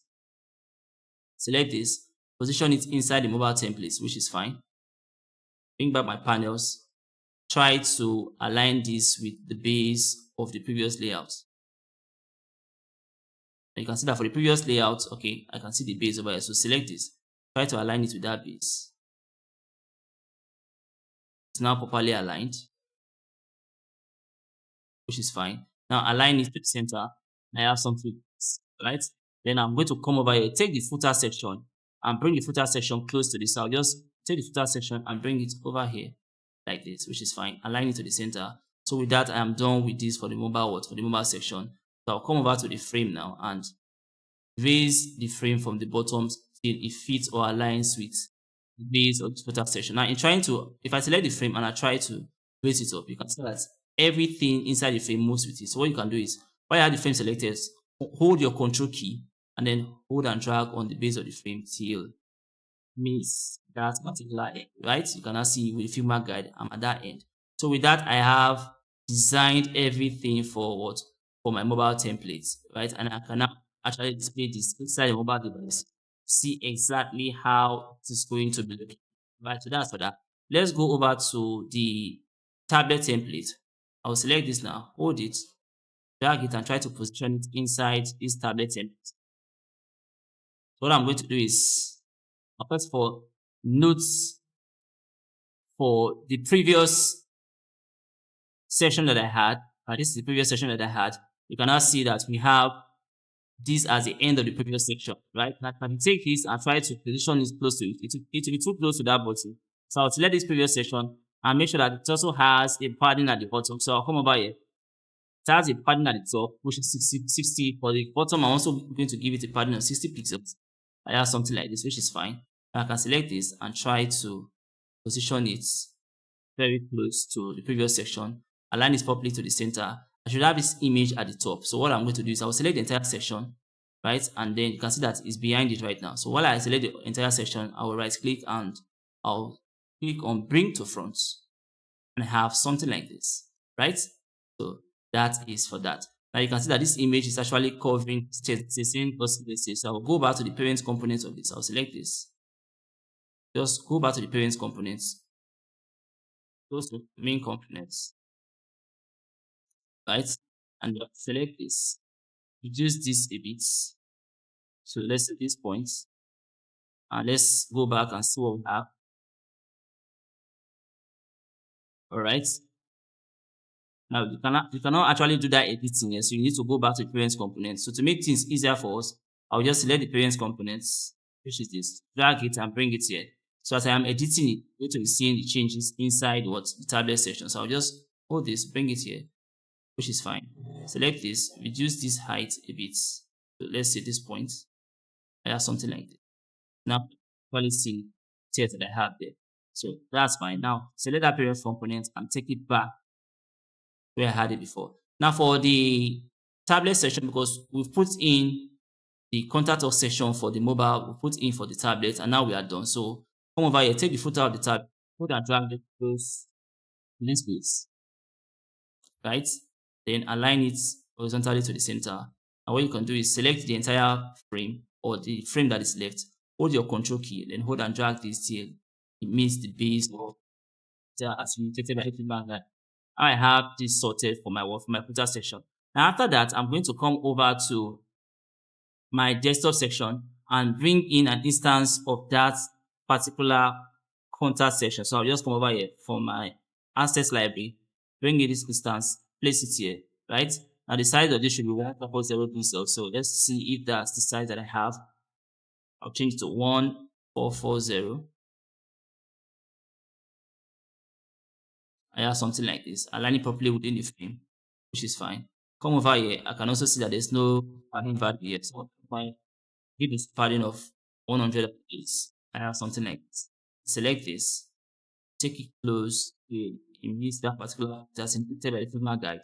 Next thing, align it to the center. Now select this layout, bring it to front, just like we did for the tablets. So I have something like this. Now you can see how good this is looking. So with that, I'm done with this. I'll go back to the footer section of this particular desktop template, hold and drag the footer till it meets section indicated by the Figma guide, which is fine. Come over here, align it to the center. Now select this entire or the remaining part of the frame, hold your control key, and then your mouse drag it up till it meets the base of the footer, as will be indicated by the Figma guide. So let's see. All right, it's now at the base of the footer. I have something like this. With that, now we've been able to create or design all the sections for our home page, right? From the header section to the hero section to the entire body section, right? Down to the what? Down to the footer section. And we've been able to do this and scale it properly for both the desktop device, the tablet device, and the what? And the mobile device. Now, this is what we have created only for the first page, which is the home page of this particular wind turbine website. Right? So all what we've done now is just for the home page of that particular wind turbine website. Now that we are done with creating that for the home page, let's take all this here. Just place them somewhere here. Right? And now we are done with creating for the home page. The next thing you are going to do is to create for the next page for meet the data. So the next page here is the about us page. So I could just make a copy of this, right? And start designing for this particular about. So just the way I placed the meet fidelity of the home page here. In this case, I'll place the meet fidelity of the about us page. Sit here, right? Next thing I'm going to do is that I'm going to take a desktop frame, a tablet frame, and a mobile frame, just like I did for the home page. So I'll come back to my frames for my desktop frame. Remember, you go to where it says desktop, click on that, bring in this desktop frame, click the desktop. I have this, right? Now I'll hold this, place it here. increase the height because I am now ready to design the sections and place it inside of this. After the desktop frame, go back, click on your screen, go to the tablet on this. I'm using the iPad Pro 12.9-inch screen, so I'll click on this. Position is here, which is fine. After that, click on the frame tool again, and then go to the mobile frame, which is phone. Click on that. I'm using the iPhone 13 mini frame. Click on this, hold it, drag it to the base. Now I have something like this, which is fine. Now the first thing I'm going to do is that I'm going to put in the header sections for each of these. Now we already created the header section. So if I go to my assets panel and let me type in header, let's see what I'm going to have. You can see that I already have. Okay, let's type in menu. Maybe I save them as navigation menu. Alright, you can see I have navigation menu here. Hold and drag on this. Look it inside canvas. And this is a navigation menu for both tablet and desktop device, which we have already created. Just place this position inside this string for the About Us section, right? Position is here and then align it also to the top, which is fine. Make a copy of this. Then for the tablet device, of course, you are going to reduce the padding. Select this. Come over to where I have the padding values. In this case, it's 120. For my tablet, it's 64, which is fine. Then I'm only changing the horizontal padding. Come over here, change this also to 64, which is fine. Now select this entire navigation menu. I'm going to select the entire navigation menu and try to reduce it to fit inside the words inside my tablet frame. So over here, I'll just come here, hold and drag to this edge, which is fine. Come over here, hold and drag this edge, which is fine. And the next thing I'm going to do is bring up my panels and align this to the very top. Align it properly to the center, then align it to the top. Right? Now I have this sorted. Also, I have created my navigation menu for my mobile frame. So I'm going to check the previous one that I had, which is this, right? Right click to go to the main component. You can see I already have it as main component. I named it as mobile header section. So I'll just come back to this frame. All right. And then come back to my assets library and put in mobile header section. This is the advantage of naming your layout.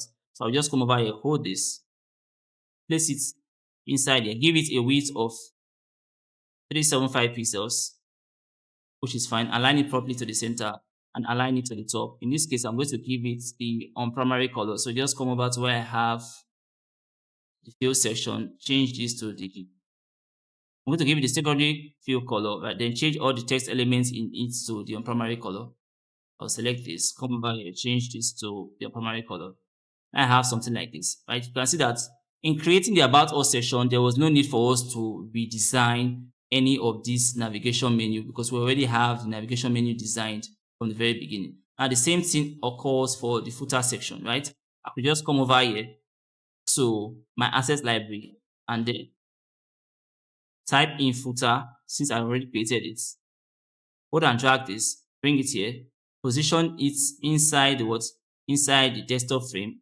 I have it here. I'll come over here, align this properly to the center, then align this to the bottom. You can see I already have my footer section. The same way, I'm going to resize this, put it inside my tablet device and inside my mobile device. Or I could just come over here, copy the footer section that I use inside this tablet, which I've already sized in terms of its padding values and its width, right? And then place it inside my desktop frame. I'll just come over here, paste here, which is fine. Align to the center, align to the bottom. I have come back here, copy the footer section for the mobile. Let's copy it. Come over here, select this, paste here. All right. And the next thing I'm going to do is position it inside the frame, align to the center, align to the bottom. So you can see that even in trying to create a About Us section, we already have something. We already have a header section and a footer section sorted. Next thing I'm going to be looking at is creating the hero section, right? Now, if your hero section has similar elements, of course, just like we did for our homepage, in this case, I could just come over here. For my hero section, I could just use a copy of my previous hero section. I just type in hero section, go and drag this, place it inside here, right? Change the width to 1440 so it fits into the desktop Align this properly to the center, right? Try to take it closer to header section. I'll take it till meet the header section, then align it properly to the center. Now for my about us page, because this page is different from the home page, it's going to have a different image. So all I could do is select the auto layout that carries the image, right? I'll double click on this to select the auto layout. I could change this from this image to, let's say, this image, and I'll use this for my about us section. And then you could actually change text labels and also change the micro copy of the button to fit into your about us section. And then make a copy of this, resize it, and place it inside your tablet device, your mobile device, just like that. After which you are then going to start designing the body of this particular about us section using the mid-fidelity designs. You can see the layouts that we've already gotten, right? So you can use these mid-fidelity designs or these low-fidelity designs to actually come up with high-fidelity designs for the body of this particular about us section. Now, when you are done with the about us section, similarly, you go over to this next section, which in this case is what is the project page, right? When you are done with the about us page, go over to this page, which is the project page. Do similar thing, design for the body. Go over to the contact us page, design for the, go over to the text. That's how you are going to design for all the pages across all pages, just what you have done them in this particular home page that we have over here. All right, now this section of the series is just focused on coming up with the layer. In the next series, we are going to be looking at coming up with the prototyping and interactive animations, including over states, click states, drag animations, infinite scroll animations. But I'm going to look at how to actually animate everything that we've actually designed inside here for the home page. So for your task, you are going to be designing for 5 pages. In this case, in my case, I have the home page, the about us page, the projects page, and the contact us page. Also, I have the services page. So for your task, depending on the website and the industry that you are designing for, you'll be designing for 5 pages, just like came up with mid-20 designs. And you're also going to design for 5 pages also for the high-fidelity designs. And you are going to prototype them after we look into prototyping in the second series of this particular course. So for this series, this will be the end of the video for high-fidelity layer designs. Now, next class, we are going to be looking at how to come up or how to actually start prototyping these particular parent components that we have here, right? So that we can actually have them inside a display. And if you actually want to see what you've designed inside a display, what you could do is select a frame. In this case, I'll select the desktop frame, right? Bring back my panels and then come over to where it says prototype, click on that, right? And go to where it says prototype settings, click prototype settings. In this case, for my desktop layout, I want it to be displayed inside the desktop device, right? So click on that drop down and make sure that the device that you are choosing has the same width as your desktop layout, right? My desktop layout has a width of 1440 pixels. You can see this has a width of 1440 pixels, which is fine. So I'll select it. After selecting it, I'll then come over to this icon that says or that indicates play, right? I'll click on that icon, right? The icon that says present, I'll click on it, and automatically when this loads up, you are going to see this particular layer that you've designed displayed inside this device. While that is loading up, also preview is here. Click on that drop down close to that play button and click on preview so that you can have a preview of that loading up here. So when it loads up, we are going to see how that looks inside a device. So after loading up, this is how your designed templates are going to be looking when you are actually presenting out. You can see that for the home page in a desktop device, now this is actually what I have. I could decide to just scroll on this and you can see everything that you've designed inside inside the desktop device. All right, this is how it's in the desktop device. Now, if you also want to preview this inside your down to the footer. Now, when we actually carry out our animation, you're going to see how to actually interact with these elements that you've actually designed for this particular home page. If you want to preview for the tablet, of course, you select it, go to prototype settings, click or choose a device that has the same width as the tablet. Same thing for your mobile device. And this will be the end of this class. In our next class, we'll be looking at animation and other forms of prototyping.